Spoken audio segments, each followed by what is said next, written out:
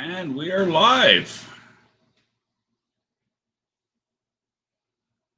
Let's see.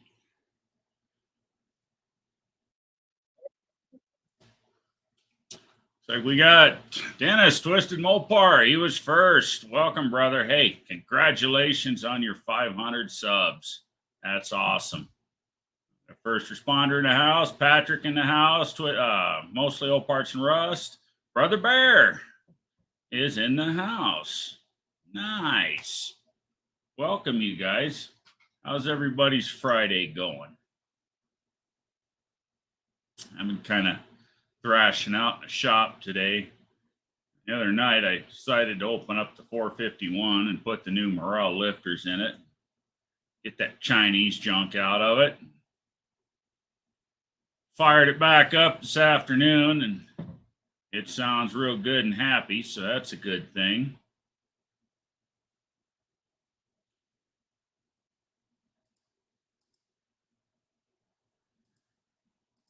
NSB's in the house. Welcome, brother.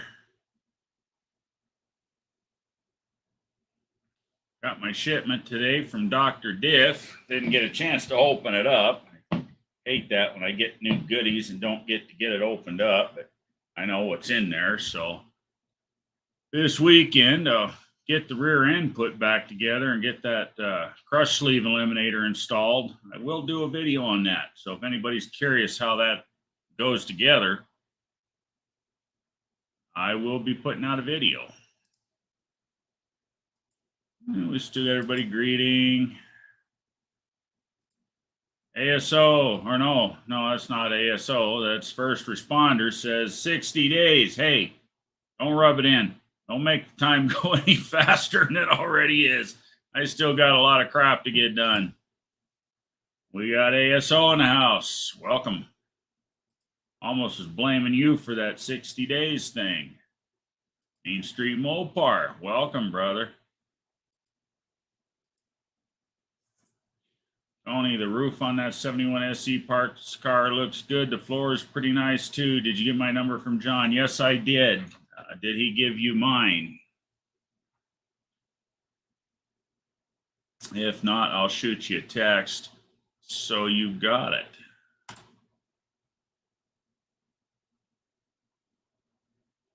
Lord Allah, thank you for gracing us with your presence.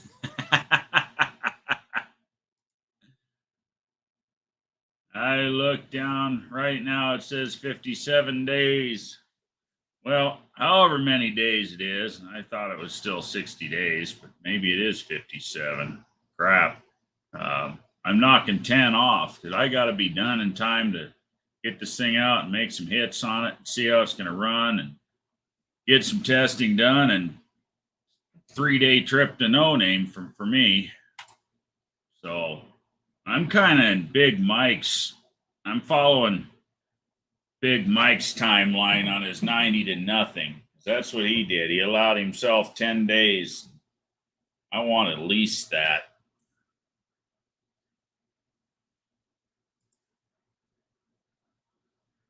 Thanks, Dennis. Man, that was cool the way you just snuck up and blew right by 500. You know, the same kind of thing happened to me. I was setting about 440, 450 subs. And one Sunday morning, I got up and checked it, and it was like I said, 450, 440, something like that. And middle of the morning, all of a sudden, that son of a gun just shot right past 500. I'm like, what in the heck happened? I have no clue. But I wasn't going to complain. I took it. I'm at 656 now, and it just keeps growing. Put out a little bit of content here and there, and that's what happens. Main Street Mopar says, what's up? Mostly old parts and rust.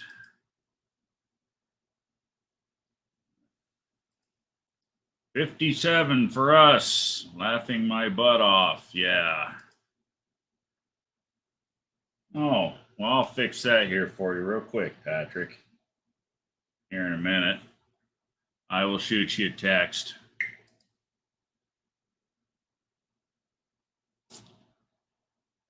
ASO really helped me get there. Yeah, he did me too. ASO has been a lot of help to this community. He's a good part of it. He's good people. 543 now. Nice. See, you're gonna just start growing fast now.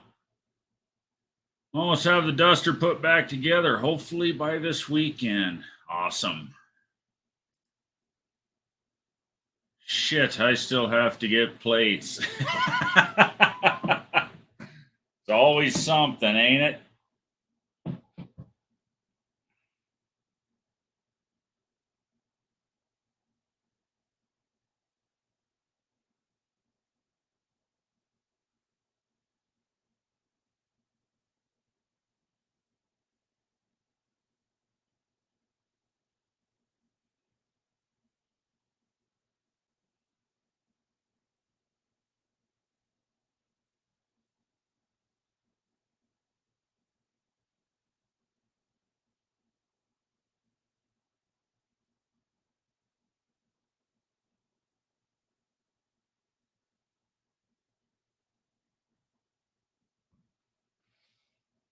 There you go, Patrick. I just sent you a text, brother. Should be getting my number here any second. ASO has been a strong link in the chain. That is no BS. Like I said, he's been a great help and a great addition to this community. Twisted Mopar Dan says, I don't know if I want to go to the racetrack tomorrow or go to a car show. Twisted, take the race car to a show. Now that's a good idea. Do a big old stinky burnout in the parking lot. That always gets a good look. That's what I like to do anyway. Burnouts are fun.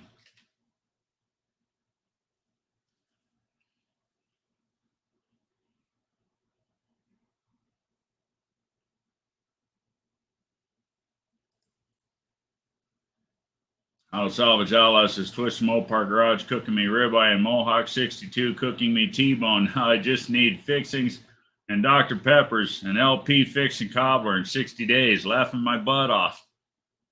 I'm going to be in that camp. That sounds good.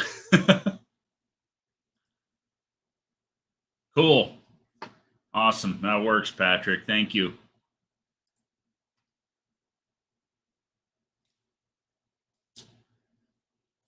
It's in a park. I guess set the grass on fire. Right? Damn, ASO. Dinner fit for a king. Ain't that right? Peach cobbler, blackberry cobbler. Yeah, you guys are all making me hungry now, and I just ate two big fat burgers.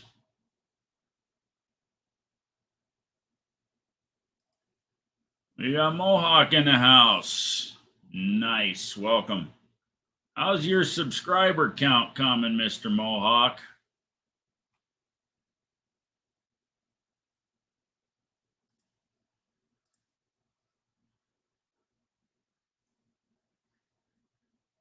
ASO says, First Responder Garage, I'll show you how to do it one day. There you go. You beating the heat down there, Tony? Oh, man, it's been pretty frickin' miserable here lately. We've been over 100, and I'm up north in Arizona. We've been up over 100 here for the last week. And it's starting to get muggy. It's not much fun. Holy hell, has anybody priced zero turns? They are out of sight. Yeah, $3, $4, $5, $6,000 for a freaking lawnmower. Some of them are more than that. I had Chinese at 3 p.m. and I'm still full. Meow. Well, this looks like a familiar crowd. Hey, Mike, how's it going? That, what's in the cup? That was just way too cool. I'm glad I stuck around long enough to see that. 553. Right on.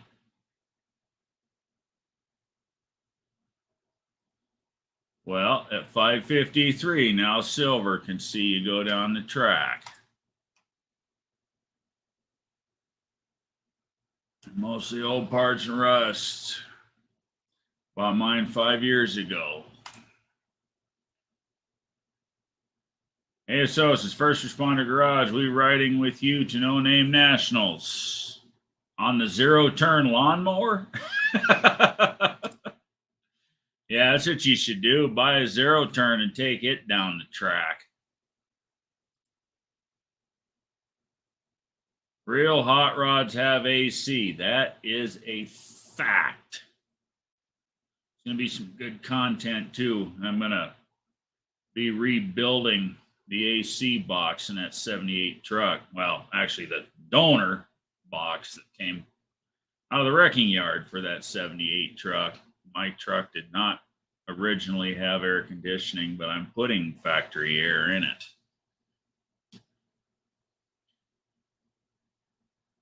And believe it or not, somebody actually finally started making a seal kit for the 10 grill Dodge trucks with air conditioning. For a couple of years, for a lot of years, actually, I got those parts about 7 years ago, and I thought for sure that I was going to have to fabricate all them foam seals and stuff. And then all of a sudden, I actually found the seal kits, and it's actually a really nice kit. Yeah, I'll do a video on that too. I think I thought I was, but guess I wasn't. I think for real now, I'm finally real near the end of this workshop project and get a little more done on the truck. First Responder Garage says, I'll be towing the trash truck. Big Mike says, hey to ASO. Thanks to Patrick. First Responder Garage, I know how you make it there, no problems with AC. Yep. AC doubles as my O2 sensors. Pop the cowl vent. Yeah, I'm getting to the point. I don't like the heat. I gotta have my air conditioning. PPG is in the house. Welcome. And Bad Tree Blake. Hey, brother.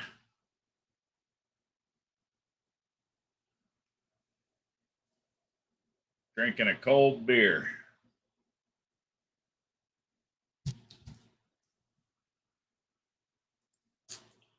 Hot rods need AC and cruise. I'll second that. Probably not going to have cruise in the truck. Wouldn't mind having it, but probably don't really want to scab something aftermarket onto it. So probably won't have the cruise control, but I am definitely going to have factory air in it. Trying to remember the name.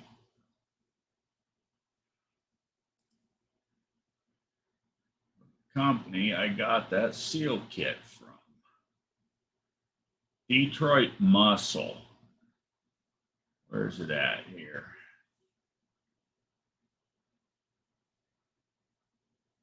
Oh, I got way too many bookmarks for crap for that truck.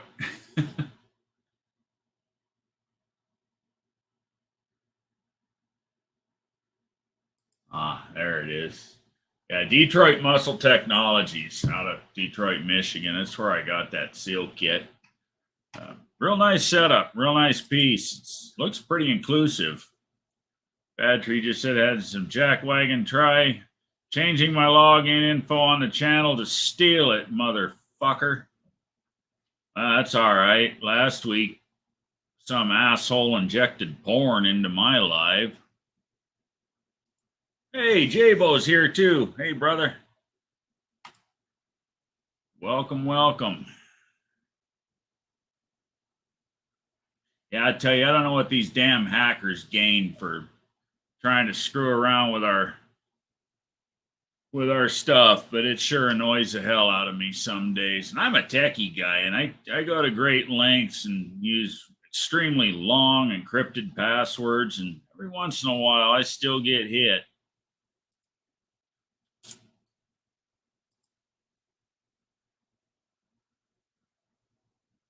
So Mr. Mopar tried to get on, but it wanted me to re-sign in. You trying to get on the live? You trying to join the live, Dennis? Is that what you're saying? I don't know why the heck it would. I hope I put the right link up there. Let me double check that.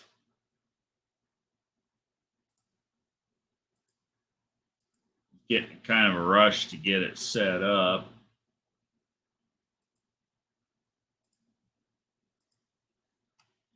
Let me see.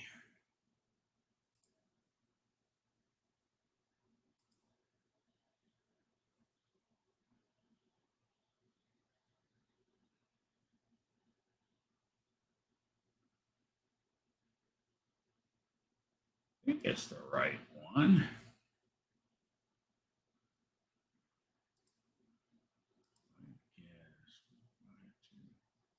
Oh, well, that would explain it. I posted the wrong damn link. Hang on. I'm a dumbass.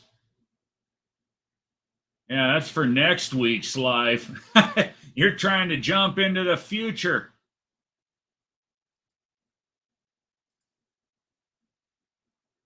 There's the correct one.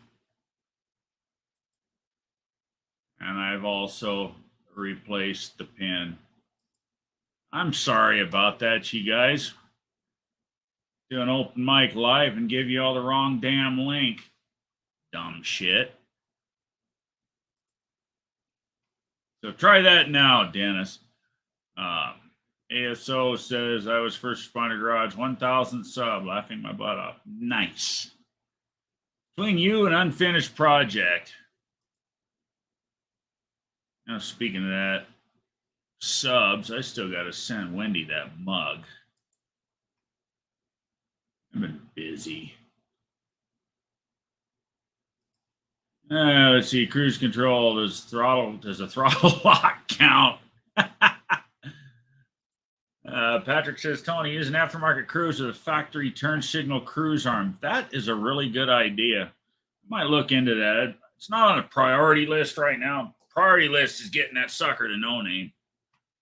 But that is a really good idea, Patrick. I'm going to have to look into that if I can find a factory cruise control arm for a circa 78 Mopar. That 78 truck's got the same column like what would be in your Duster, my Charger, any of the 70s column locking Mopars, locking column Mopars rather.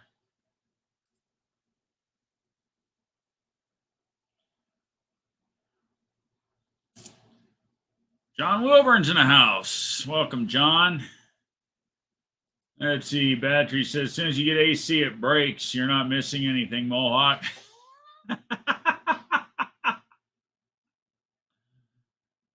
Hey, doorbell's ringing. That works better. Ring. That works better when the dumb shit host puts the right link up. It happens. I wouldn't know how to even set that up. So I get so sick and tired because I'm busy. I'm working out in the shop, working on the truck, and working on this and working on that. And I get so sick and tired. I come running in, try to scarf down my dinner, set up the live. So I decided, well, I'm going to set them up ahead of time. Well, so I got 2 of them in the queue already on StreamYard. I shared the damn link for next week's. You have to be a time traveler. Yeah, you got to get yourself a DeLorean now. Get her up to 85, maybe. Right, 88. 88, that's 88. Right. 88.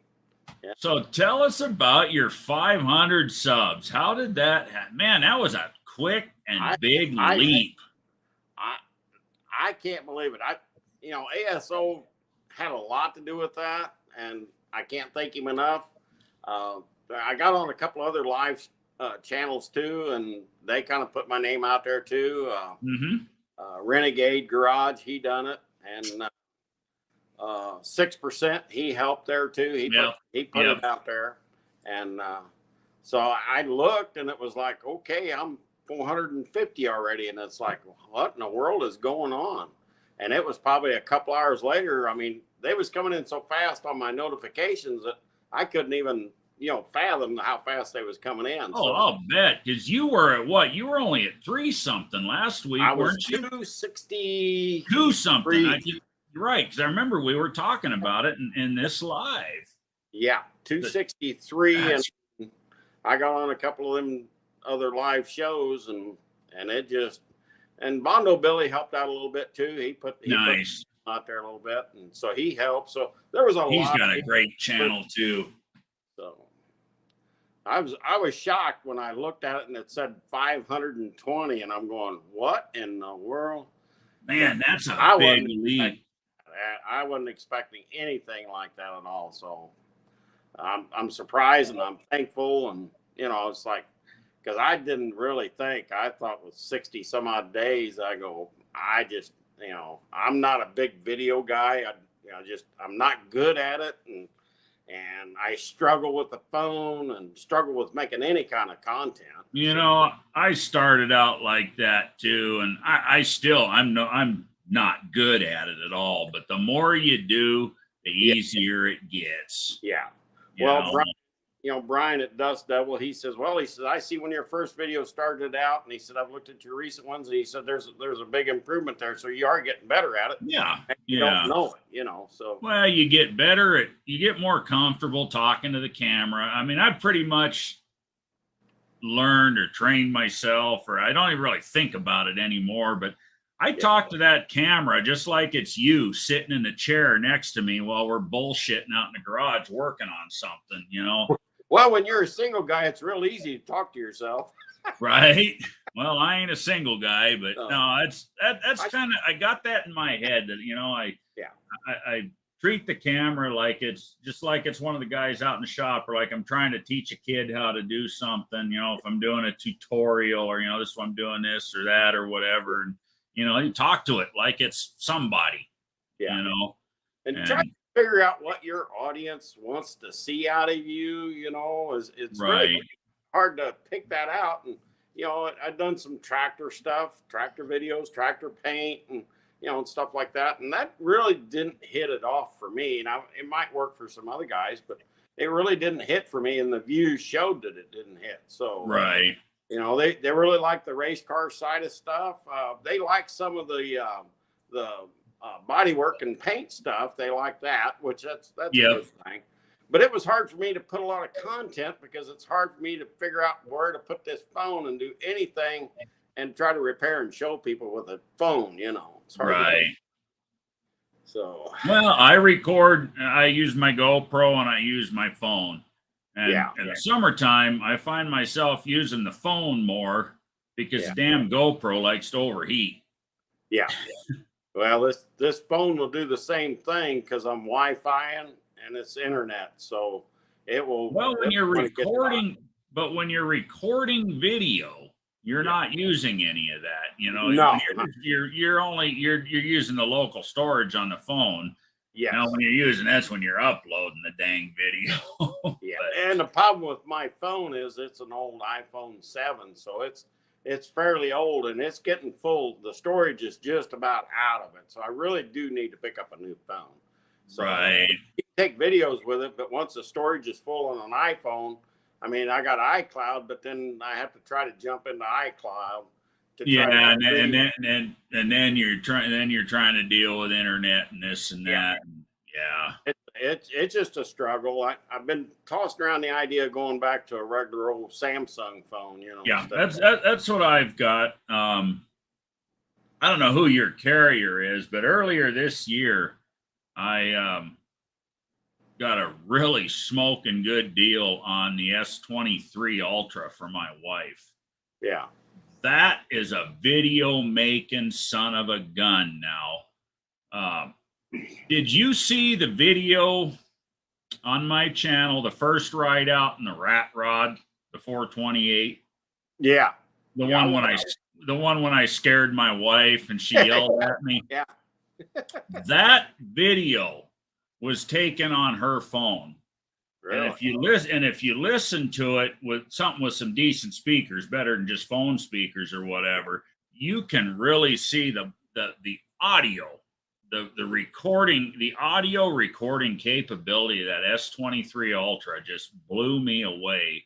Yeah. And if you have a decent set of speakers on your computer or even good headphones, you'd swear you were in the car actually listening to that 428 and driving it. It really, yeah, see the audio on this phone here, if something gets too loud, it shuts it down.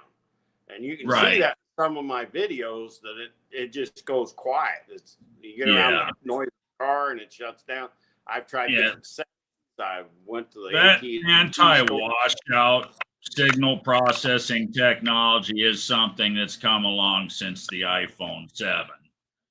So yeah, something newer would definitely benefit you there. And you know, that's the thing too. You can make a crappy video and people will watch it, but if your audio sucks, they just leave. I figured that one out a long time ago. You got to have good audio. You know, I would sacrifice video quality over audio. And you know, I spent a few bucks on them, but see my video now. This is the microphone setup. I'm already breaking up on here already, so it's already got.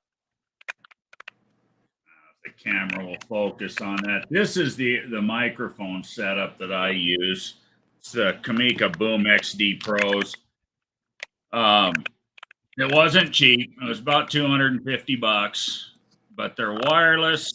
They record a safety track. There's 2 of them, 2 transmitters, 1 receiver. So you get quite a bit for that money, but it's, they do really good, you know, with recording loud engines and stuff like that and not washing out. Hey, Junkyard D, welcome. Catch up on the comments a little bit here. Another fast duster coming to No Name Nationals 2023. Awesome. Yeah, go ahead. That is awesome. Go ahead. Heathens.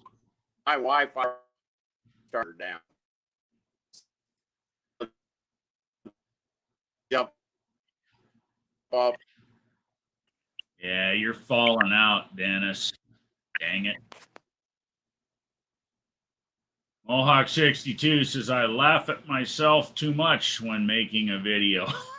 I do that too sometimes. Barrows says, you watch anyone's first videos and they are, well, rough. I still cringe when somebody comments on those old videos of mine and I have to watch them again. LOL. Yeah, I agree with that. Yeah, the more we do it, the better we get. Junkyard D says, John Wilburn, I missed 90% of your live. Was in the chat the whole time, but it said waiting for John. I have to go back and watch it again. I was in the whole live. I didn't catch a lot of it because I had the 451 running on the stand and the live in the background on the TV in the shop. But I was watching. Cousin Mike's in the house. Welcome. And he's been here for a few minutes.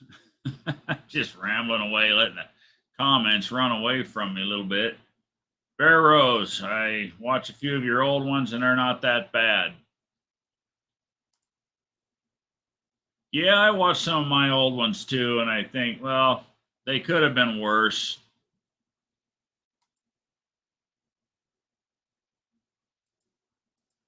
Main Street Mopar says, I'm still not good at recording stuff when I'm working on my car. That's what I do all the time. It's like, I just changed the lifters, the roller lifters in the 451, and that would have been really good content. But it was one of those things where I forgot to turn the camera on. I didn't really think about it until I started getting into the engine. And I forgot to turn the camera on, and I just, I got to get this done, and I just got it done. And I'm like, crap, that would have made good content, but it didn't. Hey, Mohawk and ASO. Big Block 402. What's up, Tony? What's up, Steven? Steven's at work tonight.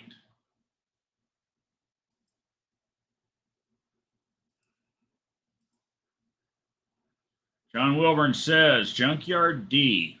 Don't know why it does that, but you just have to refresh. It can be maddening. I know. Yeah, I've had it do that before, too. It's weird.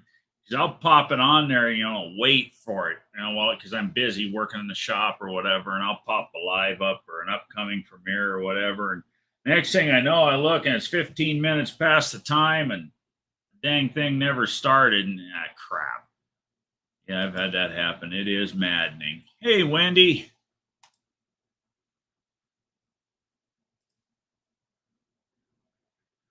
Big Block says, hey, Pat, Wendy, Mohawk, John, Landon, and MSM. What's up, Big Block? Auto Salvage Outlaws will be right back. Junkyard D says, John Wilburn, I suspected it when everyone was guessing the cup. Logged off and back in, and there you were. Thought if you were MIA the whole time.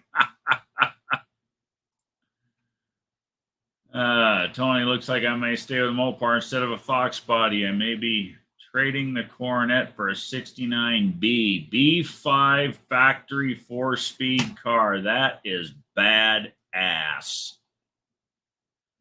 Nice. That's a score.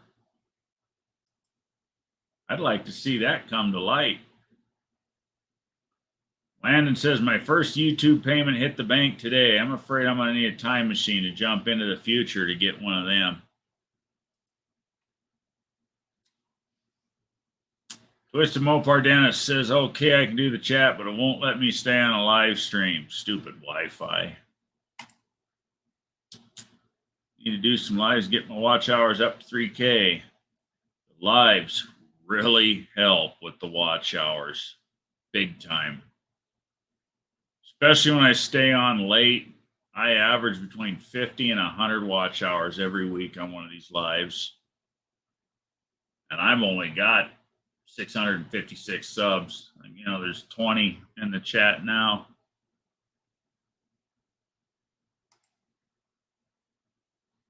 Main Street, I struggle badly on videos and a phone. Yeah, if you can pull it off, Dennis, I would strongly recommend that S23 Samsung. That thing is just badass. The S23 Ultra. I have the S22 Ultra, and that thing's pretty badass too. But the audio, the difference, the audio playback, even the speakers in it are just night and day. I actually think the 24 is going to be coming out here soon. Mohawk 62 says the video about the rear end score was good one, Tony. Thank you. Yeah, that was a score. Sometimes it's a mixed bag when you buy used stuff like that. And there's a few pictures of it. The listing said 8 3/4, 60 inches wide. Think it came from a second gen B body. Feels like a limited slip. Think it's got about 355 gears in it. You never know what you're going to get until you crack it open. And this one, whatever he thought, he was pretty darn accurate. And we did the math. It was 3.5454. So that's a 355 gear. It's got the limited slip. It's, yeah. And this weekend, I'm going to stick a pinion, or not a pinion, but a crush sleeve eliminator in it. It's going to be good to go. Feels good to actually see it. Yes. Hey, Jason, how you doing, brother? Welcome to jump in if you'd like. Now that I got the right link up. always a good time having Jason around. It's hot. I love those it's hot shorts.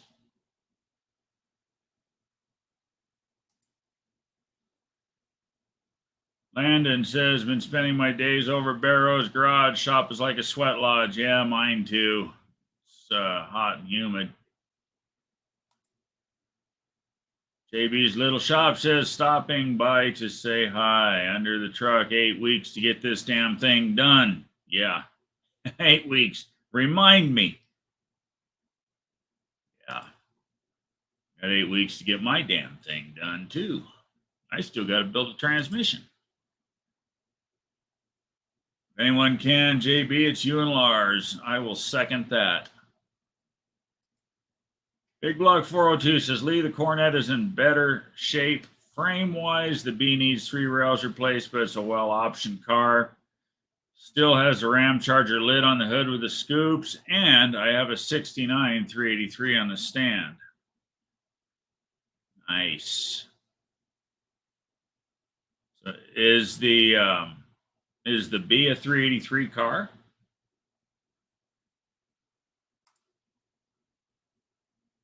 Mohawk says, JB, how's the trash truck going?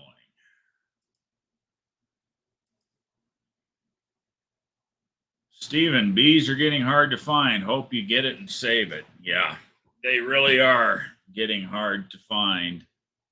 The guy that I got that rear end from actually told me he, back in 18, had picked up a 71 Super Bee that was in bad, rusty condition, and he ended up giving up on it. And that kind of broke my heart a little bit. But I don't think he sent it to the crusher. I think he ended up selling. I think he said he ended up selling the car to somebody that was going to restore it correctly. But he had personally, it was a little more than he wanted to chew on.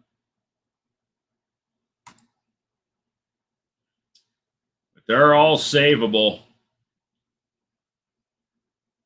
Barrow says, hey there, Landon. Long time no see. Yeah, it's working in a baked potato in there.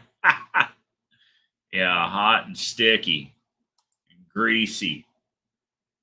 JB says, Lars is being lazy as crap.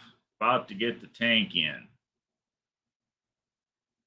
No, not Lars. He's probably grilling something. Texas to Cali has been cooked this year. That is no shit.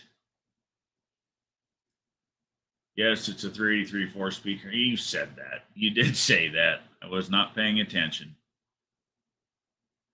Nice. Yeah, that's so you got the period correct engine. That's perfect. I have a lead on a few 833s local to me. Nice. PB says, hey there, Tony. How's it been going? While since chatting with you on Rob's channel.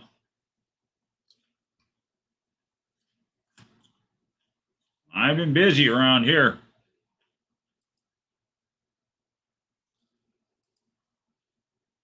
Rob's channel. You talking about Rob Retvet? That has been a while.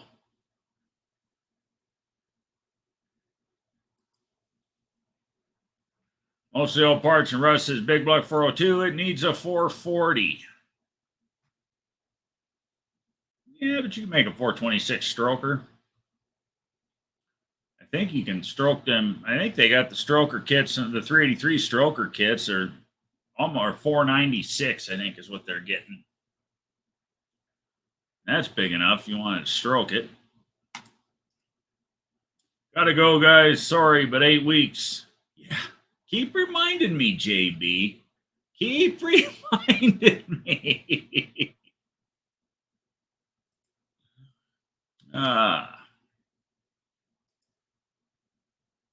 Patrick, I'll be racing Candy Cane so the bee won't have to fly, just sound like it. Yeah, the 383, it will. Those things love to rev. I am very partial to the 383. Our B was a basket case. About the only good metal was the rails. We replaced or rebuilt just about everything. Someone shot it and busted the passenger window out, but it was downhill from there. Damn. Yep. Patrick says big block 440, 402, 440s are okay, but I like them stroked to 520, 600 plus horsepower, and all the torque. Yes, that does make for a torque monster. NSB agrees with Patrick. Yeah. Yeah, there is nothing like that big long stroke to make torque.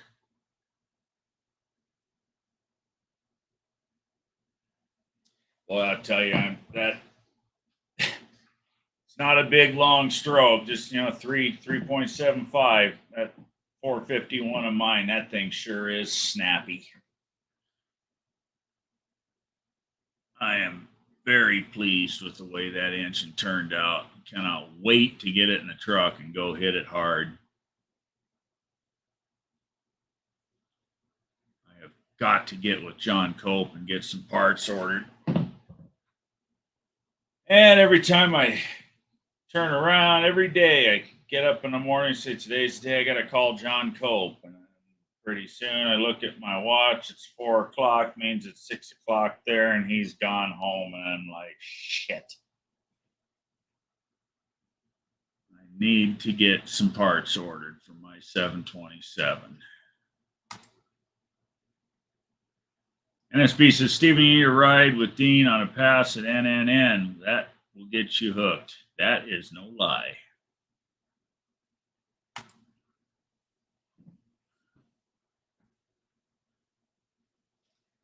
Nothing gets you hooked like a good fast car going down the track. I love 440s, but I'm kind of biased. Dust Devil Brian's in the house. Hey, brother, haven't seen you in a while. I've seen some of your videos, though. Good stuff, as usual. Dust Devil says so, NSB. All that work on a B to lose to a junkyard duster in Sykeston. Ouch. I'll be making a trip to Texas, most likely to make the trade. That is awesome.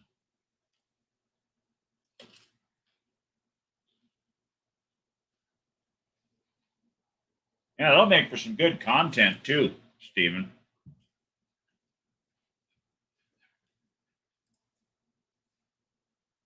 Hey, Dust Devil BB says, seems like when on a project, it's wait for them parts to get shit done.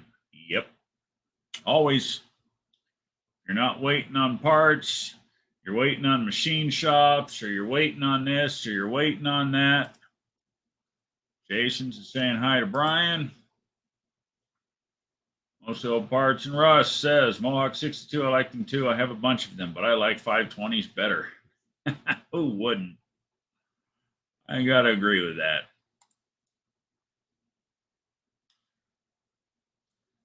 NSB says it's not weird that Brian can still be asleep and dreaming and commenting on a live. Sounds like something Brian would do. Let's get in here, Brian. Stir this thing up a little bit. Or Jason. You're always fun to have in a live. Always got some good shit to talk about.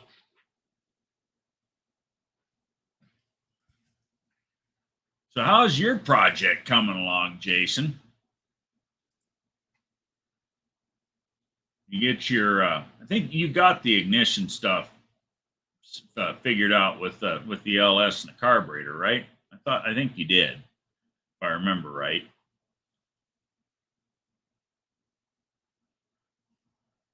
Dust Devil Garage says, Dennis delivered my drive shaft today. Nice.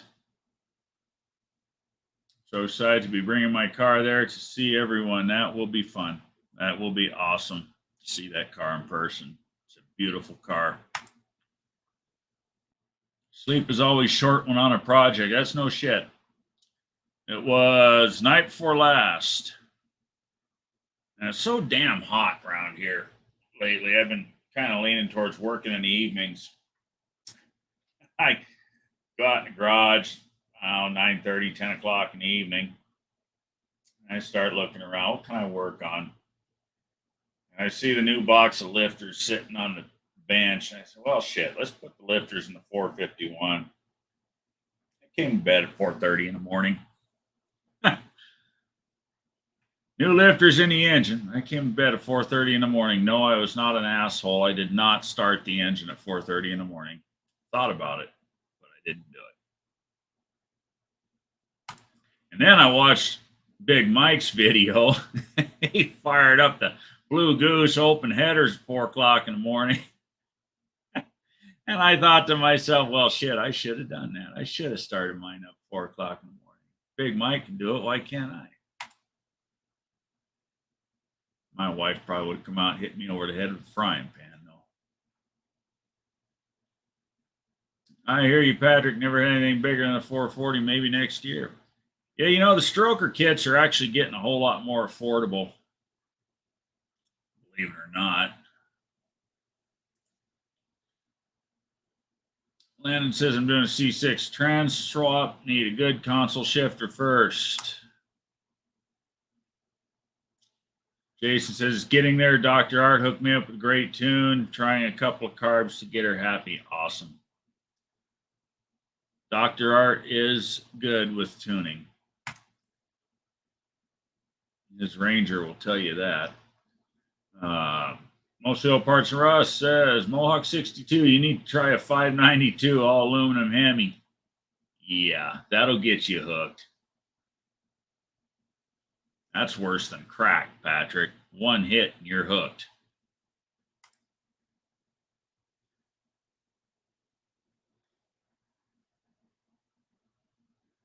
That would be fun. Especially on pump gas. I mean, I've driven big horsepower shit like that, but always on race gas. That's impressive.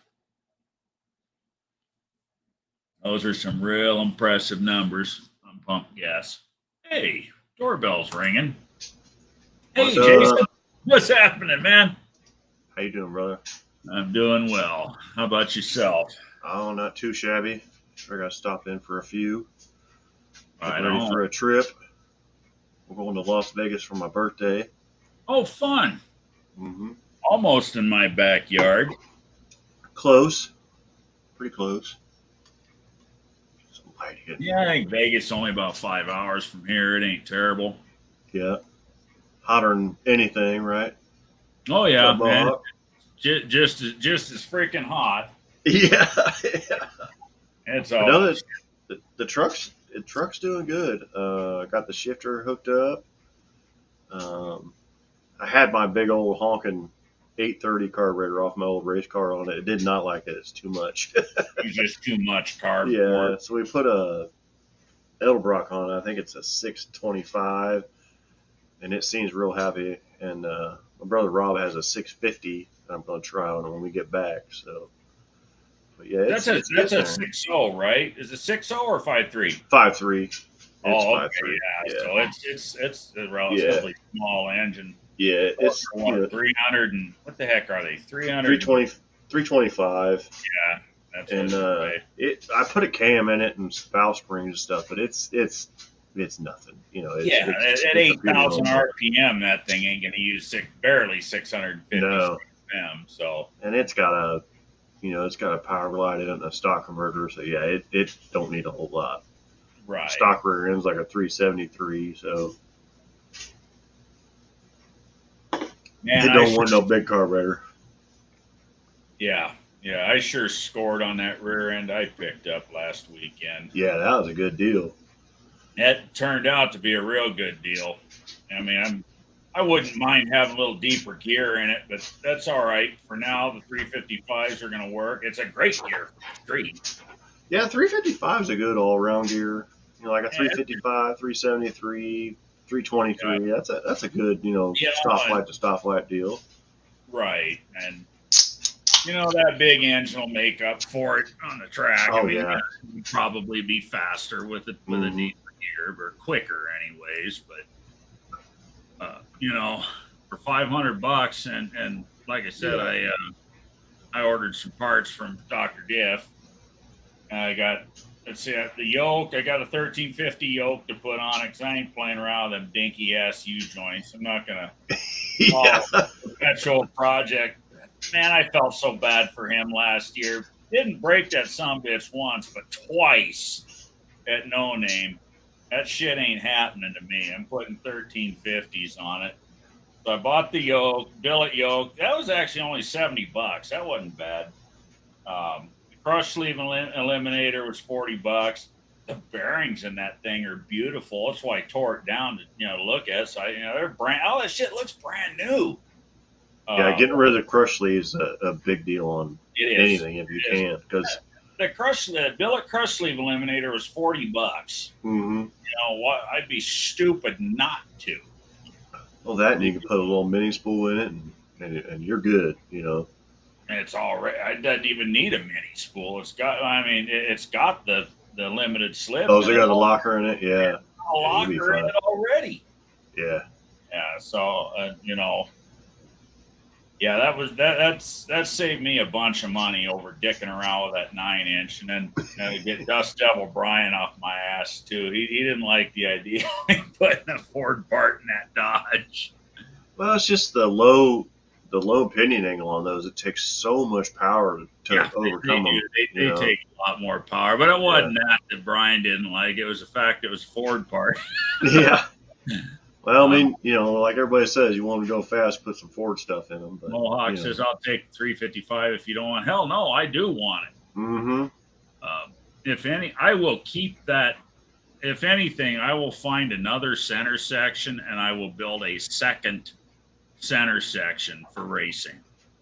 I will not change this center section in any way, shape, or form except for doing the eliminator, because that's the perfect gear for the street.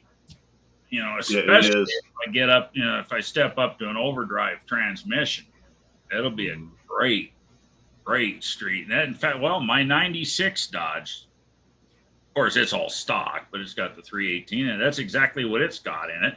Yep. 318, 46 RE, and 355s in the rear. That's what my Dakota had in it, was a 355. Patrick says, did you check the splines on your pinion? I did not check the splines on the pinion yet, but it's an 1.25 inch nut, and that should make it a 29 spline. That's a big one. Yeah. What's up, Don?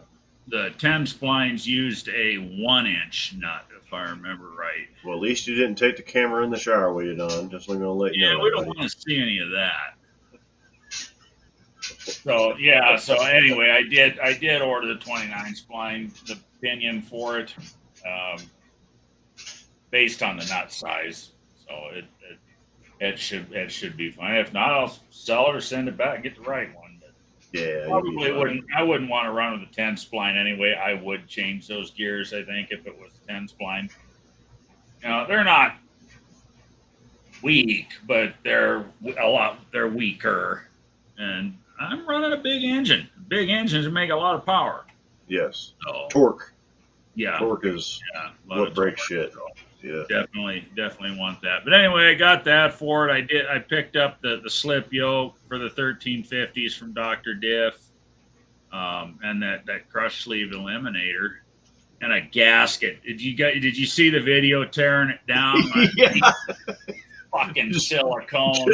Yeah. Nothing worse than trying to get a frickin' chunk out of her rear end that some asshole glued on there with silicone, and it wasn't shitty silicone either. It was frickin' right stuff or something. It was probably me. Because that's what I use is right stuff when I'm putting shit together. That's all I use is right stuff. I have literally bent, rear end covers trying to get them off. I'm like, okay, this has got right stuff on it. There's no gasket in this thing. When the Valley pan in my 451, when I put that engine together, I put the Valley pan in with, because it's got those aftermarket Victor style heads on it. It's got the Valley pan that, not just the gasket, the tin Valley shit turns into concrete. I was cussing it. I bent I thought I ruined it. I bent the living shit out of that Valley plate getting it out of there, and I was cringing the whole time. Freaking $100 part right there, and it straightened out all right. You got to look for the dents and dings in it. Little ball peen hammer. It'll be fine. Yeah, I straightened it back up and I got them morale lifters in it, got that Chinese shit out of it. I had it running this afternoon. I actually wasn't scared to put the beans to it. And I took her up to probably 65, snapping it on the rod stand. And didn't throw any oil out anywhere, so I think it. Yeah, I don't know where Art set the RPM limit on this one, but when I put the Elderbrock on it, it was like I didn't even get in the secondaries, and it was boop, boop, boop, boop, boop, boop. It was I was like, ooh, that's already on the rev limiter. They really like that little small carburetor. It really is. So. Smaller engines do. I think I'm with you. I think that thing would be perfectly happy with a 600 or 650 carb. And like I said, drag racing, I want a Holly on it. If I was driving it on the street, I would put the Elderbrock on it because they're just they're so crisp, they're so clean that they idle well. They do, and they're easy to dial in too. Yeah, they're easy to work on, and it may just keep that one. I don't know. I haven't tried that other car. The other thing you could do is go with like an 1850 Holly. Vacuum secondary. Remember the little 1850 Hollies? Yeah. They actually made really good street carbs. I had really good luck with them through the years. I've got a quadrijet back here that's been worked on, and it's a 2-barrel, but I don't know about you guys, but I've done a lot of 2-barrel shit in my days.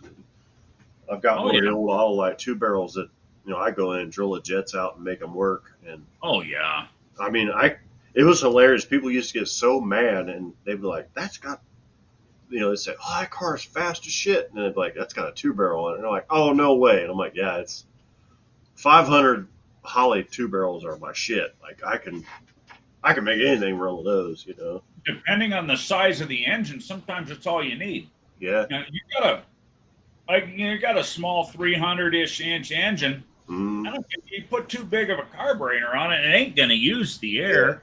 Yeah. And that's all I ran. I back when I was racing, I ran 351 Windsors, and that's all they were. I did build one stroker, and I got like 3 runs on it and blew it up. I got pissed off, and I built another just Windsor, and it was just as fast as it was a 396 stroker, and but yeah, my buddy it ran like 1130s with that 830, my big Hog carburetor on it.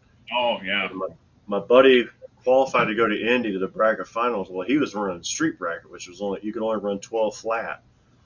So we just unhooked the secondaries, took timing out of it. The stupid thing picked up. So we took one of these Autolite carburetors and got it on there where it wasn't running lean anymore. We drilled the jets out.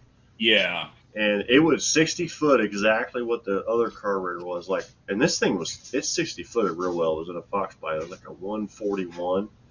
Nice. And it was run 12 flat, like 12 flat 0. I mean, he killed these guys. They were so pissed. And I've got a picture of it. I'll have to put it up one of these days. But I got a picture of it at Indy, and it's got both front wheels off the ground, and it's a 12 flat car. That's awesome.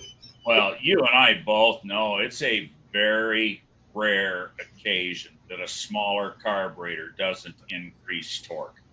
Oh, yeah, exactly. They always do. Yeah. You'll almost always give up top end horsepower, but because you're losing the airflow, but on the low end, damn near guaranteed to increase torque. Because they'll take it all. They'll take it all on the low end. When you whack it, there's not too much there where it just bogs down or it starts misfiring or it floods the plugs out. Yeah, I'm a big 2-barrel proponent. So yeah. Well, and over carburation it's almost an epidemic in this world. But my 451, for instance, you've heard that thing. Oh yeah. It's fucking radical. She's nasty. Okay? Yeah. She's built to move some air. That carburetor is an 850 Mighty Demon with annular boosters. All right.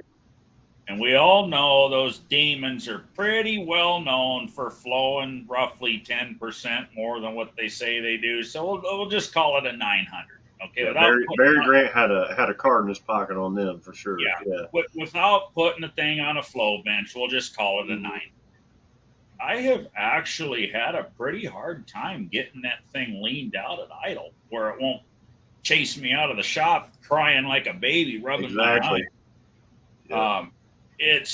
And when I hit the throttle, and I've got the idle sorted out now. The son of a bitch shipped with an 8.5 power valve in it. Why in the actual fuck? 17 pounds of vacuum, yeah. Would you sell me a $1,000 racing carburetor with a frickin' power valve that belongs in a damn Street 302? Mm-hmm. You know? So I That ended up, 830 when I got it had 7.5s in it. I'm like, of course I plugged them, because we were drag racing. So yeah. I don't plug them. I believe in the power valve. I've always been a believer in the power valve. This if you're drag only, okay. Yeah. And that's what we were doing. I mean, we drag race it, pull on trailer, take it home. I didn't drive it. But yeah, anything that I would drive on the road, I would definitely have a power valve in it. And the rule of thumb is whatever the manifold vacuum is, you cut that roughly in half, 50%. and that's what you're. Roughly 50%. So But that thing that you got now, you probably need what, 4 O's or 4 5s in it, probably 4.5. I just put when I put it back together this afternoon, I put a 4.5 in it because I ordered a bunch of power valves from Summit and a jet kit and shit. And that showed up while I had it apart changing the lifters out. And when I had the carburetor off, so I dumped the gas out of it and pulled it out. So I'm going to change the power valve because it had an 8.5 in it. Like I said, I had a power valve here in the shop. I had a 6.5 was the lowest one I had. And I put the 6.5 in it, and that improved it a lot. But it was still real fat at idle, and I know that power valve probably wasn't wide open, but it was. You know how they bounce. It was tickling it, yeah. It was tickling it was pulsing it. 2.5, 3.5, 4.5, and 5.5 from Summit. So I got I've got variety now. I don't think I've ever put anything smaller than a 4 in anything that I've ever had, but this afternoon when I put it back together, I stuck the 4.5 in it, and it seems real happy. I think I'm still going to have to jet it down because now I've got it where it ain't loading up at idle and belching smoke and making me cry. Like you said, just burning, yeah. Right, and you can almost, how the exhaust smells different when you're on the lean side.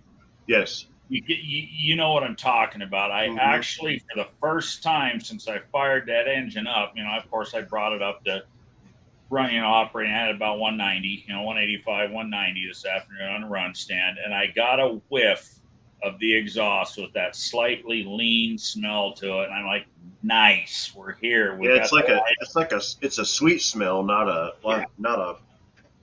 like you said, burn your eyes, like it's creating sulfuric acid. It's nobody likes the smell of lean per se, but that was actually it was a breakthrough for me. Yeah. It's indicative that you're going the right direction. Right. I got the carburetor where it's happy at idle. So so now we're idling, probably, somewhere in the neighborhood of 14.5, ish based on the smell. But if I hit that throttle, she still fucking chugs black smoke out it responds like right now. It's happy, but I still get that black smoke out the exhaust. So you probably need to put a smaller squirter in or a different accelerator cam in it. Yeah, well, or change the position of it. You can move that screw from 1 to 2, or probably jet it down. Or jet it down, yeah. It may have to be jet, and that's the way it acts. It doesn't act like it's a fat squirter. It acts like it's because those annulars they put the fuel out. Yeah, well, and what's nice about them is they spread the fuel out. It's not like a straight shot. It's a umbrella. I haven't had the secondary bowl off the carburetor yet, so I don't know what's in the secondaries. I think they ship with 94s in secondaries, or no 88s. That's still a big jet. And I looked this afternoon when I had the bowl off of it again. I forgot to look when I put the 6.5 in it, but I did look today. It's got 80s in the primary. Yeah, So it's probably got 88s in the secondaries. yeah, just square it up and it'll probably be happy. I Well, never went over if that was another thing that was indicative of a carburetor was too big was you had to put a big jet in it to make it work. right. I know it's back asswards from what you think, but I never had over an 80 jet in anything. If I had to go any further than that, well, I knew it was too big of a carburetor because I'm trying to overcome too Hey, much air in it. Brinker, what's What the up? hell? Where you at? the other Oh, I don't thing, know. Yeah. with that Mighty Demon is it's so damn tunable. It's got, out of the box, it's got the screw-in air bleeds and everything, and I love that carburetor. Remember when those Proform center sections came out that had the adjustable air bleeds in them? Man, those Yep. people used to get so they were like, all those things are junk, blah blah blah. And I'm like, no, you just don't know how to tune it. Yeah. You got to mess with the air bleeds on it. Proform's got a reputation for having some junky stuff, but those center sections you're talking about were not one of them. That was they were good they were piece. the real deal. Yeah. My Ryan, what's happening, 660s brother? don't have none of that stuff. They don't even have What are you jets in them. talking about your center squirters, Brian? Yeah. They don't Yeah, have power yeah. valves. They don't have nothing. My uncle had a Vega one, so They're I either- only had those They're 660s either open or closed. closed. That's it. Yeah, like that's the only place they work. Don't try and drive it anywhere because it'll No, make you mad. I- You doing good, Brian? Oh yeah, I've just been kind of Yeah. out of it lately. I've been kind of off the grid, doing some work and stuff. And I seen you working on the old Dodge pickup truck. That's pretty sweet. oh yeah, that was fun. Shop That burnouts was. are always fun. Yeah, smoke show, baby, smoke show. That was a good burnout. How long did the smoke linger in the shop? I don't know. I had to go home. I was sitting there talking to William. I was talking to William on the phone. I was like, man, it's getting late. I really wanted to do some more shit today, but I fucked the shop up. Can't see. But I That's fucked awesome. the shop It was up. good. When I But get then we back got from the vacation, windshield in it. We got the windshield in the car, I saw that video. video. Yeah. Mhm. which that video didn't do too good. But then I sat back and thought, I was like, yeah, I'm just putting a goddamn windshield in the car. It's a big deal to me, but You know what? to average about 2 people years- watching it, that's not, In about 2 years, that video is gonna fucking blow up. I'm just telling you. It's weird what does what. Did you guys I actually have- watch the whole video though? Yeah. I mean, yeah, honestly, I what did. did you Yeah, think I did. about the voiceover thing that I did? Was that weird? It was fine. No, it was fine. No, No, I was thinking about doing more of that because I like watching videos like that with voiceovers. I think I should You do thought- voiceovers because when I'm recording, I'm an idiot and I start fumbling, and I should be able to think about what I'm saying. But a lot of times I don't even think about talking. I'm working, So exactly. My Well, friend- that's my problem is I'm working and I forget to turn the damn camera on. yeah, My front end video that I dropped the day before yesterday, I did a lot of voiceover work in that one because I forgot to plug. I had my external mic, and if you watch that video, you'll see my frickin' mic on my shirt. I forgot to turn the fucker on. Oh yeah, Tony. Tony, you're a son of a bitch.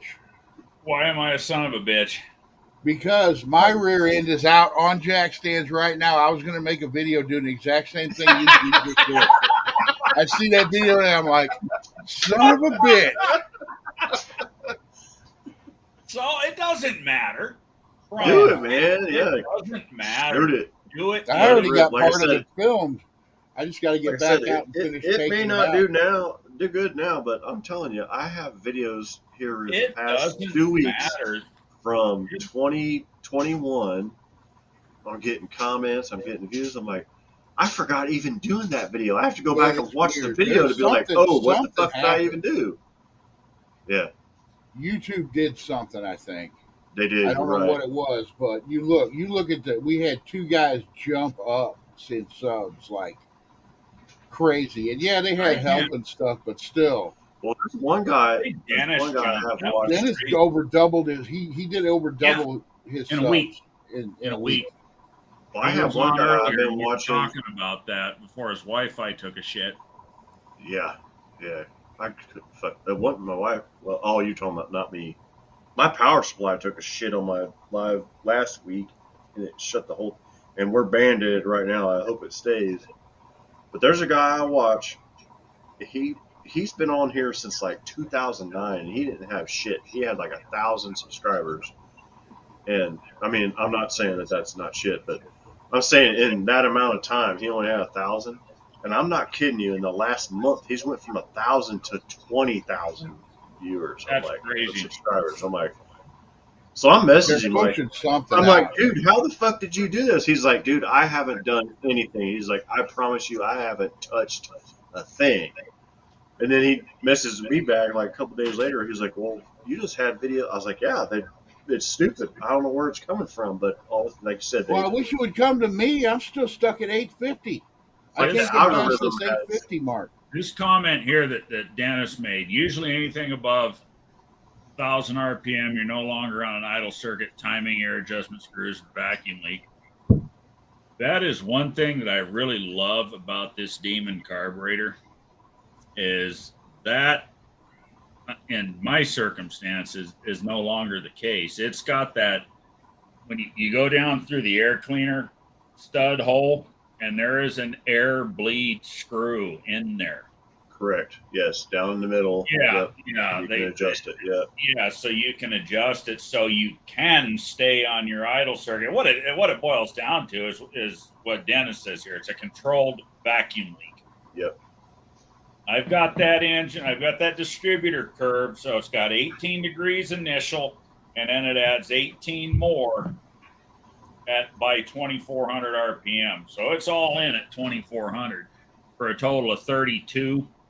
And once I get it in the truck and can actually get some load on it, I may end up putting a couple, 3-4 more degrees in it. A lot Dr. of Art did a pretty good job of mine. He starts it out at 12, then it incrementally goes up to 32. It's all in at 3,000. yeah, But he can get in there and finagle it where it's like it's only a few degrees at per 1,000. And man, it's snappy. I mean, it starts right. I'm not shitting you. I put that carburetor on it and pumped it once, and it started like it was a fuel injection engine. And now I wrapped it. You've seen crazy. You've seen the instant start videos I've made with mine. Yep. If I do have to add timing to it, I'll add it in the curve. It is very happy at 18 initial. Any more than that, it'll start to trip over itself, and be hard on the starter. So I'll add it in the curve, and I still can change. I can put one more bushing back in the distributor to get 4 more degrees out of it, which I don't see that engine unless I want to run it full time on 110. I don't see it ever. I don't see it ever. Want more than about 36. Go ahead. Sorry. No, what are you gonna say, Brian? I'm getting ready to go on a rant, so you may want to go ahead. Yeah, go for it. I was just talking about timing and fucking junk fuel. Well, I don't get these people, and a lot of it's a lot of younger people who are trying to get into this. I gotta have fuel injection so it'll start. It's like what? Back in the 60s and 70s, people just didn't drive in the wintertime. We just didn't drive, Yeah. But when we had carburetors, they just wouldn't start in the winter, so we stayed home. No, it works just fine, just like drum brakes. So me and my dad and my brothers, and my dad's 73. It's like, Dad, you drove these old shitty cars in the wintertime, and he's all about gotta have fuel injection. And my brother's the same way, and I'm like, because they got pissed. They got pissed when I was like, I'm taking this fuel injection off the truck. I'm putting a carburetor on it because I want to be able. So here's a good analogy for you guys, and this probably anybody that's listening right now. A carburetor car, your foot is on that cable, goes to that carburetor. When you hit it, it opens. You're telling that carburetor, you're telling that engine what do you want it to do. A fuel injection car, when you hit the pedal, you're requesting Yeah, it you're to do asking this. it. And well, what you want it to do and what it does are 9 different things because there's a lot of variables in there. And I work on fuel injection cars every day, so yeah. I know this. Oh yeah, I used to. So being that I'm going to be bracket racing this thing, I want this bitch to run what I put on the window. So whatever I tell it to do, I want it to do. Exactly. So Well, I know I still do have the crank and the cam, but it's cool because the way Dr. Art put that tune in there, it's just basically on RPM, just like your distributor is. The Right. speed of the distributor, that's how far that spring's moving and hitting that stop, Right. changing that weight.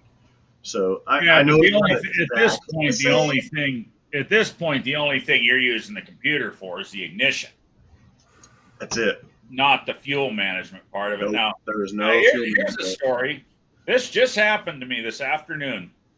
All right, I was working on the 451 internally, so I wanted to change the oil, put a new filter on it, yada yada yada.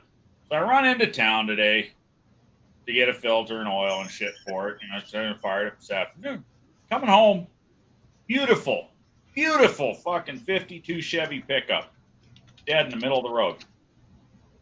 Old man driving it. Like, fuck, I can't just leave this guy here. I turned back, and we stopped at Home Depot. I had to get a board to build a workbench, 12-foot 2x12 to finish building the workbench out there for my wife. So I got a 12-foot 2x12 in the back of my short bed Dodge, hanging out. And no flag on it. No, I had a flag. I did have a flag on. Oh, did you? I'm like, fuck, I ain't gonna leave this guy. I mean, he's dead in the lane, right? I said, this is what I do. I can get him going. Oh yeah. So I look around. I'm thinking, shit. There's a damn median in the second lane. I said, well, fuck it. He's got the lane blocked anyway, so I just back down the road right up to him, and I jump out, and he's sitting there on a brake, and what's going on with it, and it's sitting there sputtering and fussing, like it's running out of gas. And I'm thinking, well, he's I see you got HEI ignition in it. Yeah. What is it? 350? Yeah. I said, it sounds like you've either got failing HEI or you got a plugged fuel filter. Pop the hood. And he said it still had the mechanical out there.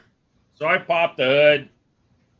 A fucking fuel injected small block. Oh. It could be anything at that point. I know what it was. It was a goddamn fuel pump. Fuel pump, yeah. Because it was sitting there trying to run, but it wouldn't. Low fuel pressure. Classic low fuel pressure. You work on them every day, Jason, just like I used to. Classic fuel pressure. Low fuel pressure. So you either shit the regulator in the pump or the windings are open and the pump's dying. But either way, what I'm getting at is if it was a fucking carburetor, I could have took a squirt bottle full of gas and filled the carburetor, and we could have fired it up and gotten the hell off he was sitting there on a hill trying not to roll backwards at the thing. I could have gotten him home. He lived in Chino Valley. It was about 10, 12 miles from where we were at. I said, well, shit, we can't. It had a 700 R4 in it, so we can't flat tow him. No, burn it up. You burn up the trans. So now you got a fucking tow bill. Like, damn. If it would have only been a carburetor.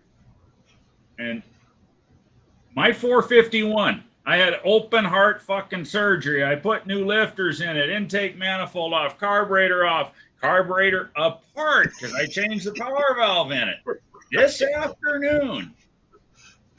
The thing has been apart. Because it had a grandma car fucking power valve. It has not run in a week and a half. I took my squirt bottle, filled up the carburetor, gave it one pump shot, and pushed the start button. Boom. And she lit just like she does in all 3 of them videos I got up. Well, and that's I got 4 dogs barking at me. Go ahead, carry on, fellas. Okay. Hold on. I'll wait for him to get back because I want him to comment on those. Yeah, but what I'm getting at is, the thing was apart for a week, or it wasn't apart for a week, but it hasn't run in over a week. new lifters in it. Of course, I didn't move the distributor or anything. It's big block Mopar. You don't have to. So the timing wasn't disturbed. I had the carburetor open, changed the power valve in the fucking, filled it up with gas. Half a revolution and it's alive. Well, that's the thing. If the car doesn't sit for a week, the gas it's not gonna evaporate out. That's the big thing right now. Is all the ethanol and the gas evaporates out of the carburetor. But if you drive it every day, there's going to be gas in there, and like you said, usually one pump, turn the key, and you're going. Well, and it's the ignition curve I've got on that thing. It likes the way I've got the ignition set up. And get this, I built an ignition system for my run stand with a fucking GM HEI module. Yeah, I would rather use a computer-controlled ignition system than a fueling system. Yeah. Oh, by far. Because you could really dial that in. I would rather use I would rather use a computer-controlled ignition system over a fuel system. Well, the truck, exactly what Jason's got on his. Yeah. In the truck, it's going to have the 6AL box, but on the run stand, I built the run stand its own ignition system with a General Motors HEI module. Simple. Well, plus, the motor to Jason, you can't put a distributor on it. It ain't got a place for one. Right. What was that, Jason, about HEIs? HEI is the best damn distributor there is. If I ever build not an HEI distributor, I just used the module. The module, correct. To the frame of the run stand. So the run stand is the heat sink. But, you can find any magnetic pickup distributor will fire it. And it's small, it's compact, and it's now part of the run stand. So I don't. When I ran my Ford motors, I ran a Ford, like a late model, no advanced distributor in it. I had a HEI module on it, and I just set it 30 degrees and let it go. I had a start retard on it. You can use them with Mopar distributors. You can use them with Ford distributors. You can use them with AMC. You can use them with anything. It's got a mag pickup distributor. Yep. Now, I'll grant you start getting up in RPM and they start fucking around with the well a little bit. But for street stuff, they're hard to beat. Now they do make a timing cover that I can put a distributor in the LS engine. But you have to space the water pump about 4 inches forward, which would not work in my truck. I don't have I can't even put a fan on it. I had to put an electric fan on it. But yeah, they do. So that was NASCAR shit. They, when they first started, when the 5.3 came out, whatever the hell that was, 1999. That was the SB2 or whatever it was. And yeah, they actually, it was a front drive, so it ran a Ford distributor, which had a GM part number because you had to run it NASCAR, and it ran a mechanical Ford fuel pump off of it also. But there are GM part numbers, but they're so expensive. I mean, you're talking $2,500, and it's like, oh, that's ridiculous. I only paid $500 for this engine. It's like, I'm not gonna, right. The cam and the valve springs was like $100. It's like, I'm not doing that. Boy, I'll tell you what. After I put, now I've got lifters in that thing that I can trust. I wound it up a little bit out there on the run stand today. Man, that sounds evil. Yeah, you got the good lifters in it now, don't you? Yeah, I didn't trust them. Fucking everything else is good in that engine, and I let that fucking guy talk me into buying them stupid lifters, and I've had a bad feeling about them. And luckily, they all came out and they didn't cause any trouble. But I wasn't gonna trust them sons of bitches. It's like I put a white box cam in mine, but I was like, I'm going to leave the factory lifters in it. And that's another neat thing about the LS, but you take the rocker arms off these things and you turn that cam about 3 times, it locks the lifters in. It holds them up and you just pull the cam out. It's the craziest fucking thing I've ever seen.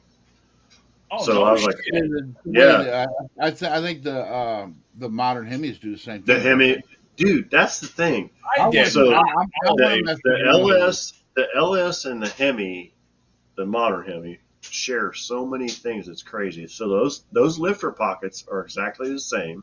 It's a plastic piece with like a Right. I'm like a D10. familiar with that. And then the fucking motor mounts, the motor mount bolts, how it bolts to the block are exactly the same dimensions. I'm not shitting you because I've done an LS swap in a Jeep and I've done a Hemi swap in a Jeep, and it's the same motor mount when I put it Well, in you these saw. Jeeps. I'm sure you guys have probably seen Vice Grip Garage did that Hemi swap into that square body Chevy. Yeah. Yeah. Yep. Yep. I Well, think that's that, like and I think my those were I think it was Holly I think Holly sponsored him. yeah, he's got I think it was Holly Motor Mount. It was a Holly Motor Mount swap kit that he used. But there's not much to the kit because the mounts are so damn similar. No, yeah, and Holly's really within the last like 3 or 4 years they've been pushing stuff for Hemi swaps. excuse me. Oh yeah. I wish Holly had sponsored I haven't some seen of a The Hemi next swap swap. I do is going to be a Hemi swap. I'm just telling you. I haven't seen a Hemi swap into a Fox Body Mustang yet, but when you do, that's when you know it's just, okay. You do everything All that right, you that's do.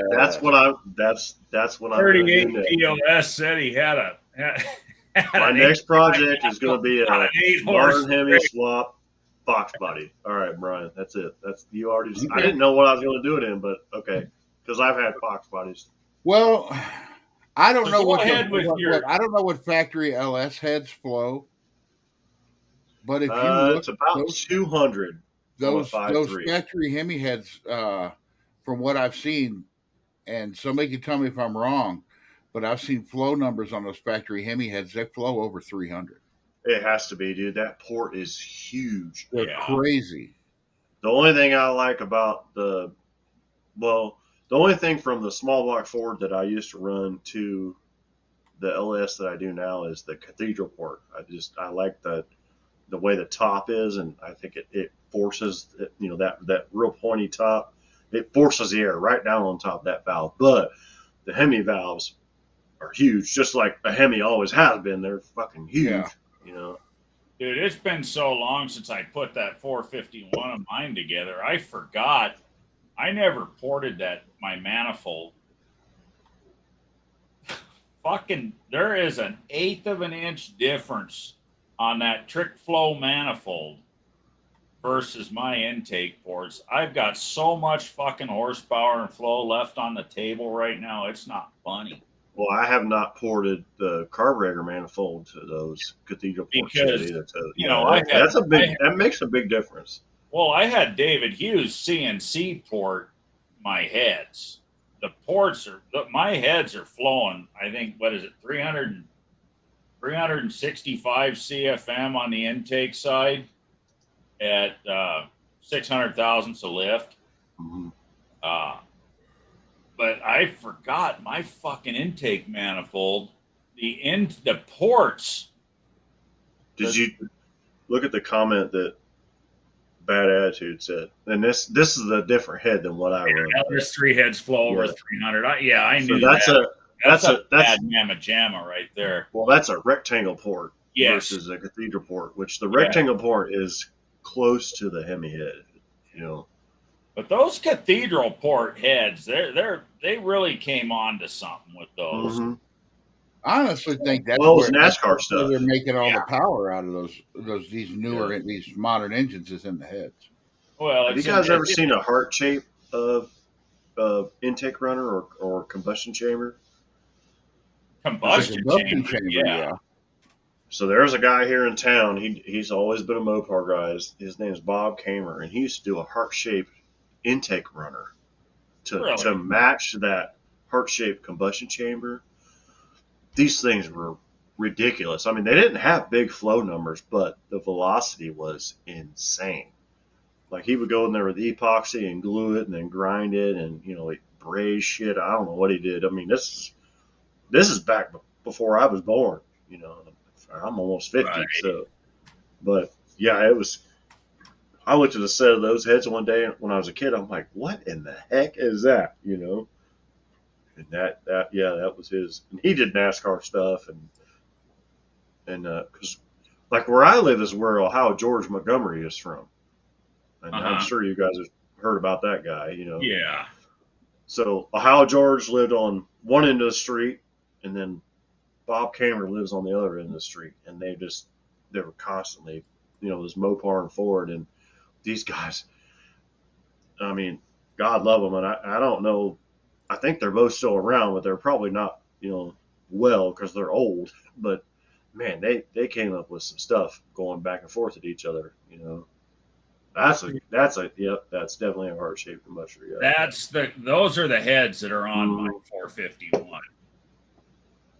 So he had the runners going into those things were also heart shaped, and it was just insane.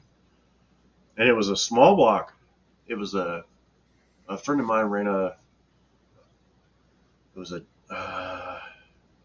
Demon, and he had a 340 in it. And this car was wicked fast back in. I started racing back in like '94, and this car would run 990s with a 340 in it. I mean, it was stupid fast, for a small block. I'm curious. I had a bigger motor, a 351, but it was a pig compared to this thing. I'm curious to see what Jed's 340 does on the dyno with those W2 heads on it. Yeah, that's going to be cool. I want to see that because I've never seen that may a change W2 my small mind block. on what I want to do.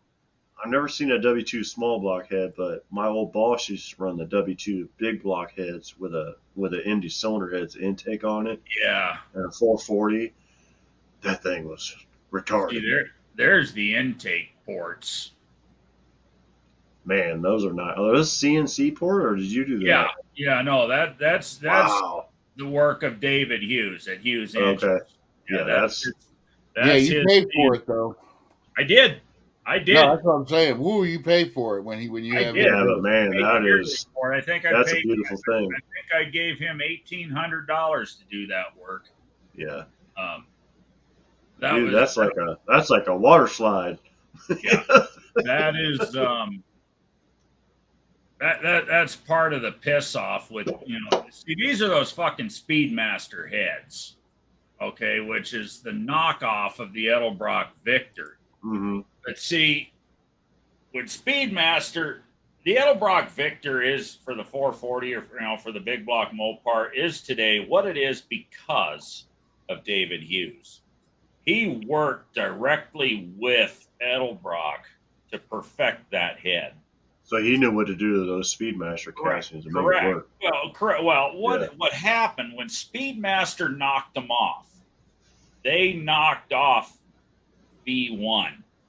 They knocked off the prototype, the first iteration of the Victor head. And what made the Victor head what it is today was this CNC work. And Hughes worked with Edelbrock and came up with a program to make the heads right. And then, of course, Edelbrock began to cast the heads in the image of his work. So basically, because it's the knockoff of the Victor head, and they are decent castings, the metal is good. The rest of the shit, I threw everything else the fuck away. I heard that all those heads are all cast in Mexico, and then they ship them up to Edelbrock, and then they do the CNC port, and then the Speedmasters kind of just get cleaned up a little bit by, Joe Bob, and then they put them in a box. From what I understand, Edelbrock has their own, and that was a big thing about them moving out of California. Mm-hmm. I don't know. Yeah. We'd have to ask Professor P about it because he would know. Well, I'm pretty sure their casting plant is in Mexico. I think you're right. I thought Edelbrock had their own foundry in California. And for the longest time, they were still getting stuff from that foundry to Edelbrock whenever they moved to Tennessee. So I don't know. That's just what I've heard. Like I said, this is what I heard. I'm an idiot. I'm not saying that that's. No, I'm an idiot too. But it makes sense. Like why? You get a bare casting. Well, you're going to have to send it somewhere and get it cleaned up. Well, then Edelbrock's puts it all their magic, and then the the Speedmaster guys, they get the seconds or they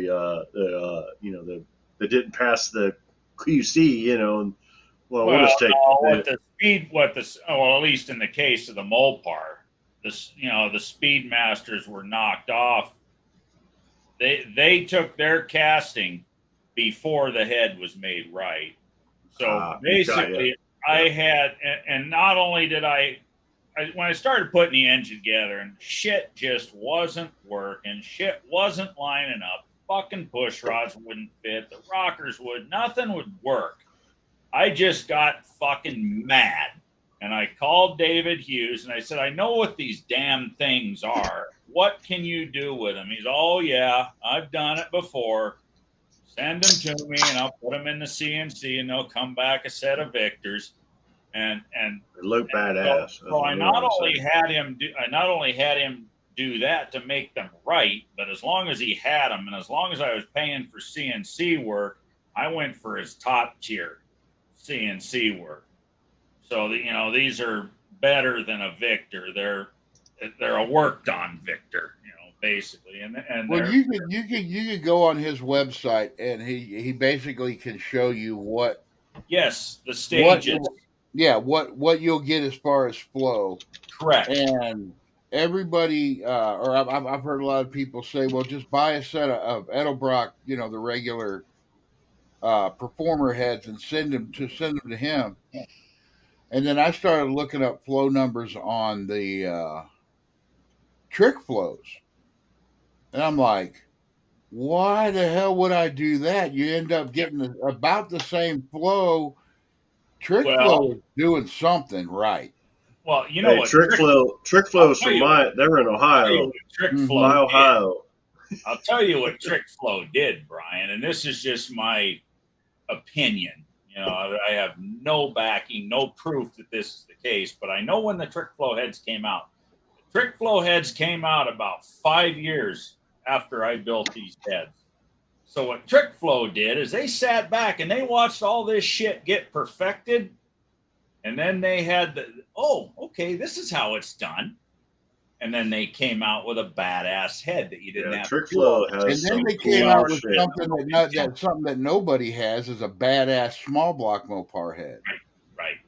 Well, they have badass small block. I don't understand why Edelbrock hasn't jumped on that bandwagon yet. Trick Flow has badass small block everything heads. I'm just telling you guys, like Ford stuff, that's where they started. And it's ridiculous. Trick Flow made a household name for itself on small block Fords.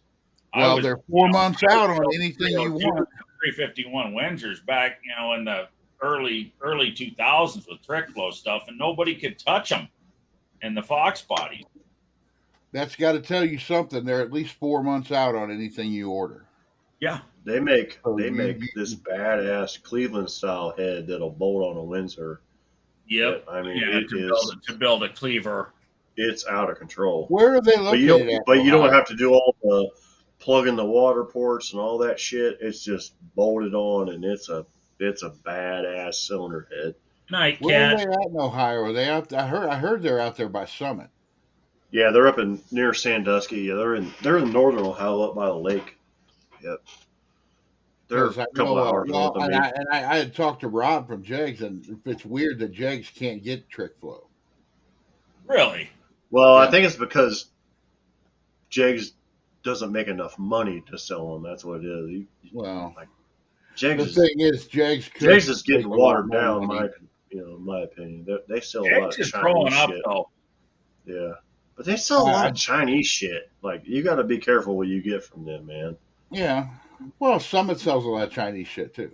Exactly. They all sell Chinese shit, but yeah. But I could buy the same Chinese shit on eBay for half the price. I started going to Amazon and Rock Auto for everything. Exactly. Summit in the last few years, I have noticed most of their house brand stuff proudly wears an American flag. Who is that? Yeah. Summit. Yeah. A lot of Jag stuff, like carburetors and stuff like that, does too. Yeah, the carburetors stuff do. Their Jegs brand gauges, that's Chinese white box stuff, though. Well, yeah. all their fuel. I'm not fittings- knocking all Jakes. their I fuel love fittings Jakes. are. I've done a lot of business with I'm not Jakes. necessarily knocking Chinese stuff because they're starting to get their shit together on That's on a lot right. of stuff. That's right. Well, starting to get their And shit that's when together, it I gets don't care. scary. Those Chinese Yeah. lifters, Yeah. those Chinese lifters from 7 years ago had to come out of my $25,000 bid. I'd have probably left them in there. It was me. See, but that's all right because That- I'm basically I'm going a whole nother way with my channel. I'm trying to trigger people, and you just let me know a way to trigger you when I put my center chunk back in. It's getting nothing but fucking silicone. It's don't got a give a- gasket Hey. right now. It's got a gasket Make sure right you put now. the right Hey, stuff. Brian, Or if you really want to, you really want to glue one in, get the GM. I think it's called. all that TP1. GM gray shit. Yeah, that shit smokes when you put it on. It's fucking You hot. might as well fucking Yeah. weld it if you It's use like I put 'em Bondo. on with Yeah. fucking panel bond. I don't give a shit. Hey, Brian. You see, Brian, this is the thing. What's This is the thing. You ain't what's gonna the shit trigger you me. glue by the wood to doing the that. fucking concrete in your house with? What's that called? But the only thing you're gonna make me do by doing that is laugh at you next time you got to take your rear end apart. I don't give a fuck. It ain't mine. I ain't I the really guy don't that's give a gonna fuck either. No, but the Unless thing you is, blow it the up thing with is, no name, and then I might have to help you take it apart. you We'll know how help you many with a hammer people, and chisel. It's fine. you know how much I've actually heard shit from my comment in that fucking when I was putting the water in that radiator. Everybody said, "Oh, you got to use distilled water," and I was like, Oh, "No, right, it's tap right. water in a dirty milk jug." Yeah, I don't Yeah. care. Pissing that motherfucker. We don't care. Like we don't. We But- really don't care. That's the whole thing though, because you know who kind of sending me on this direction though, and I saw it really worked for them is Bondo Billy. yeah. Bondo Look Billy's at a his dude, shit. man. He's Yeah. fucking crazy. He doesn't care what anybody thinks. He does shit like he Oh. wants to do it, and he's begging people, begging And people to subscribe. fucking give And him subscribe, damn it. shit. Yeah, And the thing is, Bondo Billy is damn good at what he does. He has Yeah. earned the right to do shit the way he does because he doesn't half-ass it. You know, somebody that doesn't know any better might think so, but Bondo Billy does good work. well, I'm gonna that's do a it. video That's the whole of, thing. I would pay him money to spend a month working with him. You know how much I could Well, hell fucking yeah. learn Dude, my spending a dad. month in his shop with dad's- him. My dad's Bondo Billy, but this winter, when everything's calmed down, my dad used to do lead work. So we're gonna do videos about doing lead work with That'd body be cool filler. to see. Yeah, it's so neat because when I was a little kid, that's all my dad did was lead work. It was lead, and he's got these little wooden paddles. They look like shoes, and it's so cool. And he soaks them in transmission fluid. Well, actually, all his shit is in my garage because he semi-retired, but he fucker works every damn day of the week, and John he's double Wilburn. dipping.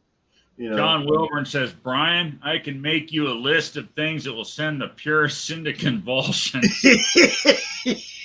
No, just wait. You're gonna see the things whenever I start doing this truck. After this Duster gets ready to go to no name, that's when I'm start working on the truck again.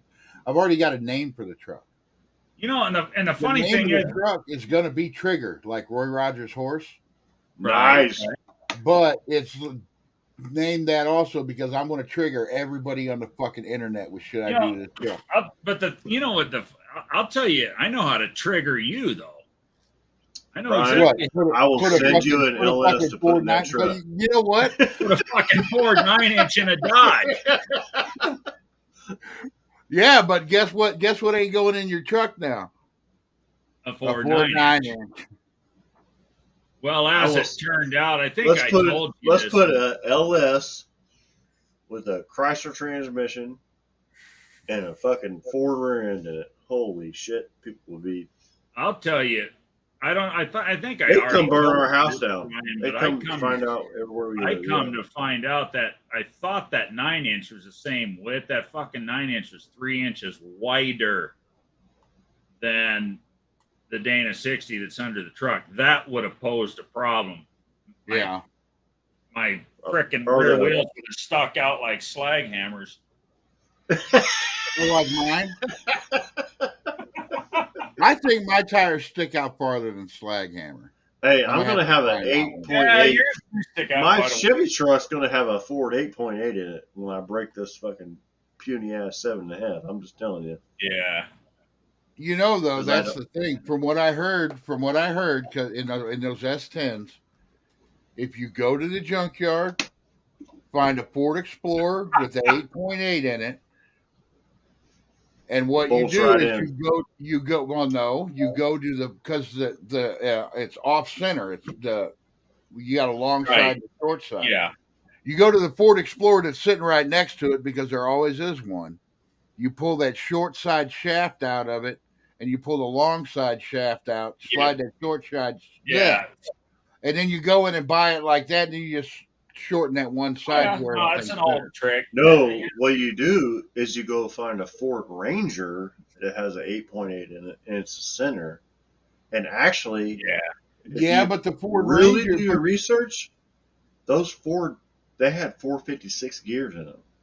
I've heard you can find I've heard you can find limited slip 410s in those. Hey, Oh, you can Hey, find Brian. limited slip. Mer- There's limited slip 456s. I have the code wrote down somewhere, and the Ranger's literally That's exactly what I do.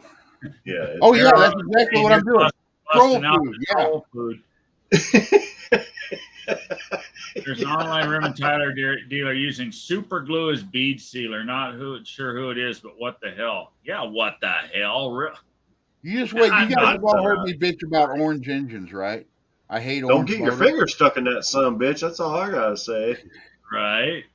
Yeah, I know Yeah. you don't like orange. Not what you said, Ryan. Yeah.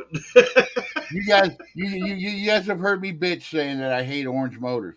Just wait till I make the video and say the only thing I like orange on my motor is the oil filter, and I screw a cram oil Yeah. filter on everything. You told me you were gonna do Everything. that. John Wilburn says your duster alone has already given 14 white New Balance wearing car show circle jerkers a stroke. No, you don't understand.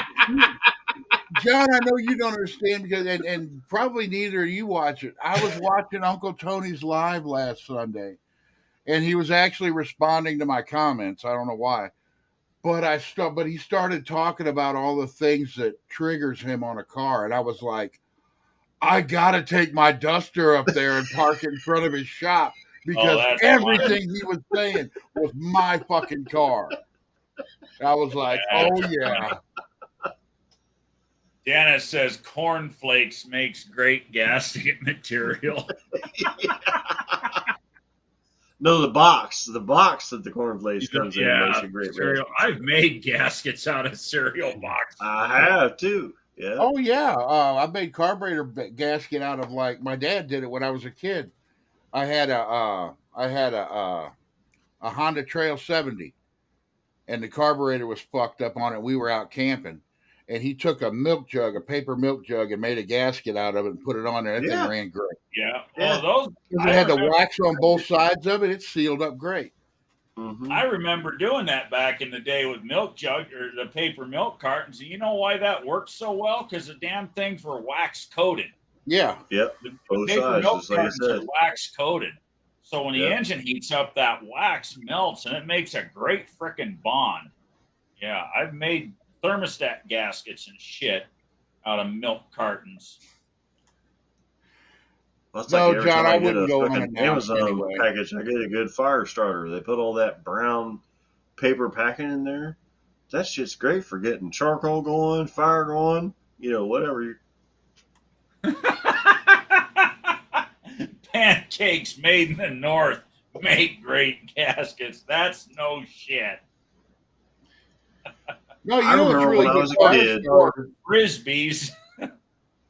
I heard people talking about it on the internet, and one time we were camping, and Fritos make awesome fire starter because the oil in them Doritos, Yeah. the greasing, Oh. the Doritos and Mhm. Fritos, man. You light those Yeah. off, yeah, Fritos are greasy. yep. Anymore, that's We're some camping. expensive ass fire starter though. when we're camping, when I get done cooking, I wipe the pan, my cast iron skillet out. I wipe it out, and it's got all that grease on it. I save it. Yep. And then that night, I throw it in the fire and light it. It And becomes man, the that fire shit. starter. Yeah. Oh yeah, it burns. That's a video you could make. You ought to do a camping video or two. But then I really the should, because I thing is- camp all the fucking time. the thing is though, when you're done with your cast iron skillet, use like a Brillo pad and Yeah, really pissed. oh, people will fucking lose their shit. Empty bud case on the side of the road and made two head gaskets, and drove it home with 120 psi whole trip. Nice. Yeah, that's the way it is, man. John Wilburn says, I looked for years for a good patch leather for some boots. And I ordered barbecue from New York. Yeah, no shit. New York City. Why would you take a perfectly good piece of meat and turn that shit into a piece of shoe leather? My dad used to eat steak well done, and I was like, no, like you can't do that. And I finally cooked him a steak one time, and now he orders everything medium, at least medium. When I tried that with my dad, Brian, and it still don't work. He wants you to burn that shit. Like put a can of Bud Light in the cup holder. Yeah. No, I'm not going that far. That will probably actually make that steak better. Unfortunately, because it's full of rice and salt and pepper. Yeah, I used to go to the steakhouse and order a steak when you could afford to do that kind of thing. I'd tell them, knock the horns off, wipe its ass, and drag it through the fire. That's right. I used to defend Bud Light until they pulled this shit. I used to defend Budweiser because they're such a big contributor to the economy around here. You know, but now it's like, yeah, if you're going to go that far with shit, fuck you. When you're out camping, get a good fire going and toss one VW case on the fire.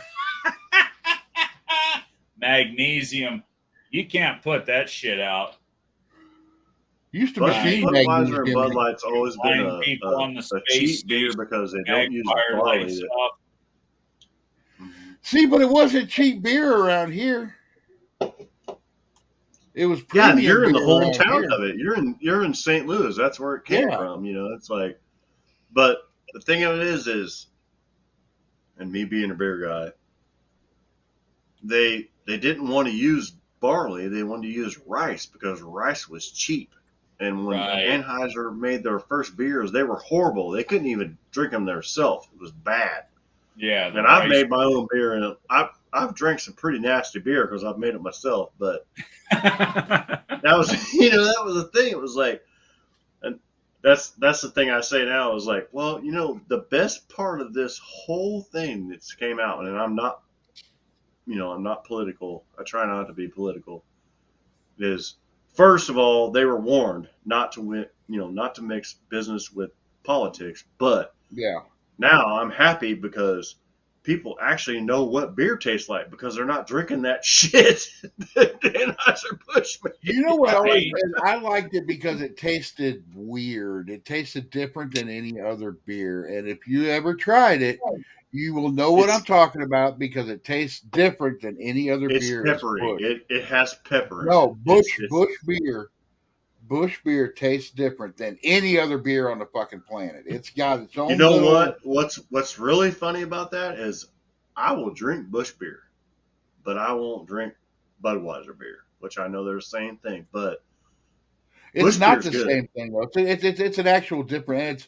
That's one thing I always like about them because a lot of places will put out 4 or 5 different beers, and it's all. A lot of companies will put out 3 or 4 different beers, and it's all the same shit. You can actually taste the difference between Busch beer and just about anything else. They do like have a beer. different. I really do. Busch Light. I like dark beer though. If I drink a beer, I don't like Guinness. My favorite is Newcastle. Yeah, that's good beer. Good. Newcastle's good. Yeah, I'm a stout porter guy. I like Guinness. And I like Schmittix, but Newcastle is good beer. But you can't drink a lot of it like you can an American beer. You can't drink a lot because it just You know fills what's your funny stomach. is Yeah. the stouts don't have as much alcohol in them, but they're so filling. It's like eating a piece of cake. You know, a I'll beer tell you, is a loaf of bread. Like literally, like that's what it is. This is liquid bread. You can take all the ingredients in this and make bread out of it. right? So it fills you up. It's a lot of freaking carbs. You know. Well, that was the thing, though. They did that on purpose because back in the day, you couldn't drink the water. That's what it was. They were Way back in the day, but they would brew it with a real low alcohol content, and kids were drinking the shit because yeah, it was safer to because drink you the couldn't water. drink the water, so they were sanitizing the water, making beers out of it. Yeah. You ever you like Guinness, Jason? You ever drink Irish car bombs? Oh yeah. Oh yeah. I love them Definitely. fucking things. Yeah. Till they sneak up on you. That's why they call it a car bomb. But if I'm going to drink, I drink That's a tequila. Guinness and a shot of Jameson. Yeah. That's like the perfect pairing. Is Well, no, it's Guinness, Jameson, and Bailey's. oh Bailey, that's right. It's Yeah. the correct car bomb. Have you ever had a Irish? What do they call it? An Irish mini? It's a what is that? It's like it's a shot. It's weird. It tastes like a Guinness, but it's like I think it's coffee flavored. I can't even think what it is. You want to hear? Anyways, something they make them at our local bar here, but yeah. That sounds good. Actually, I'm gonna have to try and find a recipe on it now. I like find the mini guinea or the minish.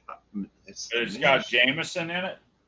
It has Jameson and it has coffee flavored vodka, I think, and then it's heavy cream. It's so good. It's so good. It's a stupid I was shot. in Florida. When I go to Vegas next week, I'll let you guys know what it is because I'm sure they'll know what it is when I go to the Tilden. There you go. Because But the only American licensed Guinness store is in Las Vegas on the end where we're going. So yeah. Budweiser, yeah, I was in Florida. We're sorry, but it still tastes like shit. Tastes like shit. Yeah. Heard you there. Okay, listen to this. I was in Florida, and Florida's weird. Okay, I don't know if you guys ever been there for any long period of time. Florida is weird. Yes. Yeah. We go to the strip. We went to the strip club. All right, and the first thing that got me is this chick came out in a dress, and like stayed in the dress the whole time. I was like, this ain't a strip club. All right, but we were there, and oh damn it. Well, I ordered a White Russian because I was into White Russians at the time. And what happened? His internet must have hit the bed. The lady brings me this White Russian, and she said, "We didn't have any milk or cream, so I made it with Bailey's." God, that was the most god awful thing. But it fucked me up. My wife actually drinks White Russians. That's her drink of choice. Oh, I love them. I love them. It's I do too. But milkshake. Do you like brandy? A buddy of mine years ago came up with this drink, and he called it a dirty motherfucker. And it's basically a White Russian, but you substitute the vodka for a good top shelf brandy, like a VSOP or something. And those things are freaking good, and they will sneak up on you and fuck you up like a White Russian won't. Well, but you know what brandy down is, just right? as smooth. What's that? You know what brandy is, right? It's they were having to transport wine by ship, and on some of the long journeys, it wouldn't make it. It would go bad by the time it got to wherever they were going. Right. So they basically took the wine and distilled the wine, and that's what made brandy. Yeah. I thought it was. I couldn't remember. It was grapes or prunes or something like that. But yeah, I actually like. I'm not a cheap. I don't like any cheap liquor. You know, I don't either.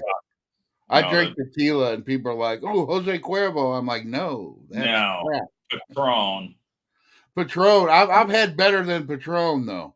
Oh, there is. Yeah. Oh, yeah. If you can go spend 3-4. Hell, the other Yeah, day, you spend a lot of money on tequila. me and my wife, just for shits and grins, we got a. I don't know if you guys got them back there, but there's a liquor chain out here called Total Wine, Yeah. and we were just bored out cruising and screwing around in town and shit. We decided to walk through there. You know, I actually got some apple pie moonshine shots there. Those fuckers were good.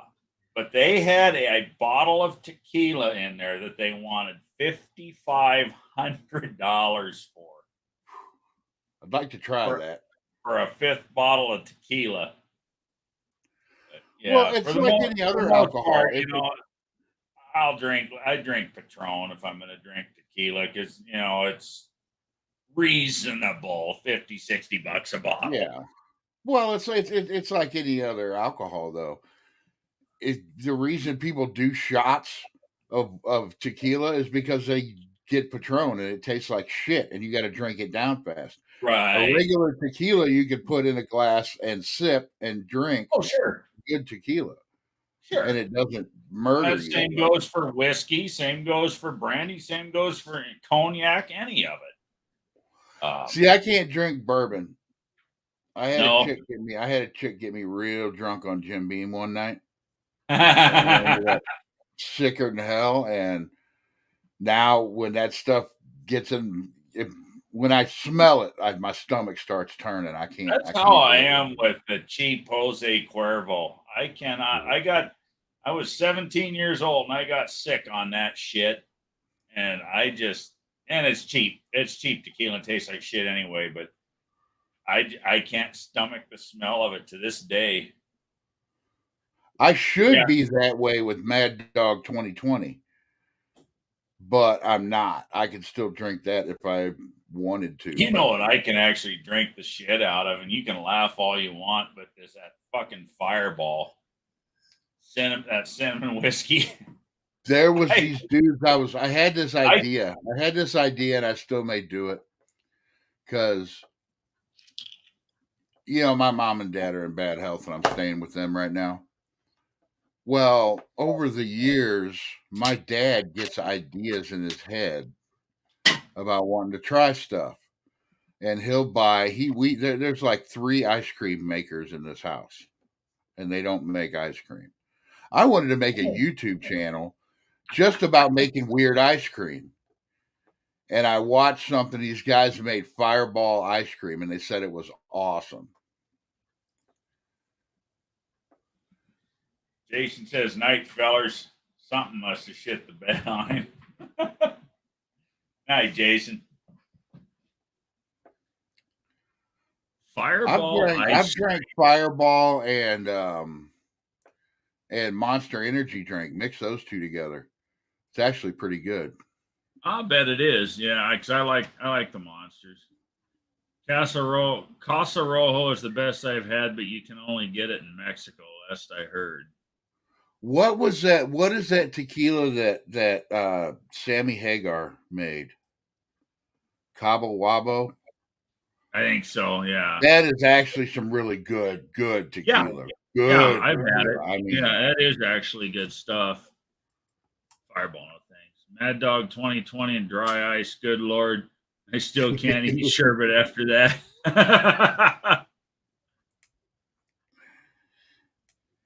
Well, good evening, Shell.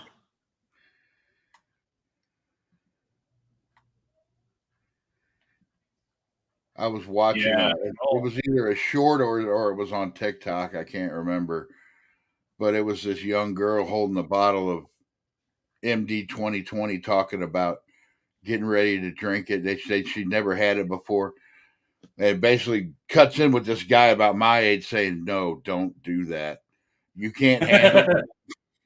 You're used to drinking White Claws. You can't handle that. Right.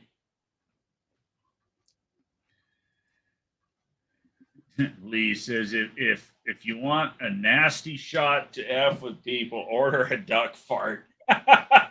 It's Crown and Bailey's. It tastes like shit and it looks like it Oh, too. I like Crown Royal, but I don't know about mixing it with Bailey's.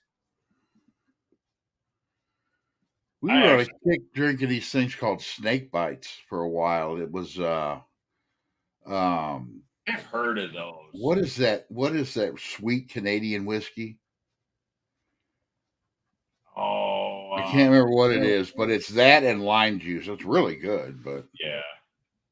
Yeah, there's one that I used to, I still make them once in a while. I get in the mood. It's Crown Royal, apple pucker, and a shot and a splash of cranberry. You call it a Washington apple. that'd I probably be good. I use, like cranberry juice. yeah, hell, just a nice summer drink, like for just chilling outside. I don't want to get fucked up, but I just want to, drink something, take the edge off a little bit. Nice summer drink, just vodka and cranberry. I like, anyway, because I too like cranberry. Yeah, Yukon Jack and Yeah, lime juice. yeah, Yukon is the It's sweet. really good. I haven't drank in years, so I just don't have time. I drink a few beers, but I don't. You know what? I don't like hangovers. I never got. I see now. Everybody around me always got hangovers off tequila. I've never had a tequila hangover. You know how you don't get a hangover no matter how much you drink. Drink a You lot of drink water. a bunch of frickin' water before you go to bed. I Yeah. learned that a long time ago. Wine hangovers are the worst. Ugh. Yeah, I can't do wine. Gives me a headache. When I was in high school, we'd drink MD 2920 or 2020 or Thunderbird with Kool-Aid. We were stupid. When I was in high school, we used to drink Boone's Farm. Boone's Farm, yeah. If you were going out with a girl and you wanted to get some the first time, that's Boone's what Farm you did. strawberry You wine. bought the strawberry Boone's Farm.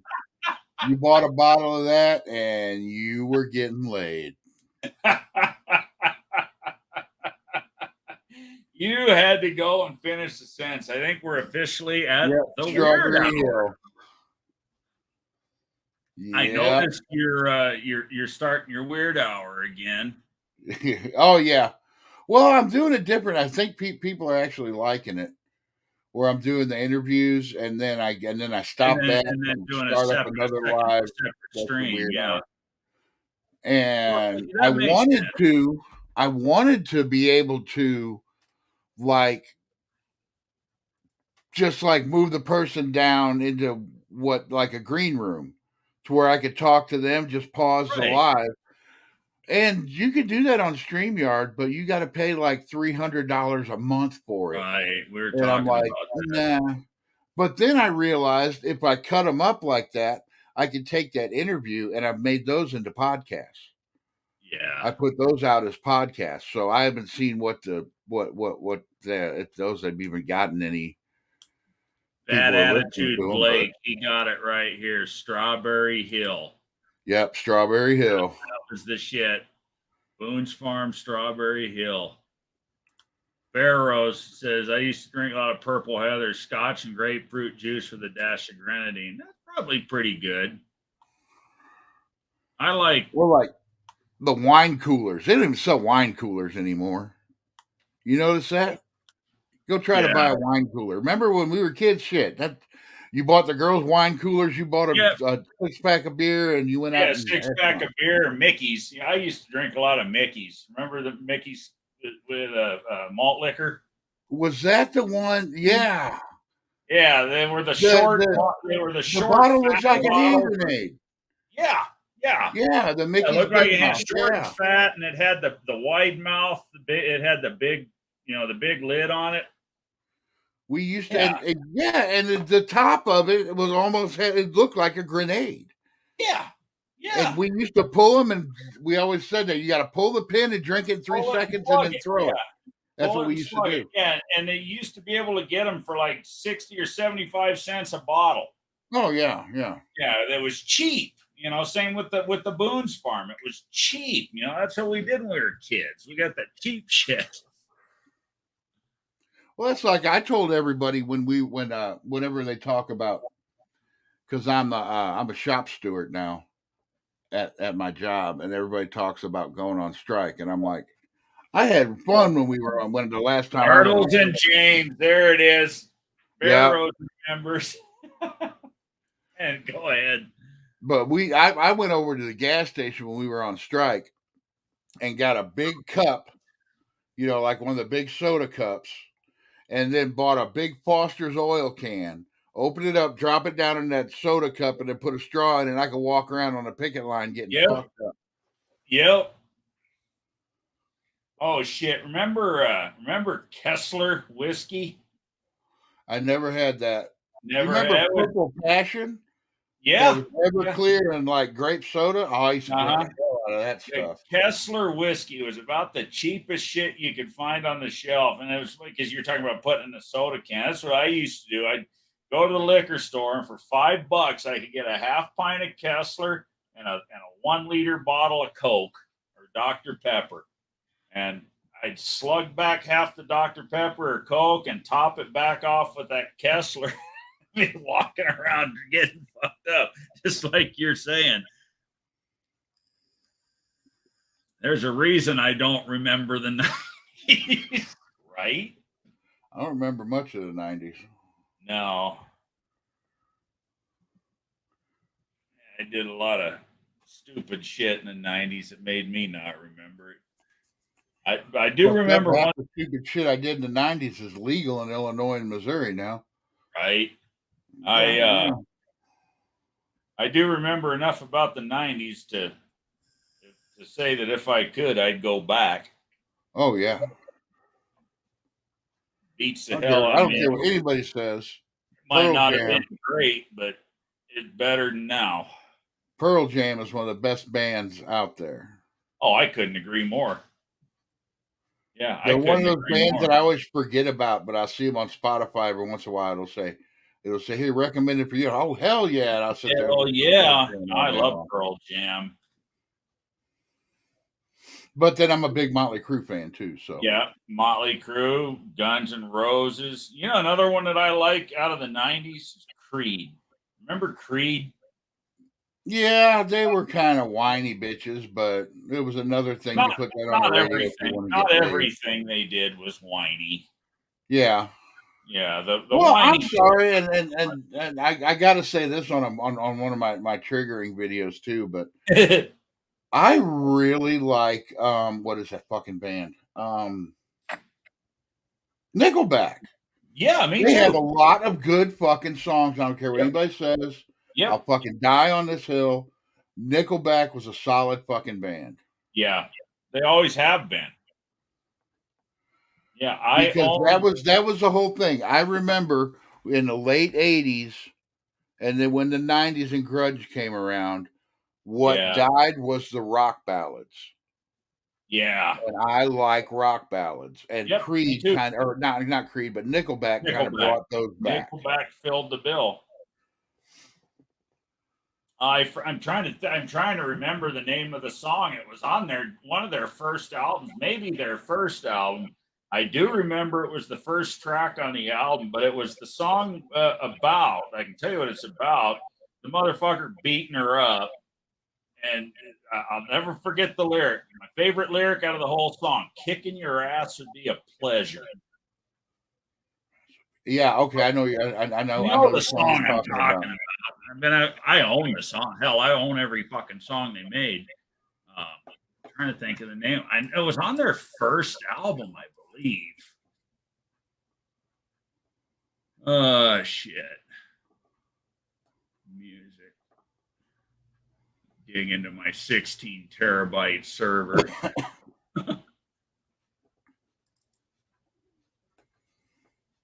Yeah, Animals is a good song. Yep.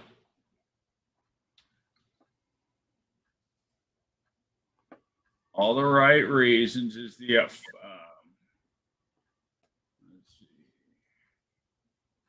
No, wait, that's not the album, but yeah, Animals is Photograph is on All the Right Reasons.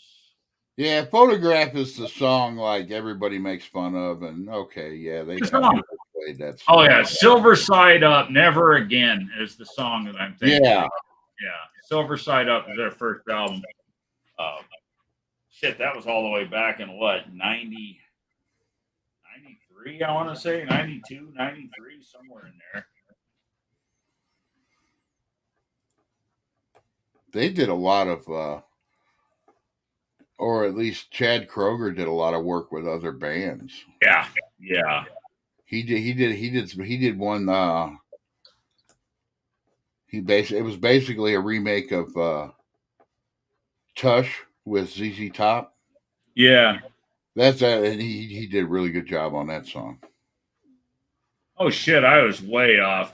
September 11, 2001 was when Silver Side Up was released. I mean, they're Canadians, but I almost looked past it. I'll tell you what, the Canadians are better than some of these other assholes out there. I don't know. The Canadian government, on the other hand, I don't know. Canadian people I've had a problem with. Have you? Since the internet, yes. See, I never have. I've always had good experiences with people from Canada. I've never had an asshole. I've had a bunch. Barrows, his arms wide open. That's another good one. Yep. Metallica. Yep. Absolutely Metallica. Until they cut their hair, then they turn into a bunch of wussies. I don't know. I was working concert security, and I got to work concert security in a Metallica show, and they sold out so hard. It was bad. Jackal was another good. Hell yeah, it was. Yeah. Yep. Jackal was the lumberjack. That was their well-known, the one with the chainsaw in it. Well, and I'm sorry, I still say it to this day that the reason that grunge actually had a chance was because Guns N' Roses broke up. Oh yeah, I could agree with that. If they would not have broke up, that band would. I mean, they're big right now. They're actually recording new music now. But hell, you had a 10, 15 year span where they weren't making music. Yeah. If they'd have been making music the whole time, shit. You know, another good band that nobody talks about anymore is Accept. Remember Accept? No. Balls to the Wall. Everybody knows that song. I remember when I was a kid, like young, one of the first I want to say different types of music I listened to that was kind of poppy at the time, but isn't now is remember In Excess? Oh hell yeah. Hell yeah. I like a lot of their stuff too. Devil Inside. Mm-hmm. Yeah, everybody knew that. That was their big. Everybody knew that one, Devil Inside. But yeah, NXS had a few good ones. Red Hot Chili Peppers, yes. That's another one that I don't think about all the time, but when it pops up, you can just sit there and listen to just about each song they ever made. Uh-huh. Yeah, see, Barrows, he remembers Accept, Balls to the Wall. And I've got all their shit too. I think there's like 14 or 15 fucking albums. But yeah, Balls to the Wall is one that everybody knows by them. See, but I'm weird because I grew up around the time, and a lot of other people did too, but I guess they weren't in the same situation I was in. But I like a lot of rap too, just because it came out when I was growing up. I was there at the beginning of rap, and I like a lot of rap music. I do too, but I want to respond here to Dougster. I can agree with that. And Justice for All was probably the peak.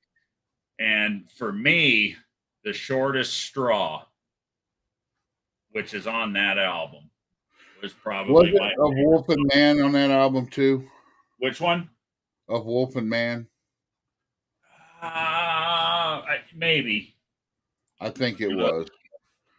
I know that the bass guitar on that album was recorded weird. Right. You heard it was different than any other Metallica or anything else out there. And I always wondered what it was, and I learned it was the bass guitar that was weird. It had like a hum to it. No, Wolf and Man is not on Injustice for All. What was that on? Black? I don't know. I'm just looking. I can tell you. Because I own all the Metallica too.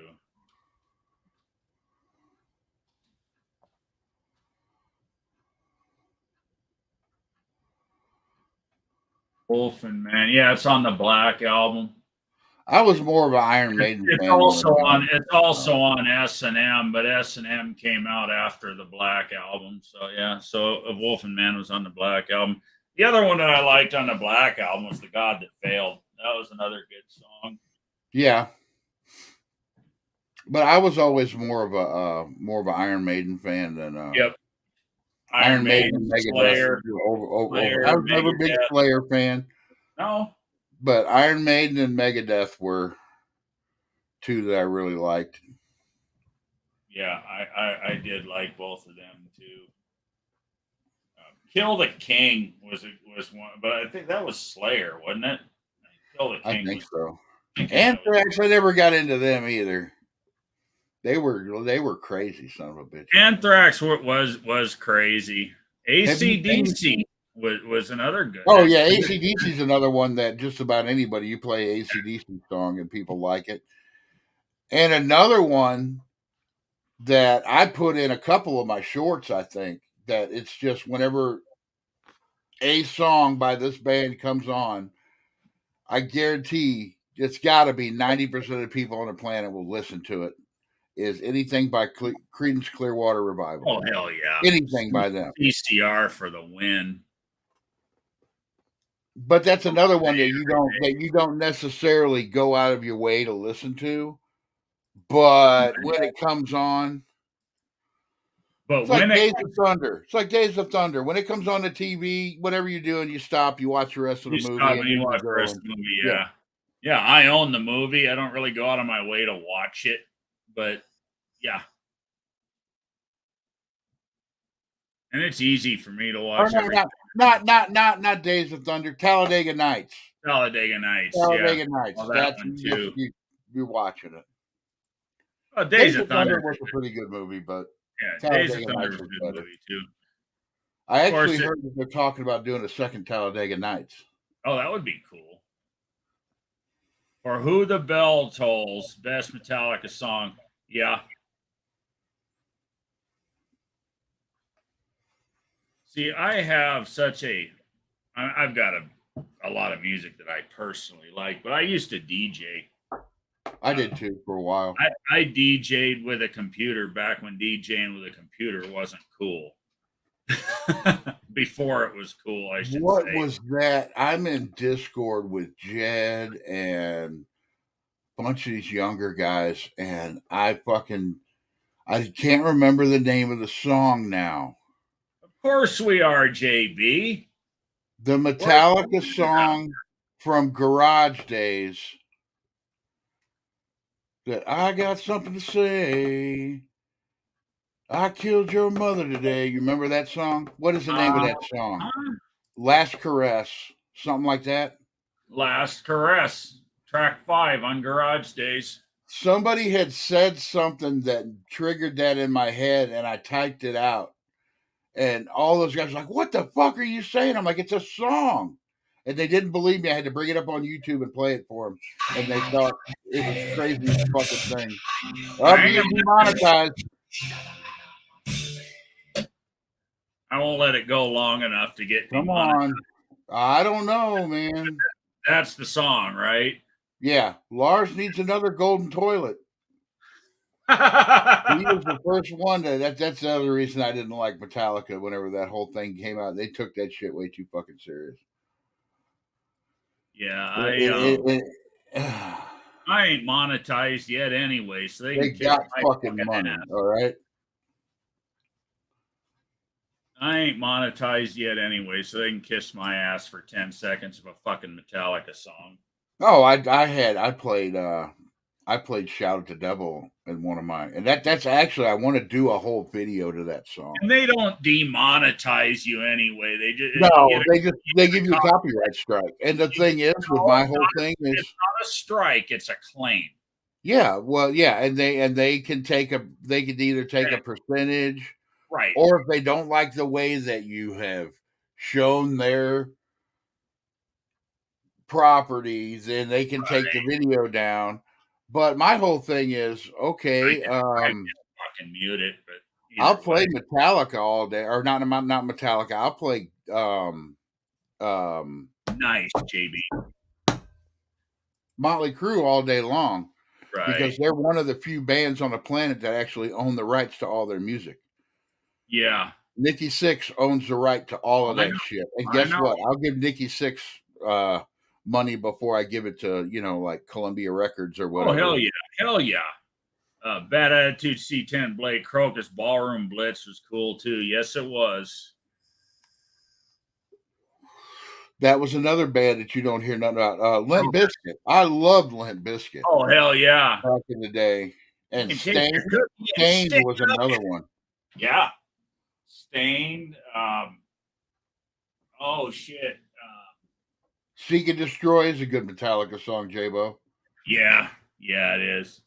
Master of Puppets is another one of my favorite songs. Oh, hell yeah. Master of Puppets, and then the last track on the Master of Puppets album, Damage Incorporated.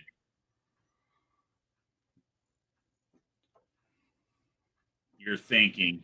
You can't that's back when, and even Metallica and a lot of the bands, even in some of the messed up songs, they were telling you a story with the song. And I think after Injustice for All, that's when Metallica quit doing it and just started making music just to make the music, Yeah. And what a lot of other, but that's what I like about Pearl Jam, is once you get to where you can understand what Eddie Vedder's actually fucking saying, which is hard. Yeah.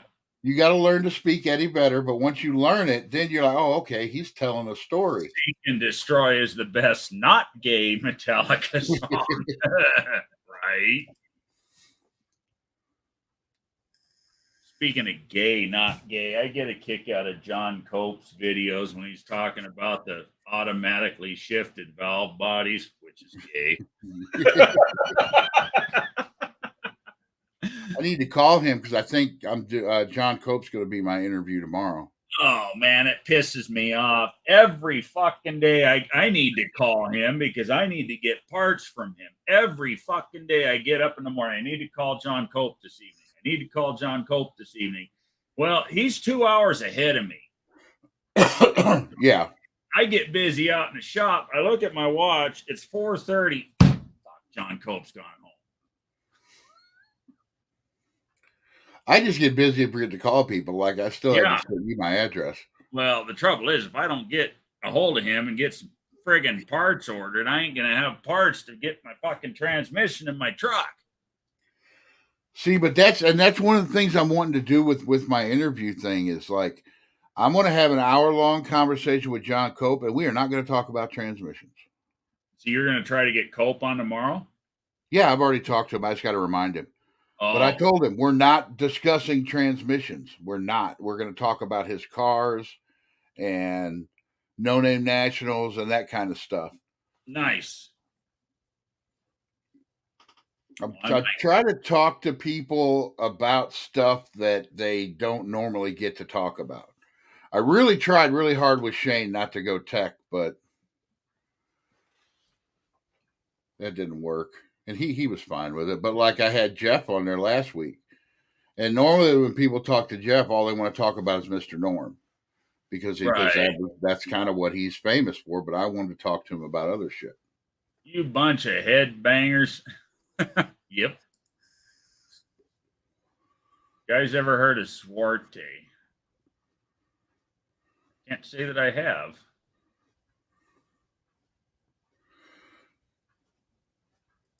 Who was that? The lead singer of Megadeth? Was that Dave Mustaine? He cannot. His doctor.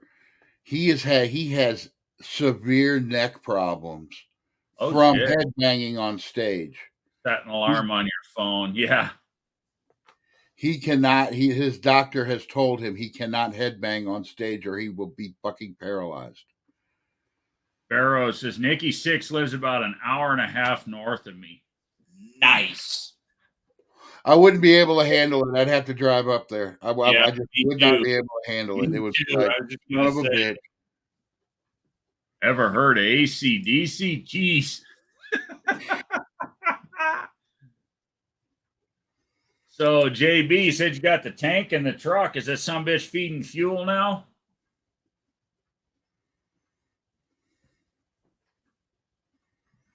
Yeah, I was looking at mine. Speaking of fuel tanks, I was looking at mine. I think it's going to be a little bit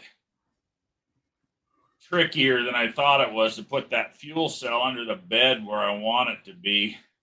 That's what I want to do with my truck as well. I've heard that a Mustang gas tank works really good. Yeah, but I ain't running a factory style tank. I'm running a cell. Yeah, regular cell with gas 10 steel braided line coming out of it all the way up to the engine. Yeah, but you could get that. And I already have a brand made for. Well, I was see that was my thing. Well, and I already have a brand new 22-gallon fuel cell. I'll make it fit. I'll make it work. It just it's kind of at the bottom of the list now because it's going to be more work. I wish mine was the one behind the seat. Yeah, and the son of a bitch might. I wish I had. The son of a bitch might just be mounted in the bed of the truck this time around temporarily. Oh yeah, you can do that. It just depends on the time. That I need to get the truck put back. I need to get the front clip back on the truck. I got some rust repair I got to do yet on the core support. Don't worry about the rust repair. Just throw it, get it back together. Structural. Got 90 days. No. It's structural in the core support. That needs to be repaired. The core support don't even need to be there. Fuck's all the radiator up. What's all the fenders on? Anyways, I need to get the front clip back on it. I need to get the AC in it. I need to get the transmission built. I need to get the rear end in it. And I need to buy fucking tires. Have you looked at the price of tires lately? Oh, yeah. Fucking $275, 60-15 Cooper Cobra. $190 fucking at discount tire. And get them off Amazon for $160 a piece. Then I got to mount the sons of bitches. I've got the tires that are on my wheels, which I have no idea how old they are. I'm not going to know anything about those tires until I put some heat to them. And I really, especially going the route I'm going with this narrow rear end under the truck, I would really like to find me a set of, 1450 wide, 1350 wide slicks on a 12-inch wheel with a 3-inch offset. Wouldn't that be fucking cool? But that's going to be a lot of money. See, I've got this opportunity to get a free duster. Yeah. But it has severe title issues. And I'm really thinking about, instead of going any farther with my car, just basically turning that into the race car. But still keep in mind the way it is, but doing everything to that to make it race car. And then turning mine into a street car. Put yours back on the street. And with looking exactly the same way as it does, except for the tunnel. Why not just swap the bins? Did I say that out loud? Yeah. I'll tell you about that later. Yeah. But the thing is, I can get. I mean, how severe is the 31 title issues? I mean, the car has sat out in the woods forever. The people who own the property, the guy who owned the property, the car was there when he bought it. right. The people who owned it before him are dead. So get a bonded title. Nobody to. I'm not going to go through all that. Not if I can just make a race car out of it. It's got its own problems. It's got its own problems. I don't know about where you're at, but here a bonded title's $95 and a piece of cake. It's like $300 in Illinois. Is for it? A bonded title? Yeah. Yeah, my Chevy Astro van, I had to do that because I bought the van and the fuckers never came up with the title. So I had to get a bonded title. I just called the insurance company, got a title bond for it. Was cost me $75 for the title bond. Went to the MVD. They inspected the thing and gave me a title all same day. $20 my there. My thing is if I do put my Duster back on the street, I want it to look about the same way as it does now. And they sell 31/16/5 tires in a street tire. Hoosier makes a street tire. I know. $700 each. Oh my God. See, I was thinking under the ass end of the truck, and it'll definitely be a big tire class because it would be. I was looking at like a 32 by 1550 to go under it. You know what I would say to do if you were going to replace the bed is, have you know that that Barracuda that Jed got? Yeah. Okay. If you look at it and you look at the wheel well and you like basically looking straight on the tire, that thing has one tub going all the way across. That car you can basically see straight through, and it looks so fucked up, but it's just got one tub. If you were going to replace the bed, I would say cut the bed and get a 55-gallon drum, cut it in half, and just lay it in there. Just for now, but that's a lot of fucking bullshit to go through to.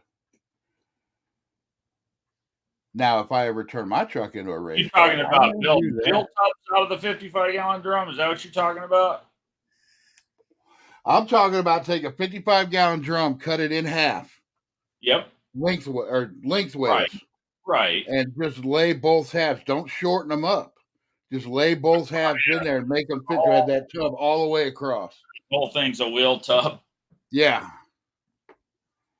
I'm not going to modify the frame. I will tub the bed if I have to but I'm not going to change the frame. Well, you could. No, I don't think you'd have to though. At those frames, those frames are narrow on those, aren't they? 40. I never looked. Let's see. The leaf springs are 40. Now you're gonna make me think. 43 and a half on center, I think, and the frame rails are, I think, 40 inches. Take a tape measure and measure from the frame rail to the edge. Right. No, I've done that. I'm just got because you can always swap sides with the springs and put them on the inside. Right. It's the same thing that people do to all Chryslers when they inboard the springs. You inboard it. Yeah, you can inboard. It doesn't hurt anything. It doesn't hurt anything to do that. Inboard the it's work though. Right. I think it'd be easier to do on a truck than it would be on a car, though. You just pull the bed off and blast the rivets out. Well, yes, and grade 8 bolts. Because a car has a boxed frame where the truck doesn't. So the C channel of the frame goes like this to the inside. Okay. You see what I'm doing? Okay. And the spring perches mount out here, so you'd have to box the frame on the inside, but that still wouldn't be terrible. Well, and the thing is, see, that's one of the reasons. Inside the C channel, then you couldn't mount the spring on the I'm telling you, if I wouldn't have got the deal on this Duster, I would have been a truck guy. My whole channel would have been about trucks. Right. Because trucks are built in sections. You can just take the bed off and you can work on all of that shit underneath there, you know? Everything's exposed. I Well, fucking love that about trucks. yeah. Well, and that's exactly what I'm gonna do when I get to fabricating mounts for the fuel tank and all that shit. Is the bed's gonna come off of it, and I've got an electric overhead hoist in the garage. That just makes it that much easier. Because I'm seriously thinking about once that black truck is done with tow vehicle duty, then I might do turn it into like a drag and drive and street race no prep kind of thing. Right. And Well, see, that's why there's a lot of characteristics about, street characteristics about mine that I'm keeping with it. That's why I'm putting AC in it and all that shit, because I want it to be a drag and drive. I really want a set of those old, what do they call them, the East Coast mirrors or West Coast mirrors? The big toe mirrors that are like this tall. Oh, yeah. I've got a set of mirrors. I don't have the brackets to hook them to. I need the brackets. Oh, I got you. You want to put those on yours? Oh, hell yeah. I think that'd make it look cool as shit. See, my truck's got the 3 brackets that mount to the side of the door and a mirror that comes out and up. Yeah. Not the little one like you saw on the little D100s, but not the big West Coast mirror like you're talking about either that goes sill to sill. It's either I want the big West Coast mirrors or I just want some little bitty mirrors that'll mount up. I was doing another truck up like on that. The top of the and I had just 2 little bitty mirrors, and they're only like that big. But what I was going to do was I had the mirrors. I was going to get some spot mirrors that were the same size. Oh, there you go. Just put them on there. Then you can see whatever you need to see out of them. Right, because they're convex. Because I don't know how people, I guess I've heard it's old man shit, but everything I drive has a little spot mirror on the mirror. Yeah. The blind spot mirror. I couldn't drive without them. Yeah, they are handy. Yeah, there's those little 3-inch flat mirrors. Them things are about useless. Oh yeah, they're useless as hell. But I think I always thought if you put a blind spot 3, because you get a 3. Right. Yeah, then you get that bigger field of vision out of it that way. I mean, it still wouldn't be ideal in any way, but it would look cool. Better than a flat mirror. Yeah. But then again, the mirrors on my Duster they weren't much bigger than that, just a little round mirror. Right. The factory mirror. Yeah, actually, I think those were about 5 or 6 inches, though. No, I think they're like 4. I don't know. I'll measure mine. I got mine. I know the mirrors you're talking about. Hell, they used them on the Aspens and Valaris and all the cars of them era. What I want to do, what I'm looking for, and this other Duster has them, is a set of the sport mirrors, the chrome sport mirrors. Nice. And this other Duster has them. And if this guy gets that Duster back by the time of no name, the oval ones, right? Yeah, yeah. They look like the same mirrors that came out on the B bodies. Yeah, like what's on my Charger. Yeah. You probably haven't seen them on my Charger, but they're probably the same as what was on my satellite. Yeah, you know what belongs on my Charger. Yeah, same damn thing. But yeah, that's what I want to go with on the Duster because you don't see them all the time and they look cool. No, you don't. That's actually really cool. You can order them, but they're expensive. I also started looking at stuff for my satellite, and I think I know what I kind of want to do with it. I'm not going to go as crazy with my satellite as like I did with this Duster, but I'm going to go everything day 2 on that satellite. Yeah. And back in the day, Direct Connection sold a hood mount tack. Oh yeah, I Everybody remember says that was those. all Pontiacs, but it's not. They sold them and they had a little Mopar emblem in them. Right. No, I remember those. Shit, Well, back in the day. Remember when they're direct? repopping Well, them now. what's that? They're repopping them now. Those hood Are mount they guys. really? Yeah. Who's doing it? Mopar Performance? No, it's not a. It's that was never a Mopar. That was never made by Mopar. It was made by a different company, But Direct Connection was marketing them. and it had a little sticker on it, and that's all it was a little Mopar sticker. Right. They were real similar to the hood tacks that were factory on the Pontiacs. I know the ones you're talking about. I remember seeing them. You know, back in the day. Dixco, yep, that's the one. Yep. And they're I know J-Lo would know that. Yep. They're repopping them now. They're like $200, and I'm going to get one for my satellite. Remember back in the day when, you know, after Direct Connection went away and all became Mopar Performance. Remember all the 2 1/16 and the 2 3/8 gauges with the Mopar logo, and them things were sexy, and I always wanted a set of them. You can still get them. Can you still get them? Are they I still can't remember twice, who's redoing them, but you can get them. You can order. Are they still twice the price of the auto meters like they were well, back yeah, then? of course they are. Probably. I always wanted a fucking set of those. I just thought they were sexy as hell with the Mopar, fucking big Mopar logo right in the middle of them. And if I remember right, Auto Meter actually made them for Mopar Performance. Probably did. If I remember right. There is this guy. Pop with an answer again. There's this guy I need to call. I don't know if you remember that 71 Roadrunner that was on my channel. It was like one of the first cars on my channel. My buddy bought it. He bought that car in a CUDA out of a garage. Okay, yeah, I vaguely he paid $10,000 for both cars. He got the deal of the fucking century. Well, that garage was packed full of shit. Well, the thing is, that guy's dad, we went over because he had some parts for that car at his dad's house. His dad was still alive, but he had dementia real bad.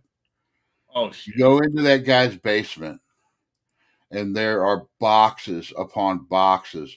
Mopar Performance, Direct Connection. I actually think I saw a Hustle Stuff box in there. Really? And you know how big on those 71s the bumper is? This guy's basement had so much shit in it, he lost that bumper. The guy had to dig and find that bumper. No shit. Yeah. This guy has a set of blue anodized Direct Connection big block valve covers still in the box. Nice. Never been mounted on anything. He's got a complete 440 6-pack setup just sitting on the shelf. And I was like, hey, let me get the numbers off of that. And I know some people that'll probably want that. Well, the thing is, he's friends with my machinist.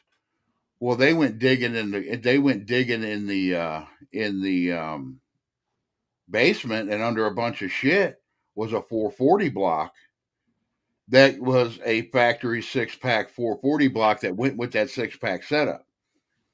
So basically, they've got a whole, I think it was a 70 440 6-pack engine in that fucking basement somewhere, all in pieces. I need to get back over there and see what all he's got. It's always fun to find shit like that. And I was actually, the other night, when I was talking about earlier, I got the wild hair up my ass to change the lifters in the big block at 10 o'clock and ended up going to bed at 4:30 in the morning. But as I'm looking into the lifter valley, I got the intake and the valley plate off of it and everything, I'm remembering the backstory of how I came up on this block, and it made me think of Brad. You know, let him rip, not rot, and how he saved shit. That block, I saved it from the crusher. Mm-hmm. That and my 361 that I have out there. I was at the scrap yard just getting rid of scrap metal that I had, around the shop. And I saw those 2 Mopar engines sitting there. And this was, I don't know, 15 years ago, something like that. And they were, if I would have been there tomorrow, the next day, they would have been in the crusher.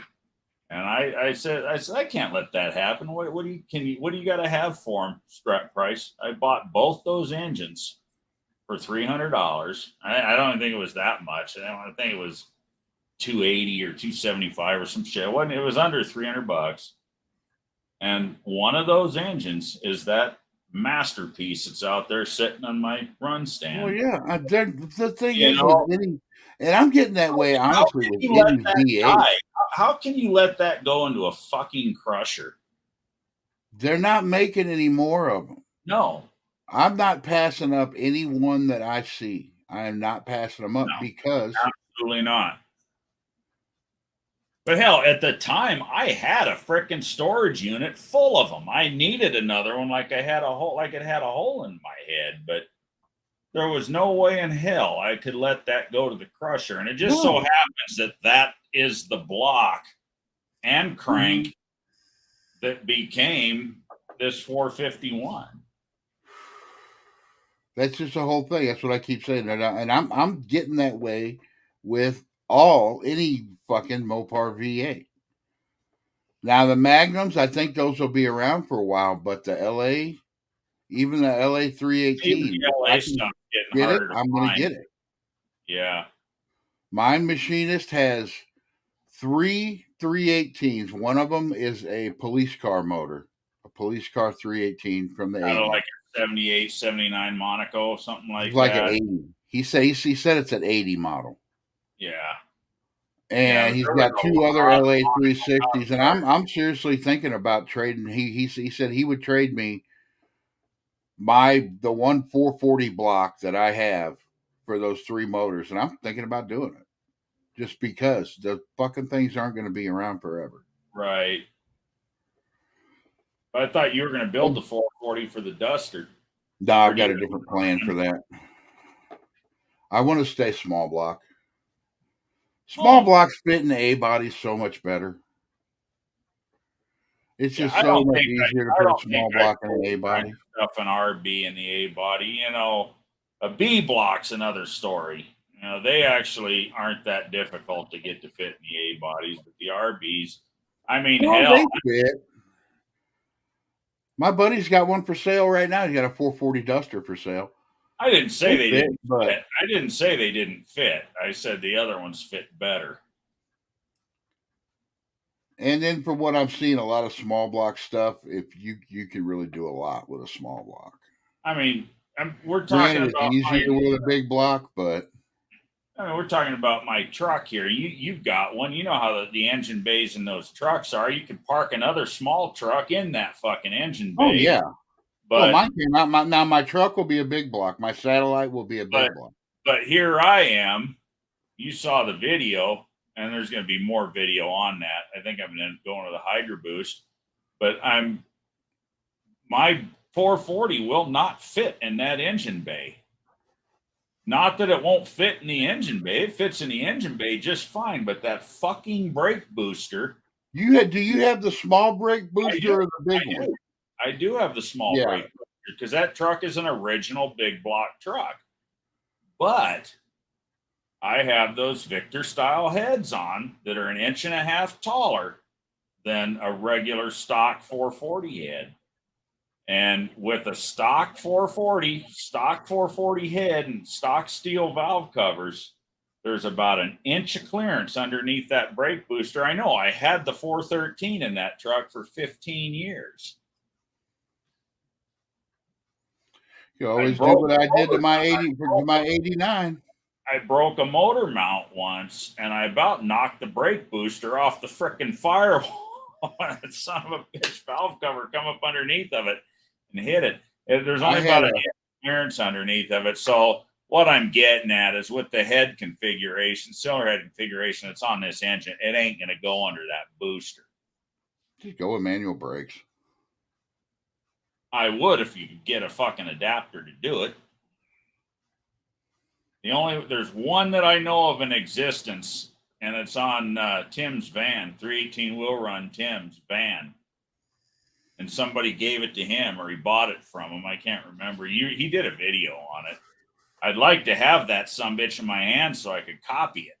Yeah, it can't be that hard to copy. It No. can't be. Now the thing is, though, I had an '89 Dodge with a small block in it, and I put a set of the old school Edelbrock valve covers that had the bolts around We're in them. trouble now. Hey, John, how's it going, buddy? Howdy. But the old school Edelbrock valve covers that had the machine Yeah. bolts all the way around. I put a set of those on it, and with the big booster, they wouldn't fit. Right. Yeah. So I took the booster off and a hammer and clearanced it, and it's fine. It worked fine. Well, see, the other thing with the big booster actually has an advantage in that it's narrower. Mm-hmm. It's a single diaphragm, where the smaller, the 9-inch booster for the factory big block trucks is deeper because it's a dual diaphragm. If I thought that I could get the engine out in front of a single diaphragm booster, I would, and I might still try. I might go to the wrecking yard and grab one and see. But I think I'm there's this outfit. I forget the name of it now. I've got it bookmarked, but I can get the bracketry and everything that bolts a booster, the Hydro Boost, the brackets, the cylinder rod, everything attached to the brake pedal correctly for $450. Well, and you're keeping power steering on it anyway, so keeping power steering on it anyway, and $450. Shit, you can't buy the damn Hydro Boost for that anymore. I just put one on a buddy of mine's truck. The stupid Hydro Boost cost me $500 at the parts house. So I think I'm doing all right. $450 to just take off the vacuum booster and bolt the thing on and forget about it and make up some lines. Hell, for $280, they'll send me custom lines with it, but I think I can build them cheaper than that myself. You talking about putting the same master cylinder back without the power booster? I think I'm Brian talking about going Hydro Boost on it. Well, at least use the smallest piston, longest travel. Right. You want to go down to like a 1-inch, but that's not what I'm going to do. I'm going to do that. What I was just talking about, John, is a Hydro Boost kit. I know you said you talked about doing it. Yeah, for $450, I can get the Hydro Boost, the bracket, the cylinder rod, the whole 9 yards to bolt right on. And I can either use the cylinder I've got, or what I'll end up doing is I'll go to the aluminum Mopar style master cylinder because it'll fit in the same spot. The little bitty one? Cool. Yeah, for that money, it's a no-brainer. It's easy. It'll save me time. I'll have good, solid brakes. I mean, it's one thing to stand on the brakes with both feet at the end of the drag strip, but I want to drive this thing. I want it to be a driver, too. There's a lot of shit that I would do different if it was just a drag truck, but this is going to be a driver. Maybe one of these days I'll take some bitch power tour. Well, okay. I can go back to my rant now. I got in an argument with a younger kid because he said that something about a car his buddy was buying had drum brakes on it, and he was putting bare brakes on it. And I was like, Is it a drag car? He's like, yeah. I go, drum brakes are better for a drag car. And he argued with me and started showing me videos about brake fade. And I'm like, he's like, and then he asked me, he goes, well, how many times have you had to panic stop after hitting the brakes 3 times with drum brakes? And I told him, my first car had drum brakes. I've been in that situation more times than you've ever hit the brakes on any car you've ever driven. So yes, it's not that big a deal. I was like, what do these people think that back in the 70s that the highways were just, you play bumper cars? That's how we slowed down. We just hit the car in front of us. You're exactly right, Brian. I listen to some of these people today that just don't seem to have any kind of knowledge. I mean, it's like these guys say, oh man, you can't drive anything with a carburetor. And I'm like, what in the world do you think we did for the first 80 years of cars? Yeah, well, it's like I was saying earlier in this. I mean, So I get in the wintertime, people are like, well, I want my car to start in the wintertime. It's like, okay, so back in the day, people just didn't go anywhere when it was cold outside. Well, it's cold. We got to stay home. I can't go to work. John, were you watching earlier when I was talking about the old man I stopped and helped this afternoon in the 52? I did, and I always take a break after my live a little bit, but when you guys are still on really late, it was an hour and a half. I was just curious if you'd heard that. You hit the subject again with the carburetor. It was a beautiful. I had to run to Home Depot and get some parts and get some oil and filter for my engine and stuff. So I run to town. And I'm coming home, and we're coming up a hill, and there's a beautiful 52 Chevy pickup dead in the lane, dead in the freaking highway. And I look at my wife and doing what I do. I couldn't leave him there. So I buzz around him and I back up in front of him. I get out of the pickup and I try to help him. What's going on? Oh, just quit running. Got HEI. What's it got in it? 350. HEI ignition. Yep. And he's trying to start it, and it's sitting there, and it's just, and it would putt and fart little bits, but it wouldn't stay running enough to make any power.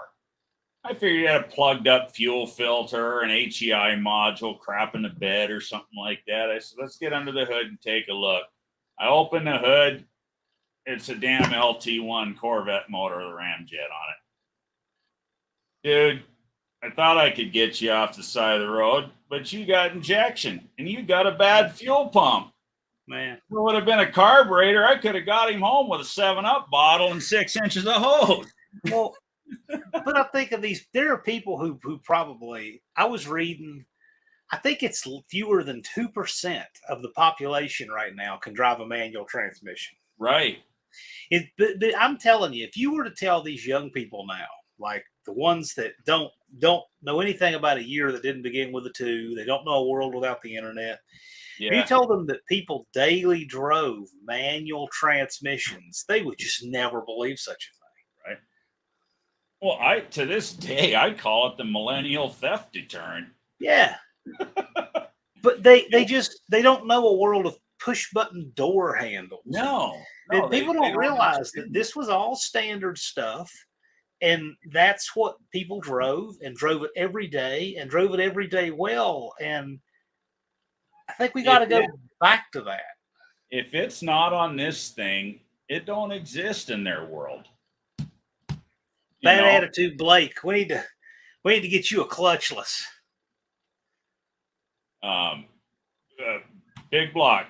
Steven, my 71 Malibu had 4-wheel power drum brakes, and it would throw you into the windshield when you lock them up. My 71 Charger still has power drum brakes on all 4 corners of it, and it will throw you through the windshield when you lock them up. They work just fine. I got there's a picture that just speaks to this. I gotta find it. I still think the only reason everything started coming out with disc brakes is because they're easier to work on. Disc brakes are easier. All you got to do is pull the caliper, squeeze it back, throw pads on, and boom, and you're done. You don't have to adjust the brake.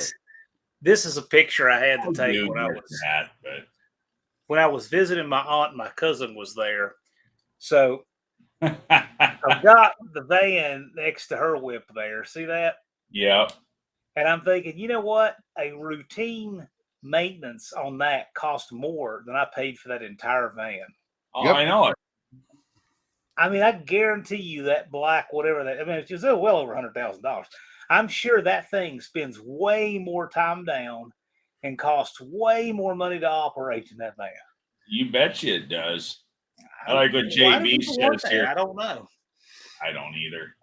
I like what JB says here. Have these kids try and figure out a 3 on the tree. Now that's funny. Yeah, that is funny.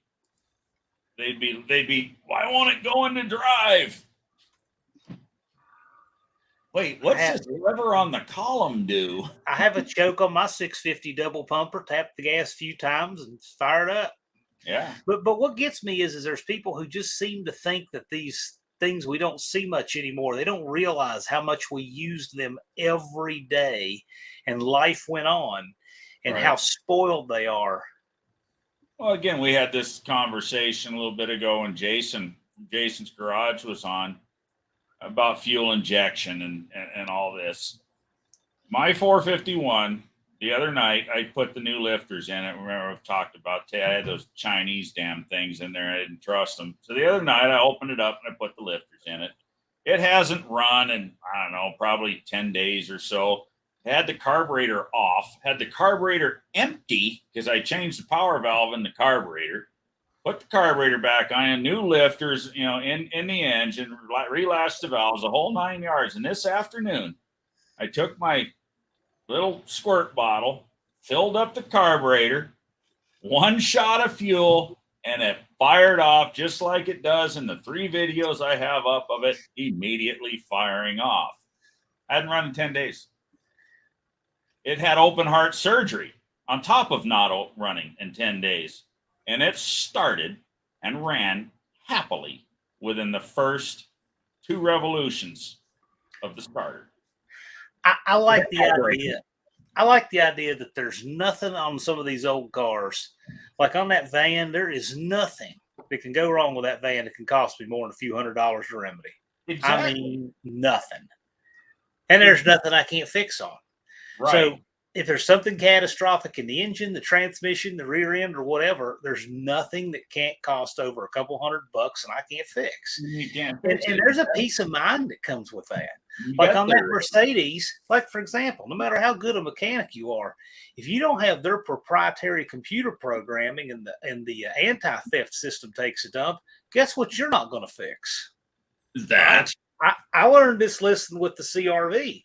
It had that anti-theft system that goes with the key that's programmed in there. It took a dive on me, and I finally traced it out, eliminated to both sides, and I had to get the dealer to program it and put a new one in. There's nothing I don't have, they don't sell that computer program. I mean, thieves would love it, but yeah, I just hate stuff like that.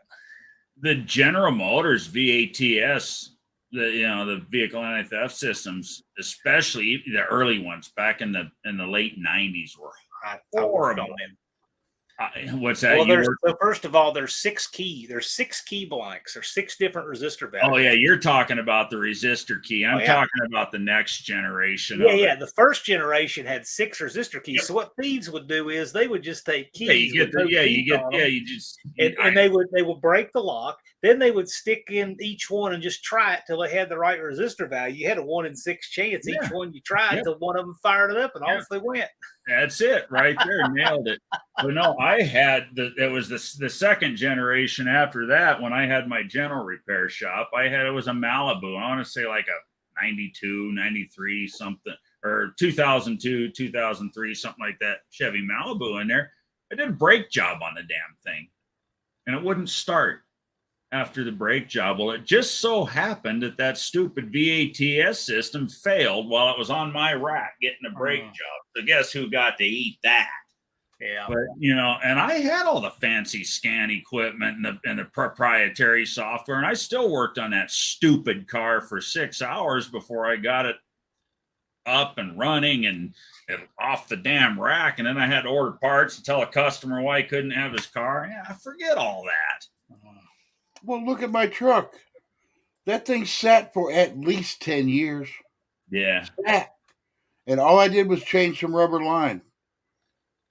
Yeah. And that thing fires up and runs like a sewing machine. Fired up and ran. And it ran good. I watched that video. Yeah. Wendy, I still got to take this board apart. I have your sticker and Steven's sitting right here. I am just so far behind. Big Block 402 Steven says, I pulled the front springs out of the C10 yesterday and cut a coil and a half off of them. I got it back together, and now that's a lot. Next item on the list, the transpan gas. That is a lot.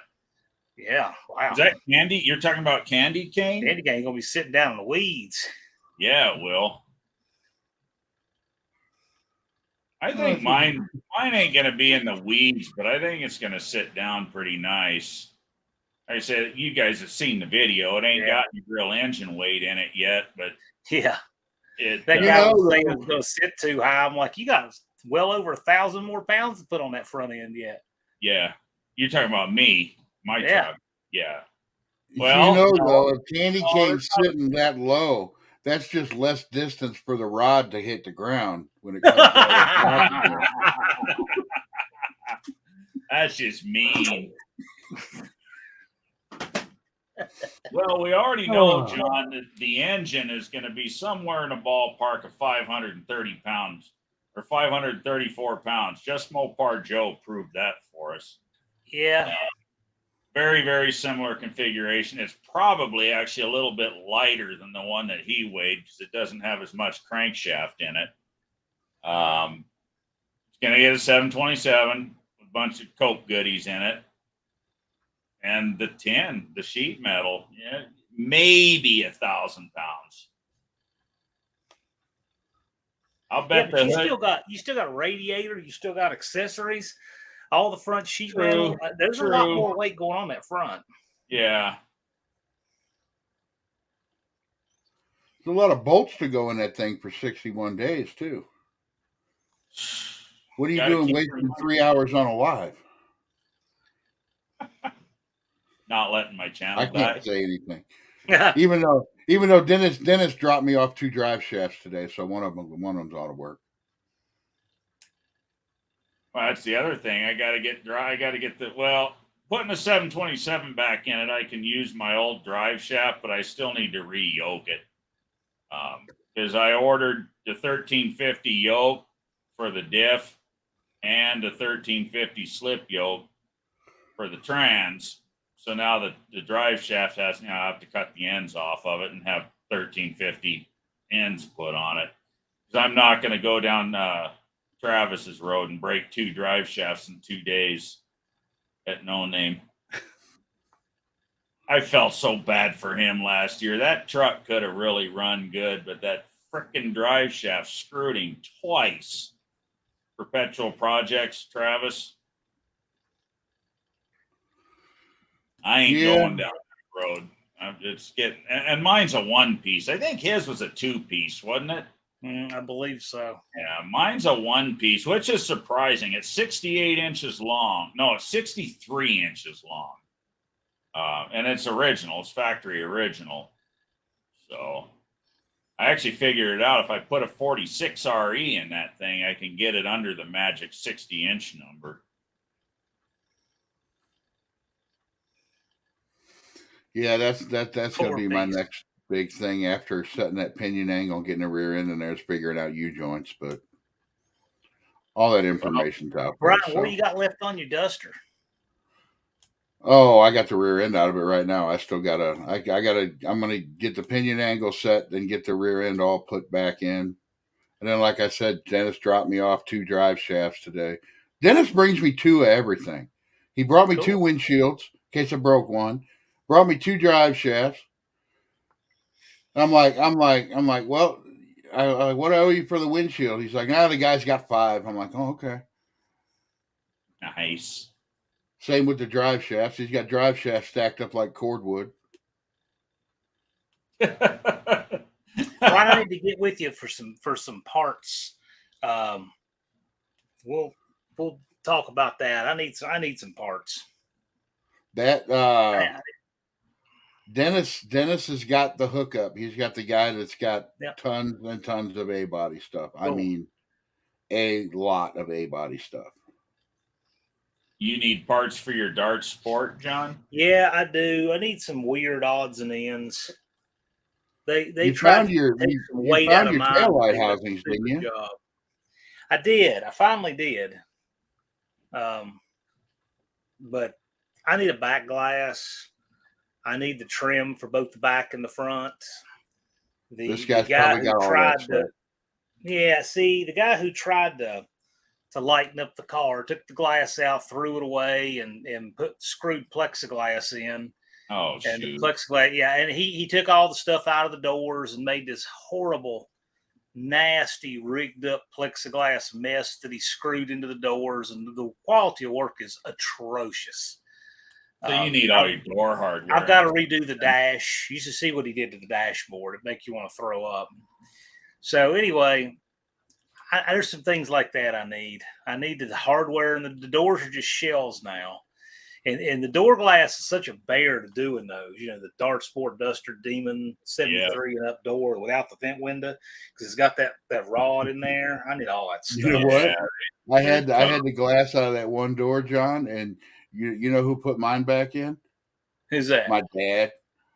Yeah, my dad's like, oh, I could do that. I'm like, okay, go ahead. I don't want to mess with it. And he did it, but you know, he worked on those cars when they were new. So, right. So well, JB, the answer is sorta. I'm getting there. I think I'm going to run down Sunday and put another day in there, but I got some work to do here on Monday. It's just back and forth and back and forth and back and forth, but I'm getting there. I just, after working 10 hours, 4 days a week, I don't know. I'm getting too old for this shit. It's like every Friday I want to go do stuff, but I got to take the Friday to recuperate. Hey, Brian, you're of the three of us here, you're the only one that's closer to 100 than 0.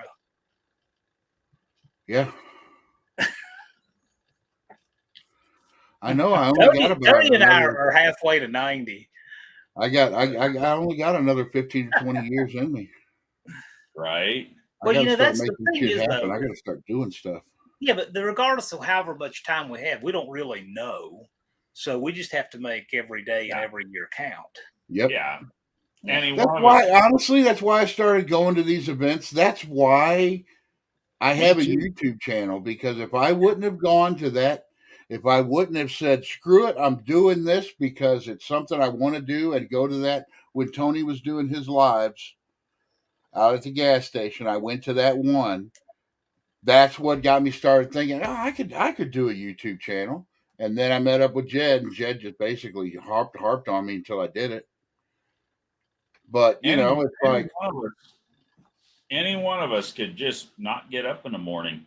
Yeah. We don't know what the hell's coming. Have no idea. So it's like No Name Nationals, I'm going. PRI this year, I'm going. I really wanting to go to PRI. I'm not going to be that guy who, when I'm not physically able to do stuff, say, "Oh yeah, I always wanted to do that." You know I'm not what? Going to be that guy.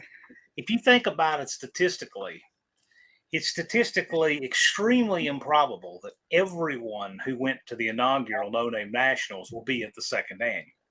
Yeah. I mean, statistically, that just can't happen, right?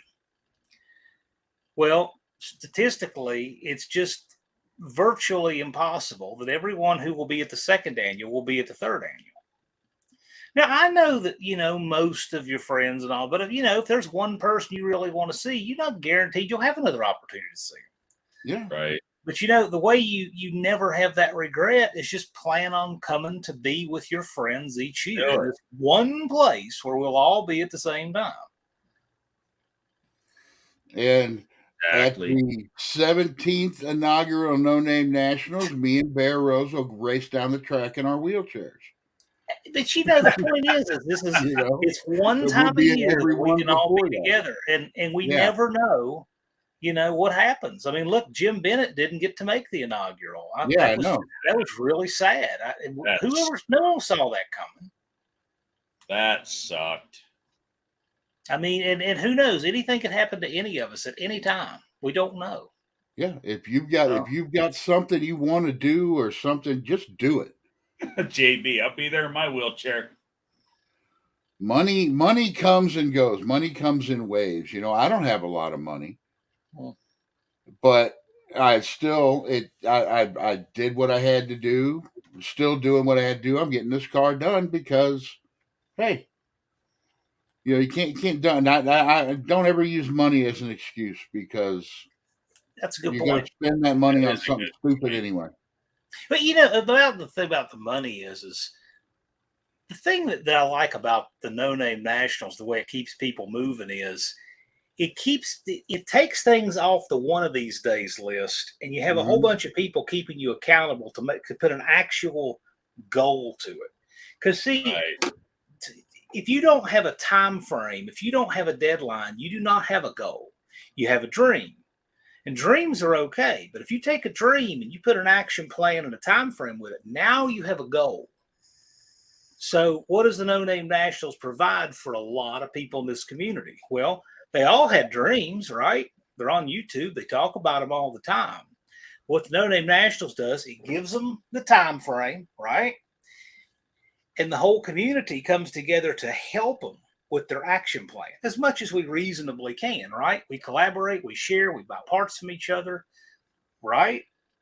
So it helps make things a reality because we all are doing this together. And I just hope that we're all helping each other accomplish things we wouldn't have on our own. So I just thought about something.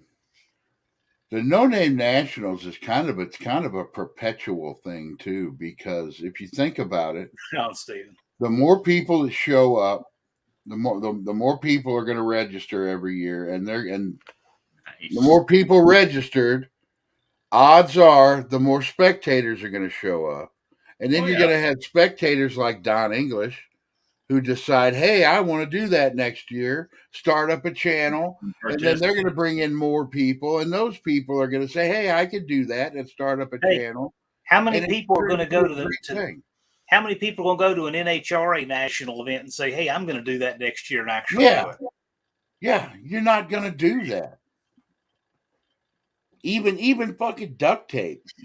People will go to that. They're not going to say, oh, I'm going to do that next year. Exactly. They might, but those people are going to say, oh, I want to bring my car out here next year so Freiberger can look at it and turn his nose up at my car. I might I'm going to have Freiberger sign the trunk of my car next year. I might go to duct tape if it don't interfere with No Name. That and I'd like to go. But you know what? I'm damn sure if somebody fucking shoot me, if I had some fucking TV celebrity sign the inside of my deck lid with a fucking Sharpie, fucking just shoot me. Yeah. I don't know. You guys really are the stars of the No Name Nationals. We're not bringing in talent from elsewhere. I mean, but just the way I feel about it. That's what makes it what it is the whole community as a whole, as a complete single entity. It's the glue that holds it together. JB's Little Shop is absolutely a star of that show. Oh, people hell yes, come he to is. No Name Nationals to see JB and Lars and shake his head and watch him run. Yep. JB is a blue collar, regular everyman who has a work ethic and works and makes it happen. And he got his subs and he made it happen. And he made the trip, and that's what it's all about, right? And so at our event, I don't care if you are a big celebrity with a mega channel, you are no more important than JB's Little Shop. I was using for example because he's right there in the chat. But yeah. I mean, that's true of all of us. It's just, that's what it's about. And I've even taken heat for that because I know there are people who would like for me to push the big channels because the big channels will bring in viewers and exposure to others. I get that. But at the same time, if it becomes about them, then the rest of us are subsidizing, paying them to be there. And you know what? Me, that's just not what it's about. Better off because the bigger this thing gets and the more word gets out about it, the more one of these big channels is going to want to show up for the right reason. Oh, yeah. And it's going to be 100 times better when they show up for the right reason than if you would have given them a cut of the gate or something. You know what? And David Freiberger has the subs. If he wants to register, he can go to nonamenationals.com and register and show up just like the rest of them. He's welcome to. Right. But he's not going to get special treatment. Yeah. I hope he doesn't think that there's a red carpet and a bunch of people bowing to him when he gets here. Just like the rest of us. Well, and the thing is, to be real honest, though, and this is just from what I saw from last year's No Name Nationals. I didn't even have a car there, but I got treated excellent. So why would anybody? What special treatment could anybody really want except for like some kind of monetary thing. You I know what I don't mean? know. I just decided not. I mean, I thought about all the angles of it and what you could do, but I just don't want to do that. What I need is just for people to come and have a good time and be safe and more participation and this. We're I doing mean, if one great. of these big channels came up to you, John, at the event and said, "Hey, I need to run my car down the strip at this time," any of us could do that, and you would do your best to Yeah. Well, I accommodate mean, us. look, if somebody had okay, let's say that Larry Dixon, he's a top fuel junkie. I mean, not just NHRA, like he likes to run fuel altered stuff that's not on television, right? If Larry Dixon wanted to come in with some fuel altered and said, "Hey, we have to have so much cool down and turnaround time and whatever," yeah, we would work that out. But it's nothing that we wouldn't do if Brian Brinker had a fuel altered and needed to Yeah. work. Right. It's nothing we. So there's special things we do, but they're not things we wouldn't do for other people who needed them. Like if somebody was flying in with a chopper and said, "You know what? At whatever at 2:47 p.m., we got to have this space." Yeah, we'd work that out. But if Tony wants to fly in on a chopper too, Tony's Hot Rod Garage, we'll do the same thing for him. Well, we will do special treatment, but nothing that we wouldn't do for somebody else. YouTube ain't paid me enough money to do that yet. Right, but I'm just saying. I mean, know. if So Freiberger rolled in, would we greet him at the gate and everything? Of course, I greeted you guys when you rolled Greet in. everybody at the gate. That's Yeah. exactly right. So, I mean, he would have a good experience if we would treat That him would well. be the messed up thing. Like everybody else. That would be the messed up thing. A lot of these people would probably think, "Oh, I'm getting special treatment," when they're really not. They're getting the same treatment as everybody else. Yeah, But it's just because you run your show like that. Every one of them really is special to me. Like Yeah. I knew who every single person was who came in the gate, and that's important. So And we honestly, bigger think past about that that maybe, too. but That's what I thought was the coolest thing, because like when we rolled into the gate and I saw you there, that's the first time I ever seen you face to face. And that was such a cool thing. It's like, yes, there's John. yeah. I'd probably know a shit ton about John. Me and John talk all the time, Yeah. but this is the first time I've ever seen him face to Right. face. It was just cool. No, it was good. The other thing I thought was funny about check-in day, this was so funny. So Angie Schmidt was running the gate, right? Angie's great. There was a line of people that were off Sandywood Road, like wrapped around on the main road out there. So there's literally the line was blocking the road. And I said, "Well, let me see what I could do." So I walked out there with my clipboard. And I'm like, "Oh, hey, how you doing?" Checked them off, waved it in. "How you doing?" Checked them off, waved it. It was freaking her out because I'm letting these people roll in without getting their weekend passes, without getting their car numbers. I said, "Yeah, but I know those people." She said, "You're telling me you know all of those people you waved in the gate?" I said, "Yes, I really do. I know every one of those people I waved. Every single one of them I waved in, I know." Because she couldn't believe it. But you know what? I went and got car numbers and passes for every single one of them, and nobody was there without a wristband. So guess what? I really did know them all. Yep. And that just blew her mind. She said, "I have never seen anybody do that at any event we've ever had here." I said, "Well, this event's not like any other event you've ever had here." Yeah. So it worked, didn't it? Exactly. Every other event, they announce it, okay, and then you don't hear from them until the day of the event. Hell, this event, you're talking to people every week. Now, I'm still going to streamline the way they get in the gate so that we don't have a backup in the road. I'll still streamline that, but I'm going to have a little bit different way we do it with tech cards and car numbers and your wristbands. I'm going to streamline that whole thing a little bit. But yeah, by and large, the main things will stay the same. So it's pretty much like you said, anybody that registered by that time still has their card. If you register by Labor Day, you can keep your car number. Okay. And you don't have to special request to keep your car number, though, do you? Well, you'd have to request not to, but okay, yeah, that's what I was thinking. If you'd have to request not to, that'd probably be the easiest way to go with it. Yes, if you don't say nothing, you're keeping it. The only bad car number is not having one. Yeah. Right. I was just saying to make it easier because I'll just have the number on my car because I still have the sticker. I'm shocked at how many people still have their numbers on their cars. It just blows me away. It's unreal. That's the only sticker on my car. It's unbelievable to me. I would never have thought.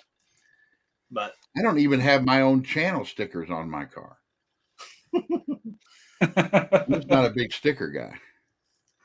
But yeah, it's going to be fun again. I mean, I'm looking forward to seeing everybody, but it's I will feel better when I get there and everything is going right, you know? Right. Because it doesn't go right till it goes at all. It was almost to the point where it would take something catastrophic for it not to be good again. Yeah, I mean, I think it would be good if it rained all weekend. It'd still be good. We'd still be hanging out. We'd still have fun. If it rained all weekend, it would suck a little bit, but we could still hang out all weekend. I mean, it's what people want to do. And who says you can't do a burnout contest on a wet road or a wet? Oh, that might be interesting. We're just trying to let Dizzy Izzy go out there. I need to get in touch with Dizzy because I didn't know he was having health problems like he is. And he don't live that far away from me. He lives in the town that I work in. Oh, okay. So I need to get in touch with him. Lambert. I don't know Bad Attitude C10. I know that old Streetcar Chronicles Ryan, I actually talked to him today. He had promised somebody last year he'd go to Rocky Mountain Race Week, which is the week after No Name Nationals, but only if that guy's car is done to co-pilot. And who knows? I don't know. But he'll be. Duddy's coming. Duddy's registered. I don't think Dodge Whispers. I don't know if he's registered yet or not, but I would think he is because Duddy's coming. I mean, actually, I don't know. I can't remember. He hasn't made any videos though. Duddy registered early. The last video I seen from Dodge Whisperer, he had traded that one car for that Demon. Remember? And then you haven't seen much at all out of Dodge Whisperer. Yeah, I don't see him registered yet. Doesn't mean anything. Just means he hasn't yet. But there's all kinds of people who haven't actually registered yet. I know we ain't seen much out of Duddy either, but we know, Duddy. Oh, Duddy's been putting out. Duddy registered the first day. Duddy's been putting out content? Yeah. Duddy registered. God, he's been racing his ass off. You can't get him out of that goddamn Duddy car. registered 28th, so he registered the first 24 hours. Big Block 402. No, again, that's what I'm saying. Ryan's not. It doesn't mean he won't. He just, who knows? It's like Cope. Cope is not registered. Oh, well. You couldn't keep Cope away from this event with Wild Boars. Cope actually already has plans that bring him here. He's committed. Thing is he won't register until I remind him 14 times. But that's the thing. That's why I can't put out a list of registrants because what to tell? It doesn't really tell you anything. Andy Wood's not. I talked to Andy earlier today. I don't think I looked on the list. I don't think he's registered yet. You know why? Because Mandy hasn't registered for him. That's what I mean. I know how this works, right? Racing Tacos. Yeah. The YouTube unsubscribed me from Duddy. Now, Jabo was registered. Let's see. When was Jabo registered there? I think we all need to. Well, I don't know. Last I heard, Jabo wasn't bringing the nacho, and I think we all need to put a little pressure on Jabo. I think Jabo should bring that car. Bringing the nacho? He needs to bring the nacho. You know what will Nacho's be badass. If Jabo were to enter the bracket and claim that bounty on Joe. Oh, that would be something, wouldn't it? Eternal bragging rights for the there'd have to be a new shirt made, Yeah. Yep. Shirt. There'd probably be a new channel made, John. There might be. Yeah, I don't know necessarily. Well, it's like maybe I'll start getting Duddy's content. Freaking YouTube unsubscribed me from him. I got to go through every once in a while and check on everybody. I think Blake said that he has made over 20 passes in that car back to back and never done anything major to it since it's been built. that car is just what he built is just a fucking Notch, I couldn't believe anomaly. how quick the Dodge Whisper, the Nacho, Jeremy's car, and that car Duddy's are all 790 cars. Yep. I thought the Bad Tree Camp almost had its own mini bracket within the. I mean, they, Right. I thought that was really cool that all those cars were so close.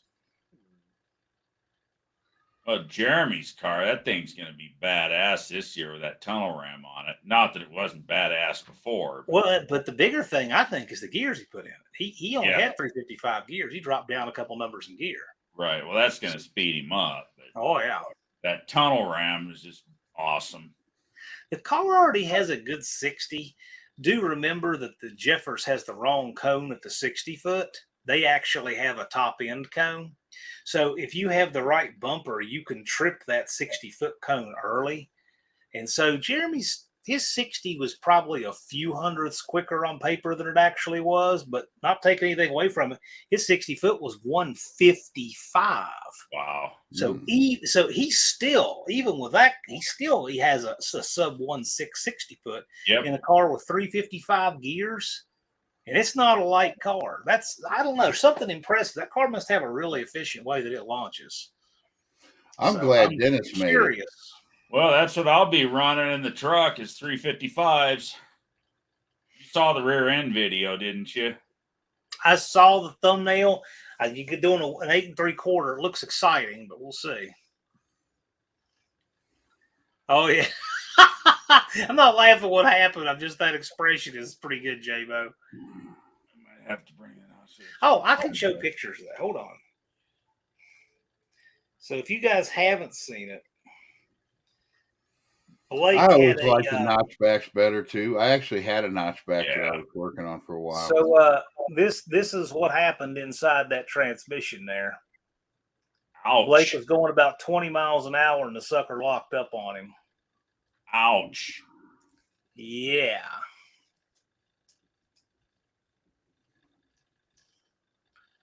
He said that that low reverse drum has just welded up on the hub. Some ugly stuff, but I will say, if anybody can build a good transmission and get it done, the Bad Tree Camp can. They are good transmission people. Well, yeah, they didn't build that transmission, did they? No. The stuff on that car they've been having the trouble with is problems they inherited from the guy they bought it from. Inherited with the car. Right, yeah. right. The stuff they've done has solved the problem. But which car was that? Was in the Nacho? That's that orange. No, that's that orange 68 Garda Blaze. Oh, okay. Yeah. J-Bo, do you guys have a transmission for that? Do you have a case, a big block case? You guys. If not, I have an extra case laying around that I'm not going to be using. Yeah, if you guys need stuff, let us know. We'll get you what you need. I want to see J-Bo. Well, I know all their other stuff is small blocks, so they may only have small. I've got a big block case too, but you guys are probably closer to Bad Tree. He said they got one. So. Okay. And I think Blake said they're doing like a drag sprag and good parts in it, so it'll be a good one. It's just the funniest thing. The transmit. I don't think that sentence has ever been said before. We might have to bring the Nacho. The trans and the Death Pumpkin went full Ocean Gate. J-Bo, that's got to be an original sentence. Yeah. All right, but if something happens and you need one, I got one. I got a big block, and I'm not going to be using it, so you can have it. Yeah, no, John, that 8 3/4 that I've been kind of chasing on Marketplace that I've talked about a couple times in the past. I bought it, got it for $500, tore it open. It's been rebuilt. It's all new bearings, green bearings on the axles, rebuilt Sure Grip in it, brand new fresh 355 gears. I couldn't have done better for $500. And this week, and I bought a crushed sleeve eliminator from Dr. Diff. It's out in the garage. I'm going to pull the pinion off tomorrow. I'm going to put the 1350 pinion on it. Watch it already have one in it since it's been. It's a 489, I'm assuming. It's a 489. Hey, John, I'm gonna laugh if it's already got a crush sleeve eliminator in it, but I've got one. If it don't, it's getting one, and that's what we're gonna run. That's the only bad thing about the 489. Yeah, fix that, and you're golden. Yeah. And John, get this. He's got the rear end up on jack stands, and he's working on it. And my rear end is in the exact same position his is. I've got half my video shot, and it's the exact same video he just. And I let the video. Yeah, he comes I'm on my doing the live same tonight. shit. The first thing he says is, "Tony, you're a son of a bitch." You stole my video. Well, do a double header. Yeah, that's what I told him. Do the video anyway. It's not like they ain't gonna watch it. You know. Oh, I wasn't gonna not do the video. What's How up, you man? doing there, ASO? Hey, Tony. Hey, John. Hey, Dust Devil. Howdy. What's up? Well, Junkyard D, I agree. I love the notchback CUDA. I think they look great. Yeah, they are cool cars. I actually like that body style better than the fastback. I know I'm the minority on that, but I think the fastback is too easy to confuse with a Mustang. When it drives by out of the corner of your eye, I don't know about that. I've done it. I've confused them out of the corner of my eye with a Mustang. Yeah, from the side. The Barracuda front end, the 65. I love the look of the 65. Yep. I know it's a different body style, being the narrower car.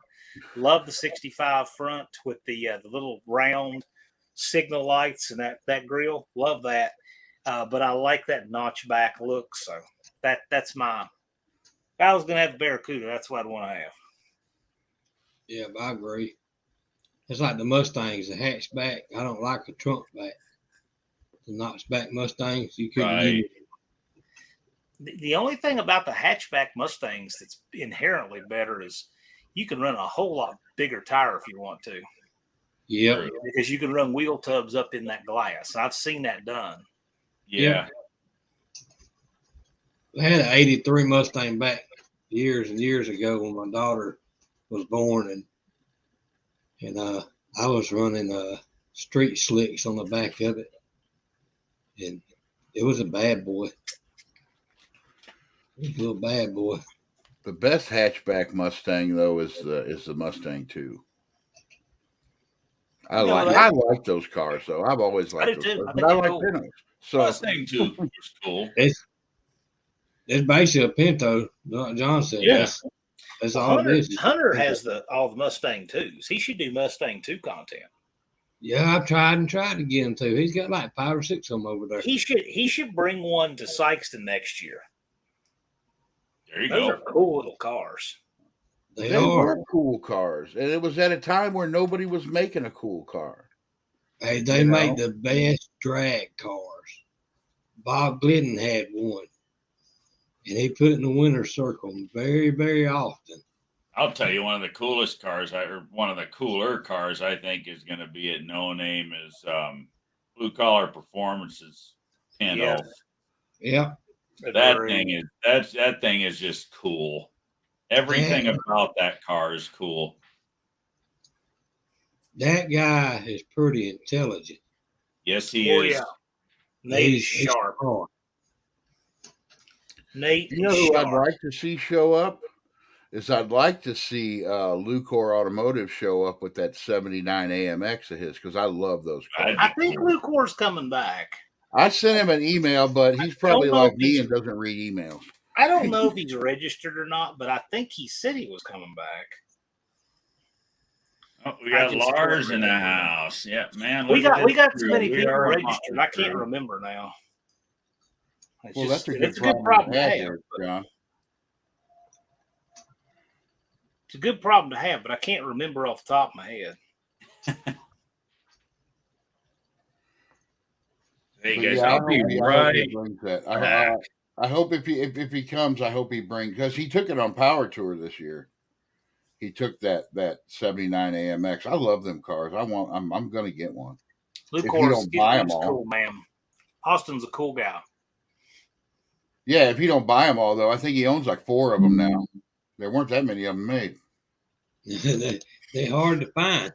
When you find them, you better grab them if you get the money to get them.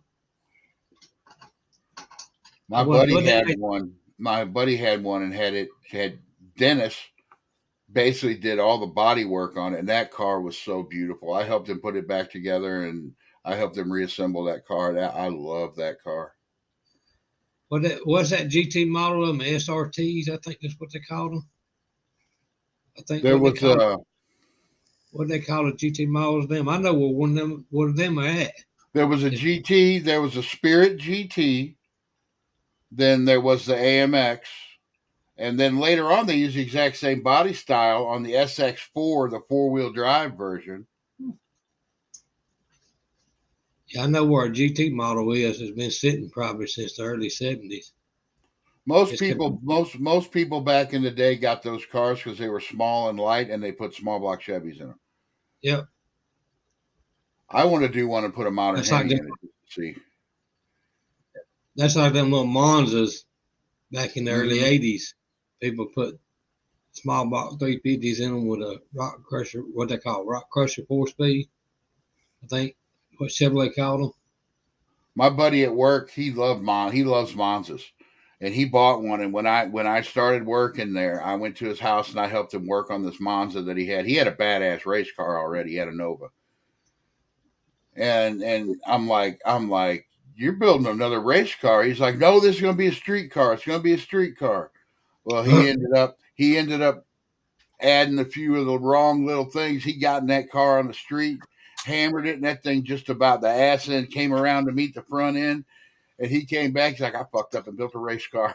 And he ended up selling it because he didn't want to take it back apart. Well, that's kind of how the truck got conceived when a 413 blew its head gaskets, or its head gasket. I got pissed off and built that. Well, I was just going to build a little 440. And then this 451 became. And, oh, well, now I got an engine then inside a truck and a knot. So now we got to build the truck around the engine. And then life happened. And then No Name happened and lit the fire under my ass. Finish this sucker. I got to tell you, Thanks for that, John. I really smiled seeing Tony rolling in that gate. Had the back window all decorated. I'm like, this guy's hardcore.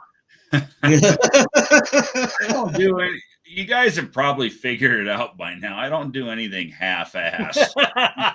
Sometimes I don't get real fast at doing it, but I don't do it. When I get it done, it ain't half-assed. Yep, Tony drove right by another competing event and waved and just came on to Sykeston. Yeah. Yeah. Yeah. Duct tape drags was literally about 3 hours from the house. Oh, yeah. I drove right by another event. But The damn national event at Gateway, Oh, that's right. the NHRA national event was that same weekend. Well, And I ain't never been to that. And I live 10 minutes away from that. I got no reason to go to that. But you know, everybody's like, you need to go just once. I'm like, I- those cars don't interest me. I guarantee you the reception that came my way at No Name Nationals as a piddly ass, 100 subscriber, piece of shit channel, showing up as a spectator in my wife's Chrysler 200, I would have never got it duct tape drags. Not even close. Oh, yeah, I kind of put myself down in the weeds, talked a little crap on myself there, but let's face it, that's what I was. I mean, maybe minus the piece of shit part, but, you know, I was a nothing channel with no, but everybody there knew who I was. Everybody there, John Wilburn being the very first one when I drove in the gate, he brought it up. yeah. You know? Yeah, Glad you were there. Glad you Look were at there. the look at the Well, you can be reception glad I from was there all day the long, but you sat there and talked to they me don't like even we've have known each channels. other for 30 years. Yeah. You know? Sold me on that. Here's the problem.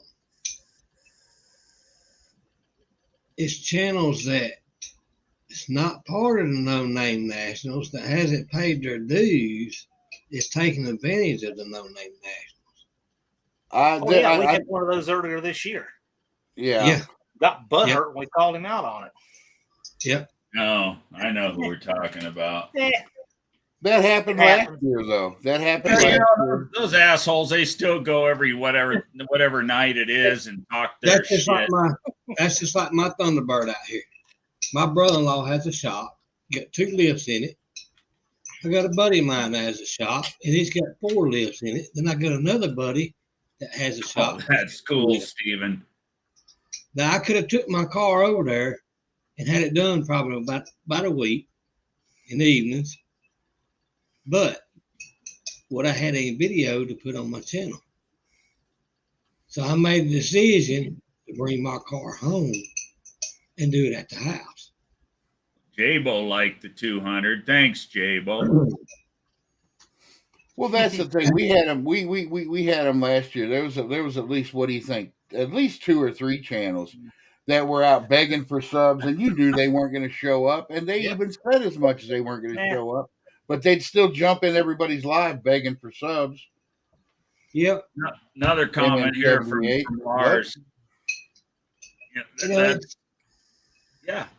Everybody here is awesome, except for the little trolls, but they self-delete. that's Yeah, just like we forget about them. Yeah, the trolls self-delete. They go away. They can't thrive in this environment. that's like when John come out, was it December, 1st January, said that we're gonna have a second No Name Nationals. I've been watching some of these smaller channels, and that's where I found Blue Collar Performance at. And I got him the No Name Nationals. I sat there and I watched him. I watched how a person he is and everything. I'm like, we need him with that Pinto at No Name Nationals. Heck yeah. That's the proper way of doing it. I like that Don English in October started working on his 500 subs. Yeah. Yeah, Don knew it was going to take some work, and he started early. Yep. And he made it. On the way home, he was thinking up his channel. Yeah. See, there's a lot of events that people can go to on YouTube, but I guarantee you it's not going to be $82.50. I guarantee you it's going to be over $1,000 per person per vehicle before you even get into the gate. Well, and not just that, is the reception, the people. You're not going to. That's right. The fabric that this community is made of doesn't exist anywhere else. No, it don't. I just need it to pay for itself. That's all I need. Just for it to pay for itself. Yep. That's it. If there's anything left over, it just goes into making the event better. I just need it to pay for itself. That's all I need. If you ever run a business, and you know where John's at right now, and I can honestly sit here and tell you every penny that comes to the No Name Nationals goes to the No Name Nationals. Absolutely. It does not go in his pocket. It does not go in his gas tank. Not a He cent. drives from Virginia 2 or 3 times a year to Saxton. And that right there speaks volumes to John's character. He ain't in it for the money. He's in it for what it is. That's right. I just And need to to pay start for out it. of- That's all I need. That's all I need. The But, start of an event like John and Dallas has started, and to come a year later to where it's at, Yeah. it's truly one of the greatest events that I've been a part of. Well, you know why he started it, don't you? It's because he liked driving around meeting all these people, and he got tired of driving around all over the place. He's like, hell, I just get them all to come to one place. I get to meet everybody. Right. It really is that simple. It really is. That's right. It really is. And how could $94 it go best wrong community out with there. groups like that, you know? Yeah, I That's the run whole a thing. a state park one time when I took it over. They was in the red, was fixing to shut the place down. I run it the first 3 months. I had them out of the red, and when I walked away from it, they had triple digits in the bank account. You just got to know how to do everything. If you got to run a business, you got to run it as a business. And do it right. Yeah. You know, Lars hit the nail on the head. Best community out there. If you don't get along with these people and have good time, it's your fault. Yep. Exactly right. Yeah. Yeah. Exactly right. We didn't have a bad apple in the house. It was great. And we even had troll seating for them. We did. Well, and don't get me wrong. Don't get me laughed wrong. my Not ass off everybody when I gets saw that. along. I guarantee there was some people at No Name that they didn't get along, but it didn't cause a problem. Well, if you got They somebody that, realized I If got there was, I I didn't got to be see a 'em. decent person, so you know. I It's don't the want way to it see any should be. fights. I don't want to see any fights. I don't want to see any drug use. I don't want to see anybody kneeling for the national anthem. We just, I'm not asking for much. right, Right? right. I don't know. If there was anybody there that didn't like anybody, I certainly didn't see it. And that's the point. That's the That whole was fine. point. I know for a fact there was people there that didn't like each other, but you didn't see it. Well, And those people that didn't like each other actually carried on a conversation, an adult conversation, and talked to each other, and there was no problems. And that's the way it should be with a community. I don't even know. I know Look at- this. There was nobody there I actually disliked, so that was good. Oh no, there's nobody there that I actually dislike. y'all look at this for a second. Y'all look at this for a second. How many communities that you know, a Ford man, a Dodge man, and a Chevrolet man can come in and carry on a conversation week after week on video and get along without killing? And it's well, part of that is because the Chevy and Ford guys we got know that they just can't hang, but Well, we realize that. We know one certain Thunderbird's coming to No Name National. And I got my money on that Thunderbird. We know who's going to win, but I gotta say, of all the people there, though, people like Steven there, Big Block 402, he really set an amazing example of just sportsmanship and how to do it. Oh, I mean, heck he yeah. immersed himself in the event and put all of his efforts into everything. Just such a gentleman and a good example. I can't say enough good about the way he did the entire experience, from his announcement to getting his subscribers to participating. Just a class act, and we have a lot of examples like that. But I mean, he came just out thinking and he about blew, him right there. he And I blew up guarantee his you- freaking engine and was a good guarantee sport you- about it. You Yeah. know, yeah. Perfect example. You know Well, who was and another great example? That's Was another Cole. thing too, though. Nobody's going to the No Name Nationals and gonna act like I got the fastest car here, because nobody really cares. We're there to all have a good time. Hey, And every single person that goes down that track, every one of us is happy that they're going down that track. well, you Steven, don't the have thing to have is, a fast car. Steve, the thing is, and Brian, I talked to Brian offline a lot. He can back me up on this. I'm not blowing smoke. If I say that, I absolutely believe it, or I would not say that. What? I said Steven was I was guarantee such you, a- Big Block's the same Steve was such a person. good example of leader Oh, in our yeah. community. It's like, if I don't believe it, I'm not gonna say that. I guarantee you, Big Block's the same person behind that camera as he is in person. Yep. You know, 100%. you know what I really think it is? What I Yep. really think it is like John says, it's not about the cars. We're all not. happy to see each other, and we're all happy Right. that you know, like I'm gonna be happy, Auto Salvage, when you show up and I see you, and be like, hell Right. yeah, you made it, cool. You know, Right. I mean, I could be wrong, and I could be gambling on the wrong thing here, but I have put my position and my chips on this. As long as the people show up and want to show up for each other, the cool cars will follow. Absolutely. Right. That's what I think will happen. That was another good one. Russell and his dirt track car. That Oh, was yeah, that- I need to catch up on That's one of the Russell's stuff, stories of the because event. supposedly he's building something else that I haven't He's seen. building yet. a That's truck. incredible. He's building That a there, truck. to me, that was the highlight of No Name Oh, it was National last awesome. year, was seeing the dirt track car go down that track. Yeah, that was awesome. The video. That was almost priceless right there. You know how many channels interviewed me at the No Name Nationals last year? All of them. Oh, one. You know what channel that was? Outfits Garage. Outfits Garage. Was it Russell? Yeah. Nice.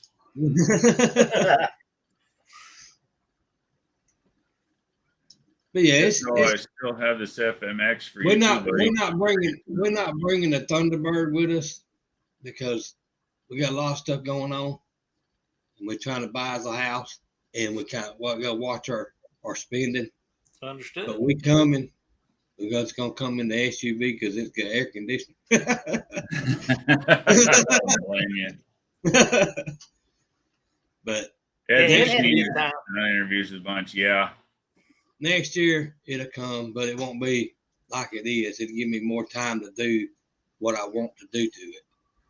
Oh, J-Bo, are you still here? If you are, what did that camper you guys rented last year cost you? Because I'm thinking about doing that this year.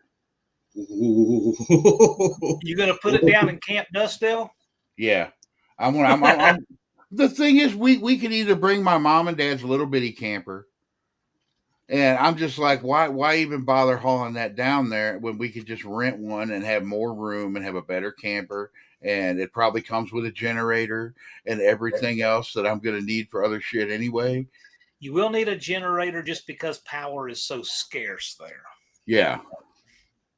And we do leave one power outlet down there by the bar down there because the NSB guys and Leighton Welding and them, they set up that shop area. So if somebody needs to weld, change a tire, or needs the shop facility that comes, that's what we want them to set up. J-Bo says it was around $1,200. Whew. Yep, it's high. Yeah, it is high, but it might be worth it. You know, a condo at the beach costs twice that for a week. Mm-hmm. Yeah. Yeah. But everything is crazy high right now. Yeah, you got a 28 footer. I'll sell you. It'd be worth it just to not get down Hefter because they bought this camper and haven't used it in 3 years, and it's just sat in the same spot. So I had to go through it totally, and I'll end up sleeping in a tent anyway. It's set up for 3 years. Throw some tires on it and let it ride. That's why I want to sell mine because I never use it anymore.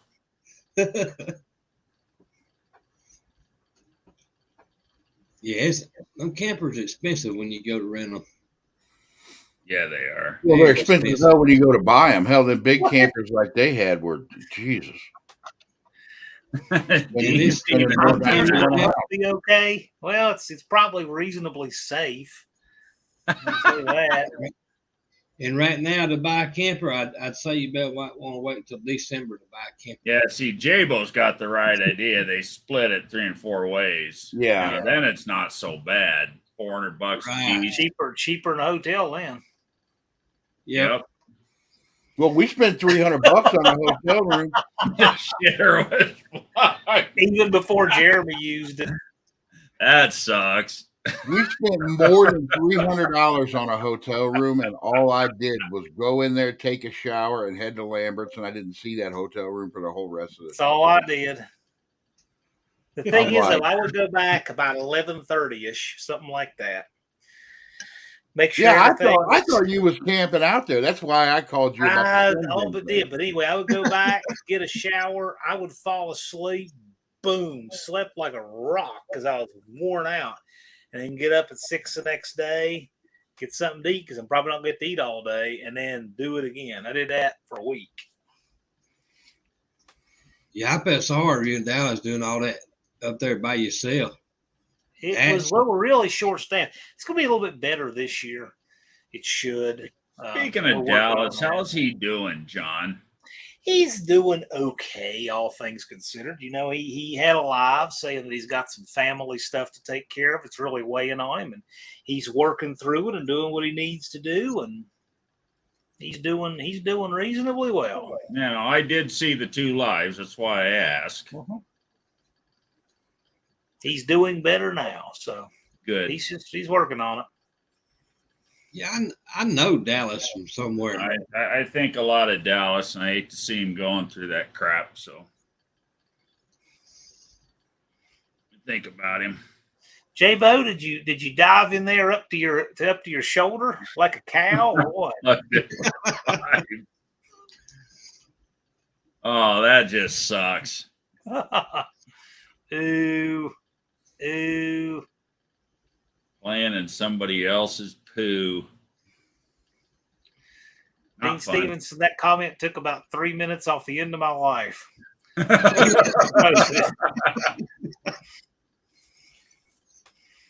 I'm dirty hippie. You know what was really funny? I did very little videoing at the event because I was just swamped. But one time I did is I walked up through there and we were lining up cars for the group photo, right? And I just happened to be filming and just happened to be walking by the Bad Tree guys when Ron Ward just happened to announce the dirty hippie. And he hadn't heard that. He'd never heard that. And Jeremy just lost it. He had no idea that he was actually on the announcer as the dirty hippie. It was great. See what J-Bo said? No, but my balls got wet in the middle of the night. Look at that. They bring the Weird Hour to Brian. We've officially, I was just going to say that. We've officially made it to the Weird Hour. Was it pretty nice at night up there? It was. Oh, yeah, it was great. Oh, it was awesome at night. It was great. It was great. It was great. That's the great thing about that's a great thing about October in this part of the country. It's really not too hot during the day. Yeah, at night it's a good chill.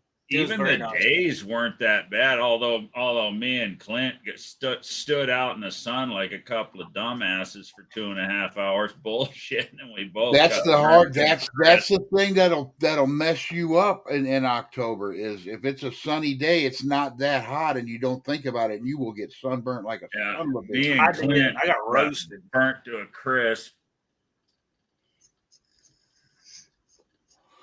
Well, I'll bring some of that. I'll bring some of that spray sunscreen. Yep. And every time you walk by, I'll be like, John, hold on, and I'll spray you down. There you go. Now you won't have this fucking sunburn. Yeah, I'll be doing that this year. I ain't getting all fried to hell again. I got pretty burnt. And that time of year, there's no bugs. Yeah, pretty burnt. Jethro was just fine now. Jethro was fine until a monkey bike drove by. Oh my, yes. You didn't like the monkey bikes? Oh my, nothing on 2 wheels. Well, what's he gonna do with Williams Cushman? It's got 3 wheels. He'll be fine with that. Oh, that's funny. Worst part of the nights were JB and Buck sharing scary stories. Oh, shoot. Oh, man. I can't get that image out of my head, and I don't know why. But on my live last week, when John Cope was in there, and Williams, and he said something, he asked if William was bringing his Cushman this year because he wanted to go for a ride in it, and I just pictured John and William in the front of that Cushman. That poor fucking Cushman. That's no. He's building a death trap out of that thing. No, he's bringing his regular one, his regular Cushman. There's not a ratchet strap long enough and a balance point good enough to make that happen, Brian, and you know it. all I can think is that poor little front tire. No, not happening. I may have to talk to William. Just say, hey, just let him drive it. I gotta say though, take him for a ride. He and William sitting like back to back in that thing. That would be pretty funny. That would going be around funny. greeting people. Oh man! Now he is bringing Mr. Haney's wheelchair. Cope is bringing Mr. Haney's wheelchair. So you lose to Cope, you get a ride in the wheelchair. Well, you know what? I'm happy that my mom and dad are coming because they're both bringing their mobility scooters, so I'll have something to go to the bathroom with. Oh man! I don't have to walk. Don't tell me the bathroom's a mile away. Depends on where you pit at. If you pit by me, yeah, but Who all got one of gonna- these last year? oh, I got one. We're gonna have some portable toilets in there to make that a little better, and there's restrooms in the bar. We're gonna improve upon that this year. Although I think we need to have one or two that's exclusive for the use of the Camp Dust Devil, because without that warning label, some people might be reluctant to go in those. We'll put a sign. It'll be like the seats for the movie stars that have their name on them and the big gold star. We'll have like Jed and a big gold star on the door. He's like, I'm at home here.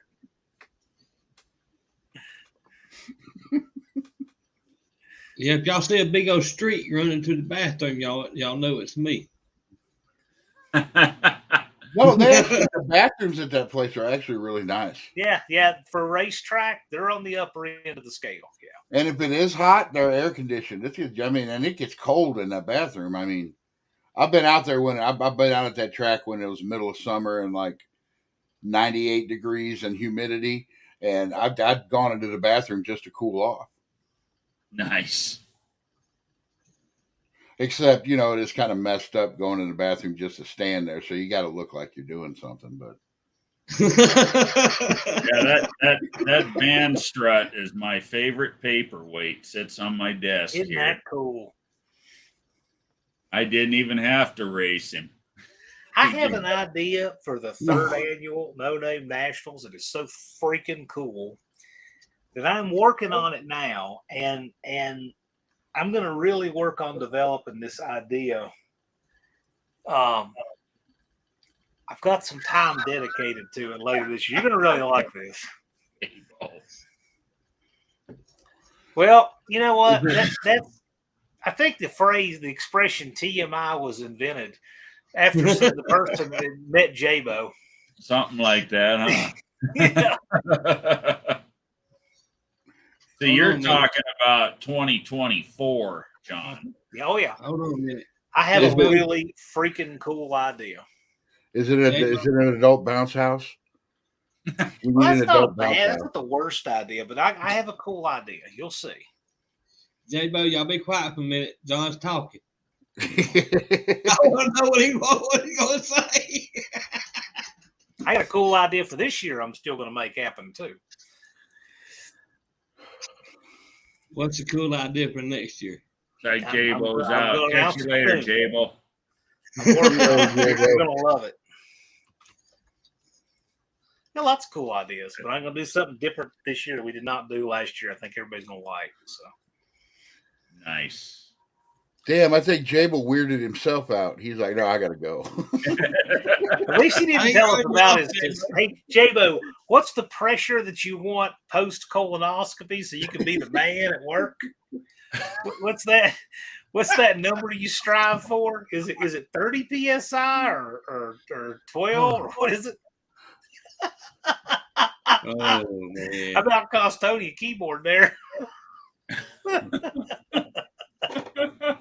Oh, J-Bo, I was wondering. I just thought about that. I'm like, what is J-Bo doing up at 1 in the morning? CRT shirt. I was like, what is J-Bo doing up at 1 in the morning? But he's retired now. He don't care anymore. All right.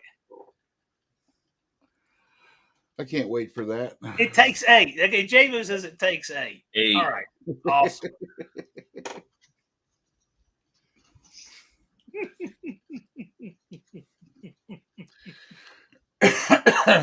Too much fun.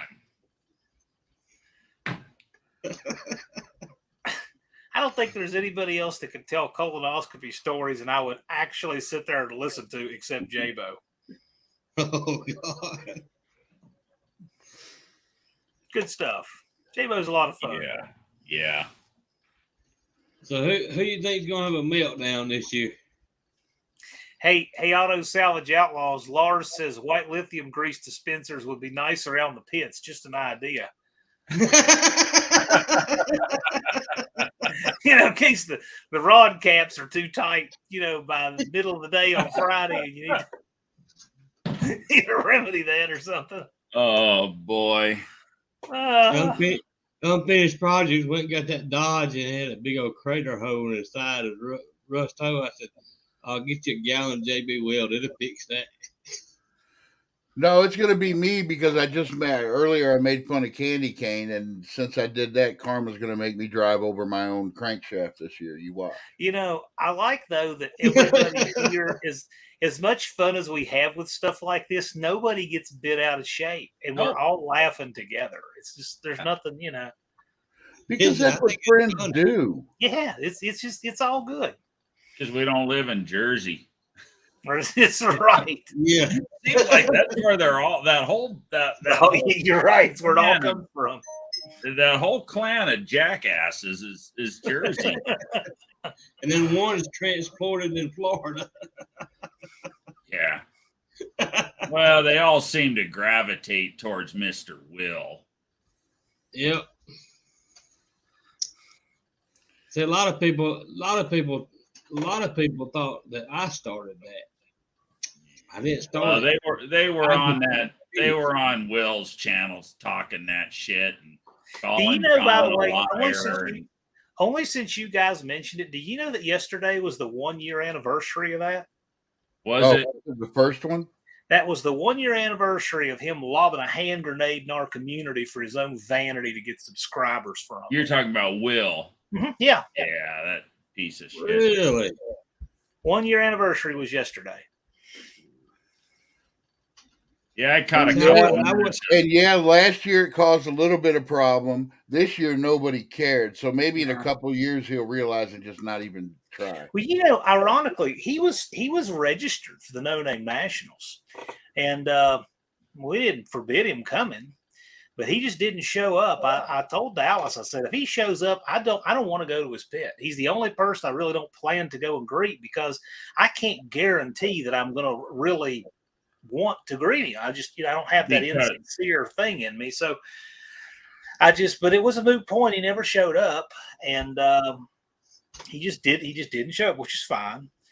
I wouldn't accept the registration from him now anyway if he did. So that problem just went away. But as soon as that happened and he didn't show up, that's when the lives started, just regular lives that, go after the whole community and me. Well, yeah, so, they sit there and they talk. Anybody that, and I don't retain any of it because it's trash. I don't watch any of it. Anybody that knows this community or has spent any time watching any of our videos or any of our lives, they know it's bull crap. Yeah, there's some that don't. There's some being all for freedom of choice, Dean. That's called sticking your foot on somebody else's head to make yourself more buoyant. That's that's just chicken shit. No, there's no reason to do that. Nobody else did that. Then you got one that every time his elbow bends, his mouth open and he's telling a lie. Barrow's got shit by those idiots too. I don't know. They just go around. Yeah.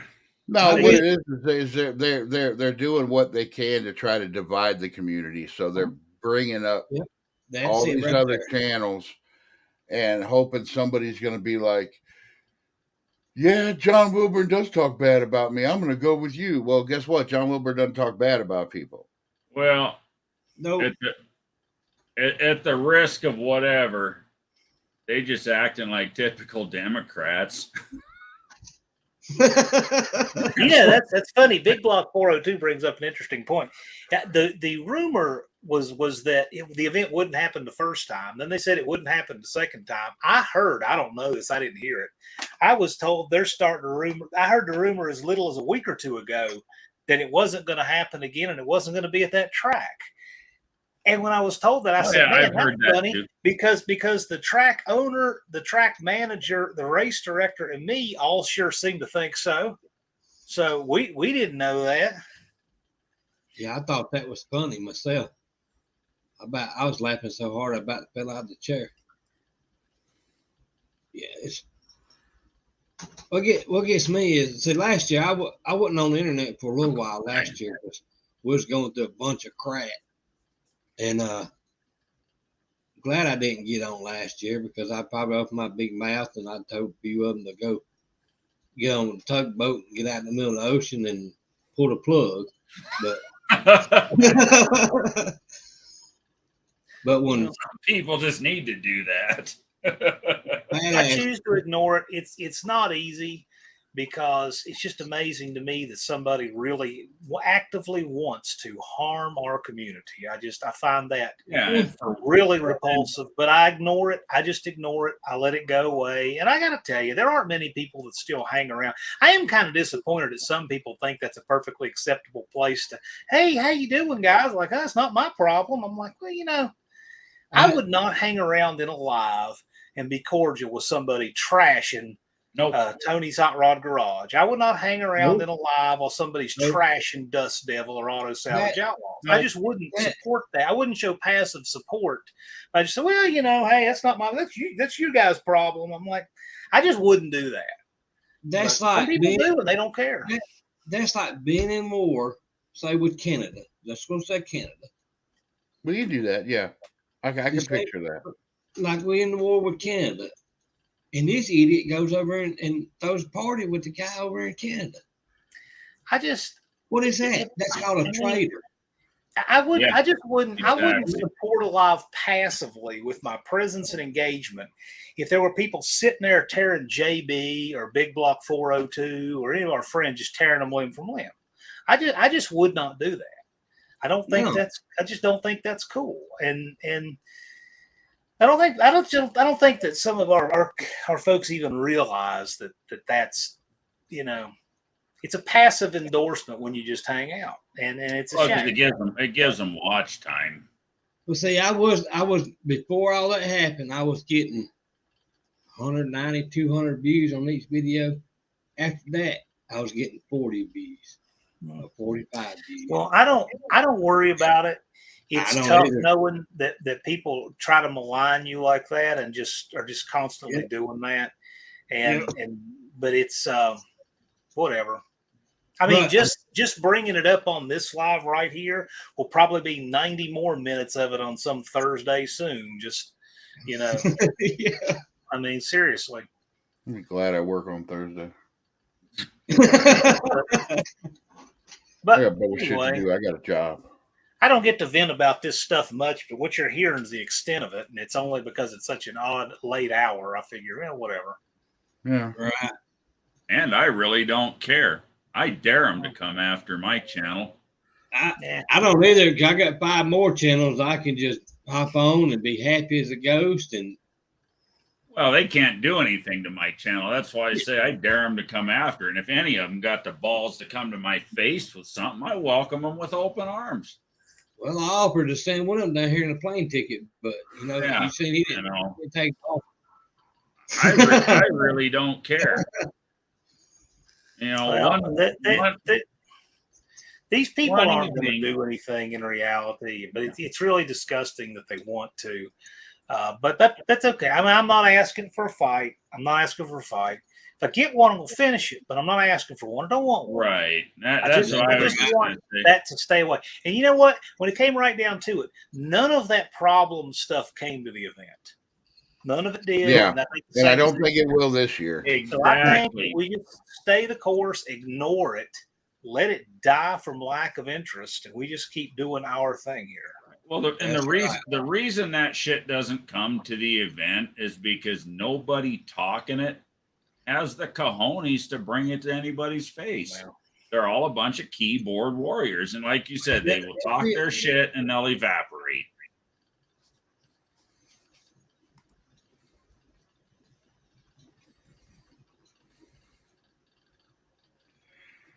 Exactly. Treachery is still punishable by hanging. It's about wising up and realizing that after you say yes to them, you no longer have any freedom of choice.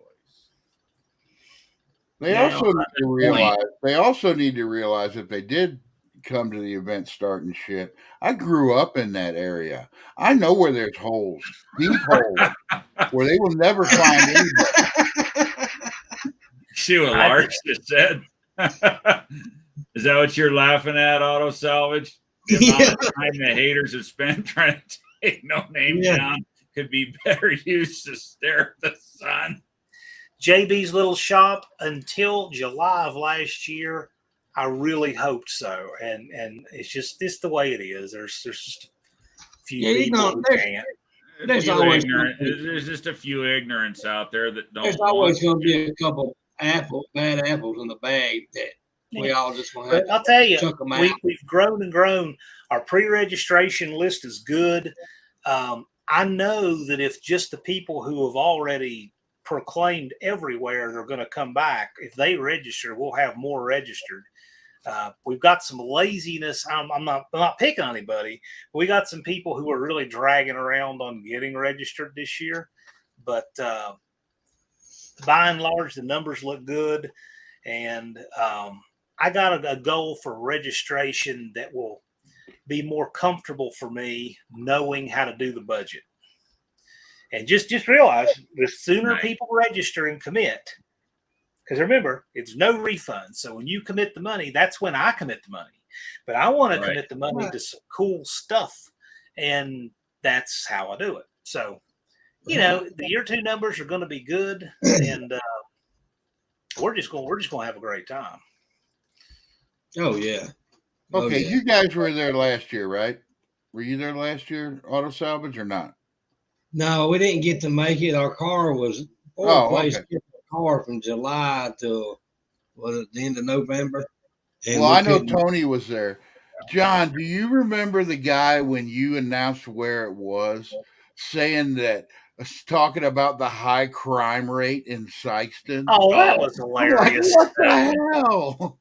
Do you even know what you're talking about? We had 1 or 2 guys do that. And those are the kind of people that read something in Consumer Reports, then have to get it out of their house. Yeah.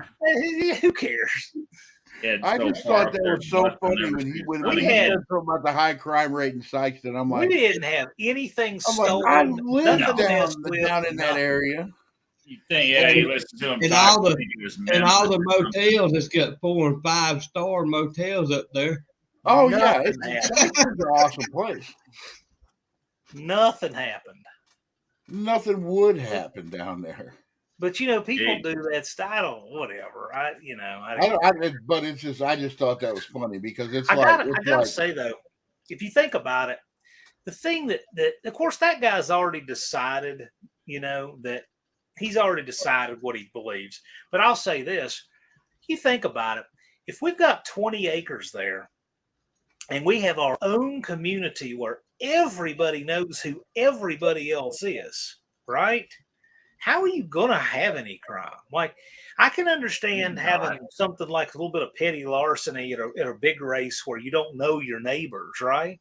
Yeah. But how are you going to do that where there's that many? How are you going to sneak out a car, for example, that every person on the property knows who it belongs to?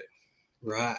It ain't going to happen. It ain't going to happen. You got a snowball's chance in hell. Right. So, I mean, that's the reason why, because the criminal can look at that setup and see this is absolutely the wrong event to commit a crime. Yep. Right, because he walks in there, you're going to have 200-300 people whooping his ass. You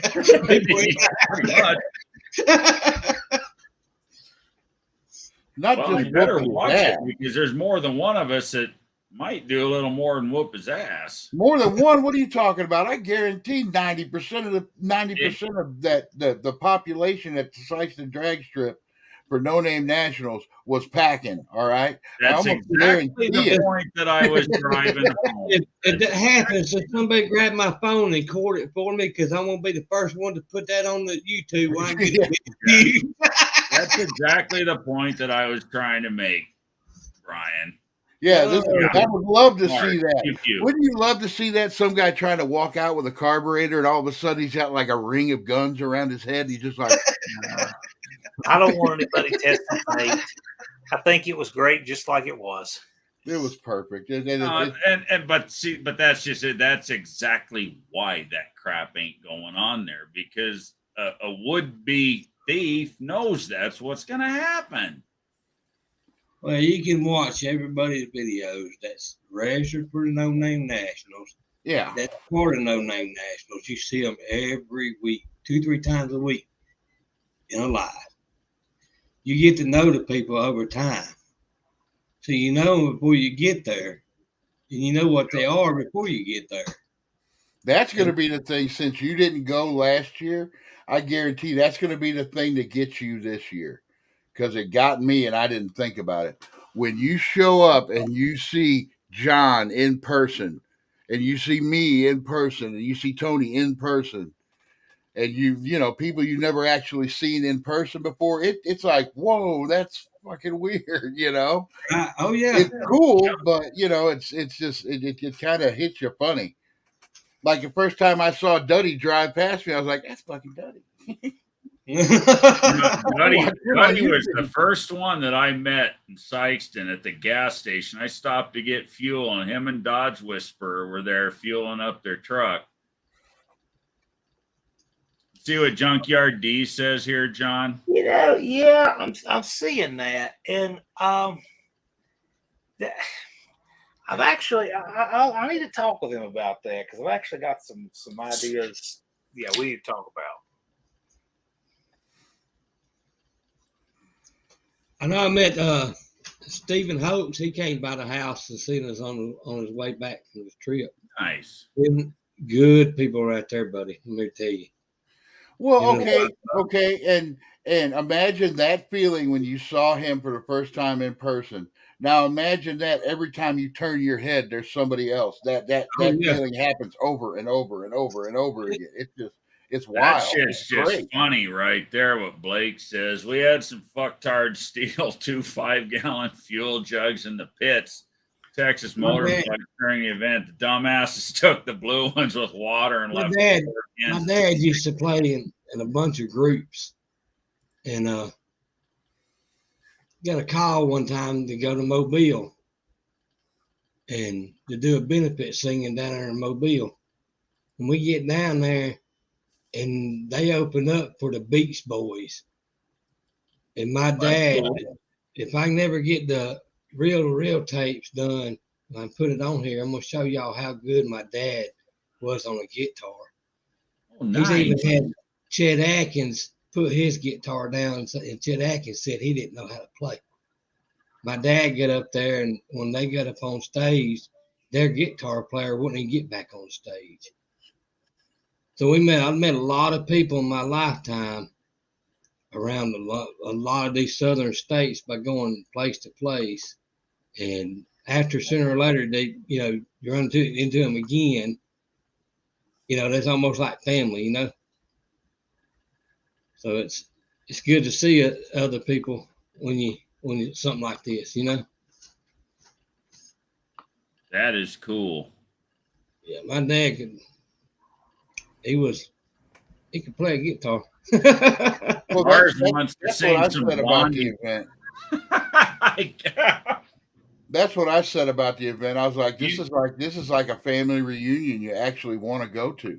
Right.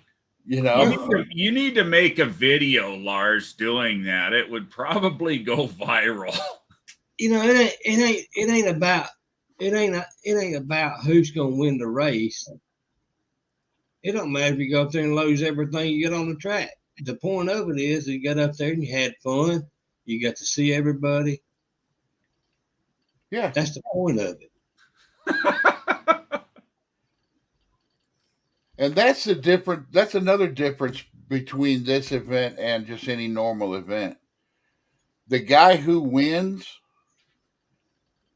everybody there is happy for him that he won. Even though he beat you, you're happy for him that he won, Well, exactly. It's the No Name Nationals is make a video, get the content out, get your subs to get there. That's what it's all about. Just getting there is the winning. Right. Yep. Right. You're getting there, like you said, it's the winning of it. It's absolutely. It's not given to you. You got to earn it. If you don't want to work on a car and make a video or whatever, then you don't need 500 subs. Well, yeah. If you think about it, a lot of these guys, this No Name 500 thing, And I'll just use Dennis as an example. Dennis, he obviously knows how to build a car, right? He's a seasoned racer and all that. And he's obviously smart, and he's smart enough and talented enough that he could go outside his comfort zone to do something to make it happen, right? But it was hard for him. But he did it. He pushed through and made videos and all that, right? I think that says a lot about a guy that'll enter the No Name 500, get out of their comfort zone, give up some of their anonymity, slow down their working on stuff a little bit to share with people. And I tell you, it makes for a good community of racers when they have to do that just to get in. Oh, you Bad bet. Attitude CT, and there's another good example. Bad Attitude Blake there. He made it happen. He made a lot of shorts. He made a lot of content. He just said, you know what? I'm going to do something different. I'm going to clear that hurdle and make it. And that just speaks to him. Yeah. Right. Forget about a lot of these guys here. JB and Lars, they didn't give up at all. No, Blake's been dealt some pretty shitty cards. And Blake just powers through and makes it happen. Every last bit of it. That's right. that's like last year. I sit back here and watched about every channel of the No Name National fighting to get the car done, fighting to get subs, fighting to get the car done. And making videos. Blake, he got it done. He just made it happen. And Yep. that's the thing. It can be a little bit intimidating, but you know what? Having courage doesn't mean you're not afraid. Having courage means, I might be afraid of it, but I'm going to do it anyway and conquer it anyway. And so they do it. And then there's that common experience everybody has when they get on the other side of it. It's great. It really adds a lot to this event. It does. Nothing else has that. And see, we had no big sponsors. If we had all big sponsors, then you had a lot more rules you got to go by. They would fashion the event like all the other ones to sell product and that's fine. I have nothing against those events at all. It's just we don't need another one of those events. I don't. Right. Yeah, it's all different. The whole atmosphere of it is different. Well, if you got, let's say, Sony for a sponsor or Holly for the big sponsors, then you had to go by their rules on what. Yeah, then you're doing what they want you to do. Right. And then where's the fun at? There ain't no fun. Bad Attitude Blake. It's kind of funny that he says that because for whatever reason through the course of the year, I will eventually call most of the No Name 500 guys for something or other. It could be to have them on a live. It could be about just some odd miscellaneous thing, right? And I got to tell you, probably 2/3 of the time when I call them, it scares them a little bit, spooks them a little bit. Like, is something wrong? Or is there the problem? It's like they're afraid. Like, why else would I be calling them, right? And it's just strange to me. I don't know. I guess that's kind of the way the world works, is that you rarely have anybody call you unless there's a problem, right? Monkey bite. Not nervous of embarrassment. Nervous I lose my wig. Well, here's the thing. Get this. You guys. I don't think I've ever told this story to anybody, but I had my YouTube friends, and I started my channel, and we had a little group. It was I'm not going to name names. It was just a little group, and I was used to all these people. Okay, and we all watched Uncle Tony. We all knew who John Wilburn was. Right. Okay. Well, one night we're just on my little live, and I was doing these lives fucking like this, 4 hours. I had 5 people watching the whole time. But we had like 3 or 4 people in, and we were just talking. All of a sudden, John Wilburn pops in, and we're like, "Oh my God, it's John Wilburn!" I remember that. I had to get up to get something, and my son was there, and I was like, "This guy's a big fucking deal." It just scared Brian. I didn't really think much of it. It was kind of funny. It was like, oh my God. And like everybody was kind of like, hi. No, You I met, just want people to realize, I Well, just and want what to it make is what, everything go well and want to be a good concierge and want everybody to get what they need. But it's funny because for whatever reason, it spooks people when they're not expecting it. Like it's almost like something bad has happened or something. It's like, no, really, it's not. It just, I well, don't you know. know what it is, John. I can tell you what it is a lot of these people, a lot of the people that are going to No Name Nationals are older, not old people, not like me, but in our age range. I may be at the top of the age range, but in our age range. You got We 4 years grew on up, me, Brian. So don't talk about how old you are, man. Brian, how we old? grew up watching TV, okay? Well, How now YouTube is kind of our TV, and when we Yeah, see somebody we don't know, it's you go back to TV mindset. baby. Hey, that guy's special. He's on TV, and you're sitting there watching him. And even if you're doing the same thing, you still think that way.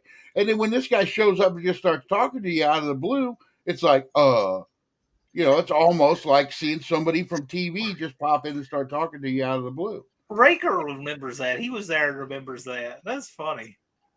Hey, Brian, how old are you now? I'm 50. Oh, that means, oh yeah, Oh, are you the oldest now yeah, I'm the oldest in this in group. this group? All right. I don't know Tony and how old I you, are Tony. That's why I used to like Tony and having I are J-Bo in the cruising in on lodge. 46. Yep. Tony, you 46. I will be in October. When's your birthday? That Dust Devil. What month? May 5th. Oh yeah, I'm the oldest one in this four. Bad attitude CT, and you don't have any idea. People just don't always know, and it's you get on a bigger platform, you're going to find people who have followed along for a long time, and people who don't know what's going on. So, Yeah, I mean, honestly, at this point, there's probably not a lot of people that know about. There's still people that do, but I bet there's people that come into this that don't know about your stint with all the stuff that you did for Tony and all Right. that, and yeah, all the and that's times that you fine. were on his That's stuff. fine. I mean, Well, that just means now you've made your own. One You've made your own thing. One thing Blake is not is lazy. Now, one thing I will say there, Blake, bad attitude, CT and Blake, people don't know it, but the other thing is I haven't mentioned it because remember how you said that you don't want to tie your identity to it and mention it, and you notice I haven't. I mean, you're bad attitude C10. Yep. And around here we talk about all the stuff that we should talk about with you, right? Mm-hmm. So if you want to bring it up, it's up to your Yeah. prerogative, but to me, you don't need to be known for that. So, no problem. Doesn't change who he is. Raker's in the house. It's all good, man. I think it's a great event. It's one of the best events on YouTube, hands down. I think Raker was I know he was one of my first viewers. Raker's got to see this whole live thing blow up. Yeah. JB's Brian, hitting the Brian sack. and I and Uncle Later. Tony were like the first 3 regular weekly streams. And like I said, I was the low man on a totem pole. I was doing that with like 5 people in here, but it's like, screw it. I'm having fun talking to people. Yeah. And it is fun. Hell, we're sitting, it's even later for you guys. It's a quarter till midnight here. And It's a quarter to 5 here. What are you talking? No, quarter to 2. No, it's a quarter till midnight here, and I've got 17 people. Yeah, John's an hour ahead. He's an hour ahead than I am. I still say that. Like the first time you put out a video and you see people actually watching it, and say your first video gets 50 views. Right. You're like, 50 fucking people. Right. What is wrong with these people? No. I'll be That's right like back, y'all. I've said that from day one. Raker, he will stay here until this live shuts down. And he has done that on my life. Rakers, he probably has some mental issues because he sits here and watches us all night. But it's mental issues we can all deal with, I guess. So the Weird Hour, watching the Weird Hour is kind of like the real life version of Clockwork Orange. It just kind of reprograms you. Tony knows what I'm talking about. Yeah. Brian and his droogs.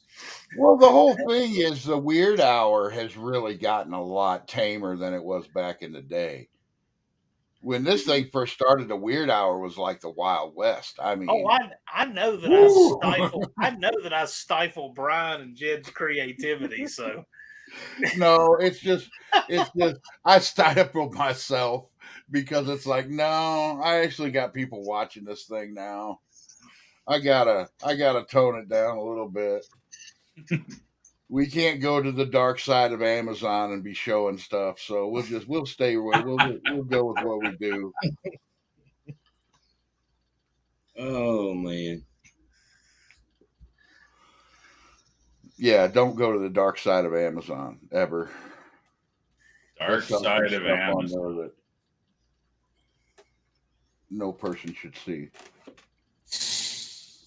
Well, this has been a blast, but I probably need to crash and get a little sleep. I got some work I got to do here a little bit. Got an appointment at 10 o'clock, so I got to actually get up and work on my damn car tomorrow. That's my all-day thing until what you gonna do? What's your goal tomorrow? My goal is to get the rear end out, and I got to cut the perches, which I haven't decided if I'm just going to cut those really nice and try to re-weld them after they move. Because the new perches, I've had a couple different people tell me this, like the new perches you buy, sometimes the centering hole is bigger and it's hard to get them centered in right with the new perches. But I got them if I need them, so I'm wanting to cut the perches and maybe start getting the pinion angle set. Well, wait a minute. Can't you just shim it? How far off is it? It's pretty far off. You mean you can use shims, Yeah, but the biggest shims I found were 8 degrees. 8 degrees. More than that off? It sits up when the weight's on the ground, when all the weight of the car is on the ground, the pinion's sitting like this.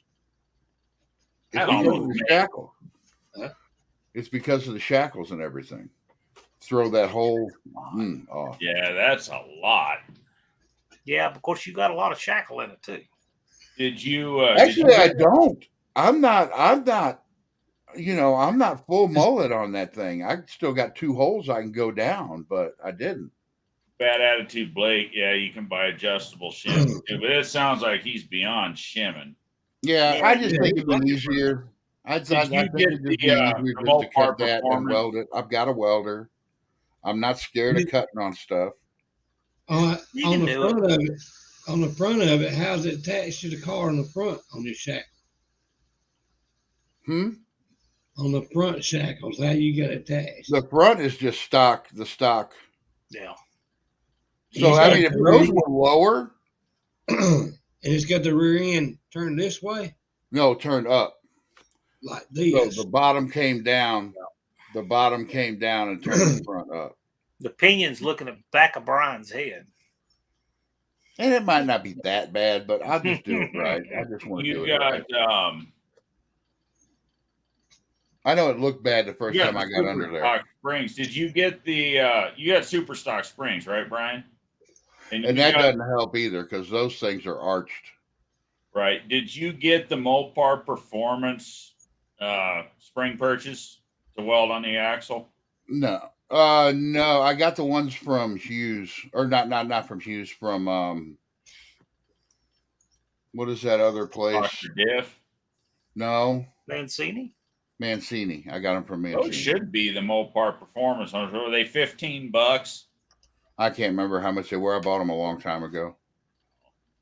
Well, those Mopar Performance ones have been $15 as long as I can remember for a pair of them. And that's what I got. I got mine from Dr. Dip. You get them from Summit. You get them from Jags. You can get them anywhere. And I've never had any fitment issues with them. I'll just set them on there and see what it's going to do. But I want to do that anyway because, and I've been told that it's normal, but you don't notice it unless you do something Right. full See, I'm idiot gonna. like mine.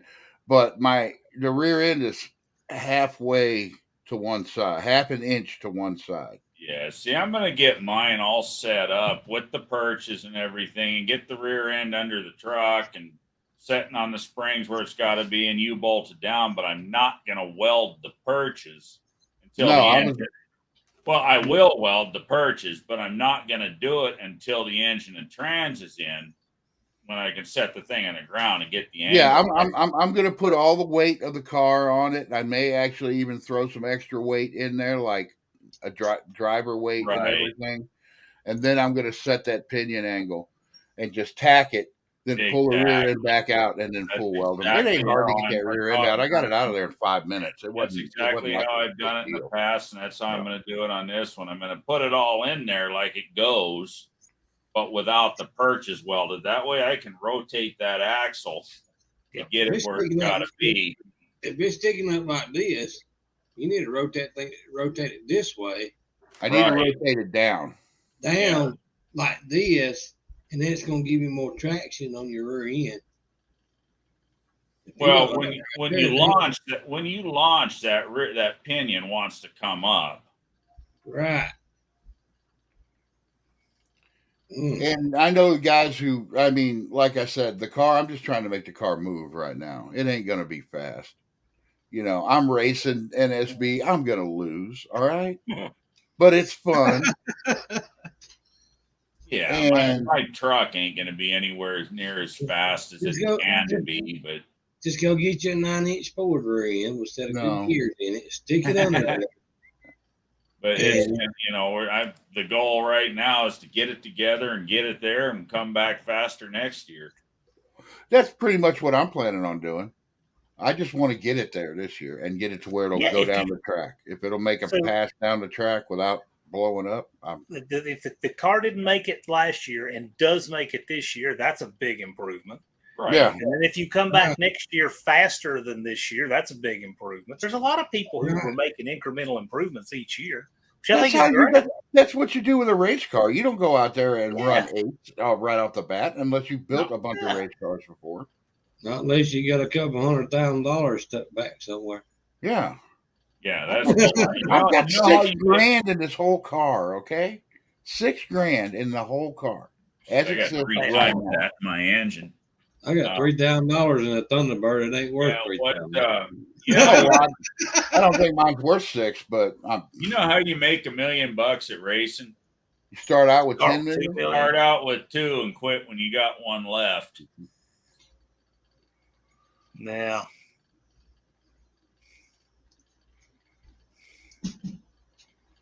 Don't And forget that car may adjustable never be pinion super cover. fast because of the way I want it to look. And it looks exactly how I want it to look.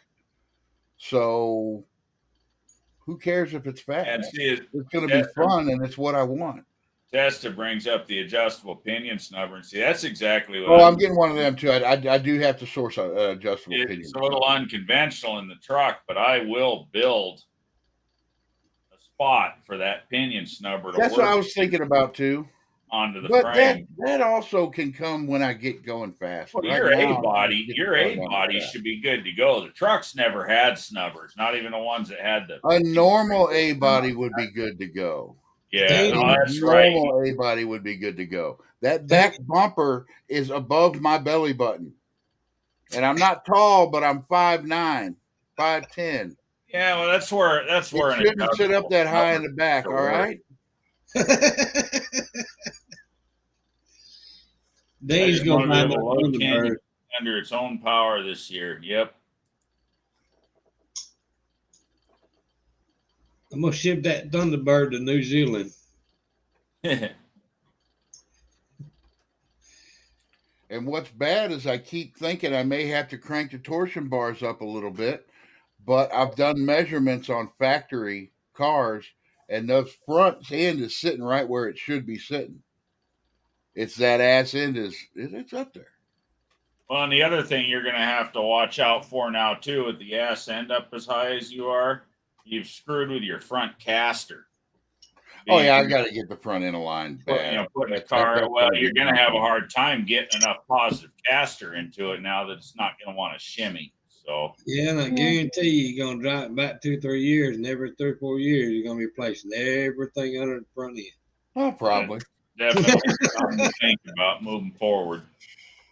But it sure looks good raised up in the back like Such that. is the price of having a car that Steve Mignante says is cool. Right. All right. People can beat me. I can lose every race from now until the day I die, but I can look at that guy and say, did Steve Mignante say your car was cool? No. That is one thing I can say about the truck. My truck, and using those Rakudo control arms and everything and dropping the front end. I am really pleased with so far. I think the geometry is going to work out nice. And there's aftermarket stuff I may go to later on that'll adjust everything out. But a lot of the time you end up shooting you lower stuff to go for lower center of gravity or for the stance or whatever, and you end up shooting yourself in the foot geometry wise. With this Dodge truck front end, I just don't think that's going to happen. Oh, you just wait until you put the body back on it and it's sitting low. You'll have one or two idiots saying, "Oh, you ruined that truck. You can't use it as a truck anymore." You know what I do? That's what I say to them too. You know what I do with that car that you got? What? Tell you what I do. I'd go get me a Ford Explorer that's got a V8 in it. That's got the positive traction rear end on it with disc brakes. There you go. Put that rear end in that car, and then I'd change the front over to disc brakes. Front of it has disc brakes. The only reason that car has disc brakes on the front is because that's what it came out with from the factory. And then I'd crank up the saw and I'd cut about 1,000 pounds out of that car. Right. And then when you go down that drag strip, you're gonna be passing everything inside. And for all the jack wagons that want to say that I can't use that truck as a truck anymore, guess what? One thing I'm not changing about that truck: the rear 3/4 ton leaf springs. Well, and you know what? Half of these brand new trucks that you buy, you can't use as a truck. They're fucking luxury cars now. Well, that's why they cost $80,000. I shouldn't say I'm not completely not changing the leaf spring. I did remove the factory installed helpers. I don't want any of that in there. I did remove that, but it's still, as far as the main leaf spring goes, minus the factory helpers, it's still a 3/4 ton leaf spring. And I'm leaving it there for one, because it's a little stiffer. It's going to help with the launch. And for two, if I want to throw a couple sheets of plywood in the back of it, some tools, whatever, I can. So no, it might sit a little bit lower to the ground, but no, it ain't ruined. But it makes it cooler. Yeah. Well, it makes it and the thing is, it's your truck. Oh, but you said something about the rear end. I've got an 8 3/4 rear end in that with 488 gears and a spool. Right. Yeah, but with that Explorer rear end with disc brakes on it, positive traction, yeah, it's a better rear end. Nah, I don't know. That's a toss up. That is an honest toss up. I wouldn't say that. I wouldn't go that far. Whatever posi unit you got in there of any make or anything, the spool is. What motor you got in there, Brian? I got 360 in it right now. Oh, I'd take 360 out. 360 out. Put a Coyote motor in it? I put me a Coyote in it. Fuel injection. Mm-hmm. Yep, 2 turbos on it. I get about airbags. Horses. Airbag suspension. Yeah. Then when you give it gas, the front end will come up just like the back end. You wouldn't have to worry about doing nothing. Put an airbag steering column in it while you're at it. Yeah, there you go. Hey, just put a 4.7 in it. Yeah, I just put a 4.7 in it. No idiot's ever done that. Remember that? Was that a video or no? Or was it your community page? No, that was a video where you had had everybody thinking you were going to put that. Yeah, I got it. I'm wanting to trigger people. I got to beat that trigger right there. That's a that hard was a one. good trigger. I actually, right I actually got 2 turbos, and I was actually gonna put them 2 turbos on this Thunderbird. I wouldn't mind trying a That turbo setup. That was gonna be my sneak attack. But running I've a also got fool two a lot of 15 people pound. with that. I've also got 2 15-pound nitrous bottles in the trunk, and the That's plate your setup sneak on the car. attack.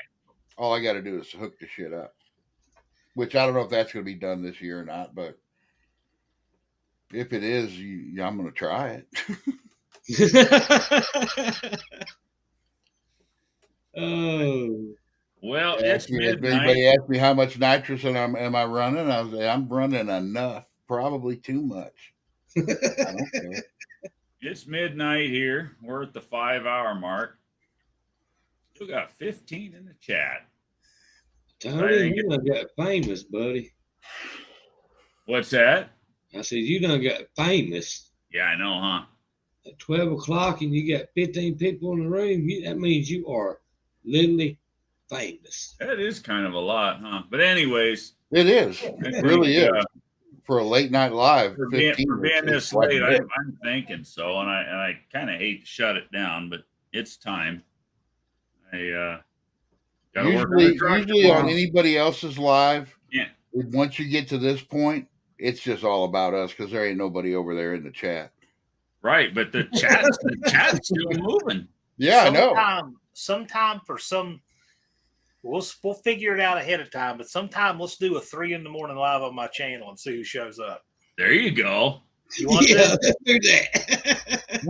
Me and Jed did a 3 a.m. Christmas Eve live, and we tracked Santa Claus on the computer, and fucking Raker was in there.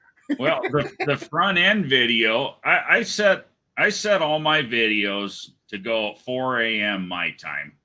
So they're kind of a normal morning time for the East Coast, and they just kind of work back this way. Well, the other night when I was working on the big block until 4 o'clock in the morning, I was coming in the house. It was 4:15, something like that. And I thought, oh shit, my video launched already because it's so late. This son of a gun already had, I think, 14 views at 4:15 in the morning, my time. It doesn't matter what time you go live. Well, it wasn't live. I think anybody in this community, if you go live at some time, there's going to be one or two of these people. Somebody's up. You're going to be like, Yep. what are you doing? And I guarantee you, Dean will be the first. Dean one will be in there. and Yeah. the last one to leave. Yeah. Well, I've done it with premieres before, just an instant premiere right out of the blue, and they show up. They just show up. you guys around Labor Day sometime in there? Do you want to try to do a crazy o'clock in the morning weird hour live? Yeah, Yeah. fun. Yeah, let's Something do like it. that? That'd be fun as hell. Yeah, Just let's do something, it. just something a really stupid hour, like Either 3 a.m. Just to see who doesn't have the duck? Who's gotten rid of the duck? I know I don't have the duck. I don't Tony have don't the have the duck. duck. Because if you see right here, any of us could stream what we're doing right now on our channel. Oh, I've got the duck over here on the left. Yeah. I got a little blue button up here that says stream. Oh yeah, I forgot about that. You can do that. That's what we ought to do. Is like it's like Anybody get in there 3 or can 4 of us in at like 3 in the morning or something. do it and all all on of us your hit that channels. button, Yeah. and it'll come up on your channel. You know And about see how many that, right, people we get John? in. You know about what we're talking. Yeah, that's a relatively new feature. Brian and I actually stumbled on it. What, a month or so ago? Yeah. They had I've it on used it a couple of times. It's the chat gets kind of confusing. If you do a live where you follow chat, it gets kind of confusing. Yeah, the chat does get confusing. Yeah, they put it on cell phones first. It was an option on your cell phone too. Well, what gets confusing about it is the chatters, like say they're on your channel, ASO, and they're chatting in the chat. Well, we all see it in StreamYard, but if they're watching my channel and everything that's going on in my channel, they don't see what's going on in your channel, and it gets confusing for the viewers. But Right. Remember that one night, Brian? It was me and you and Jed. There was me and you and Jed were doing that, and we had what, like 70 freaking people. And then Jed left, and we had 5. Yeah, I know. I know exactly. No, after Jed left, we still had about half what we had. Either way, it was a hell of an engagement. Yeah, because the 3 channels and all of the 3 channel subscribers were involved in it, so it was kind of cool. You got to expect that. Jed's got a 26,000 subscriber channel. Right. His goes out to more people than ours does. Well, Jed was a bad example because he's a bit bigger channel than ours, but whatever. It was the. But now, if you did a live where a lot of people do it, and you do it too, you go down every chat and read every chat. And everybody would see it when it pops up on your screen. Right. Then I think it would be all right. Yeah. So. Yeah, that would be fun though, John. I'd like to try that experiment. Like just a surprise live at some strange hour. That's a good idea. Just for the fun of it, just to see the worst hour possible. Yeah, see what happens. Yeah, that'd be kind of funny, wouldn't it? Just see who come in. I bet you I could go live right now. I bet you I get 30 at this hour. I used to be able to do that. I can't do that now. Yeah, I'd take that bet. I bet you get close to 30.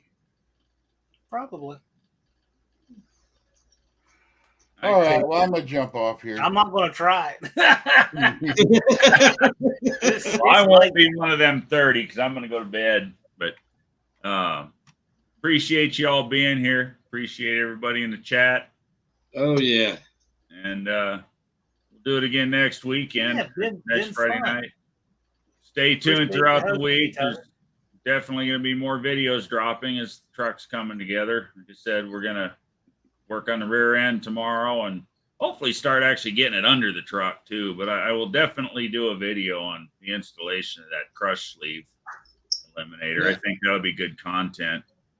I actually haven't I've actually searched YouTube. I have not seen anything on how to install a crush sleeve eliminator. So I think that'll be good. Cool that'll be good. Make sure you put that in the title too. You'll have absolutely. But stay tuned. There's definitely going to be truck stuff coming. We got 60 days to get her done. And I'm kind of running on Big Mike's time. I want done 10 days early because hell, I'm going to spend 5 of it getting there. 60 days, 10 hours, 52 minutes. I knew I'd pull it out of you, John. Got that clock about memorized, don't you? It is what it is. It's counting down. Yes, it is. All right. Good night, everybody. See y'all later. In the next one.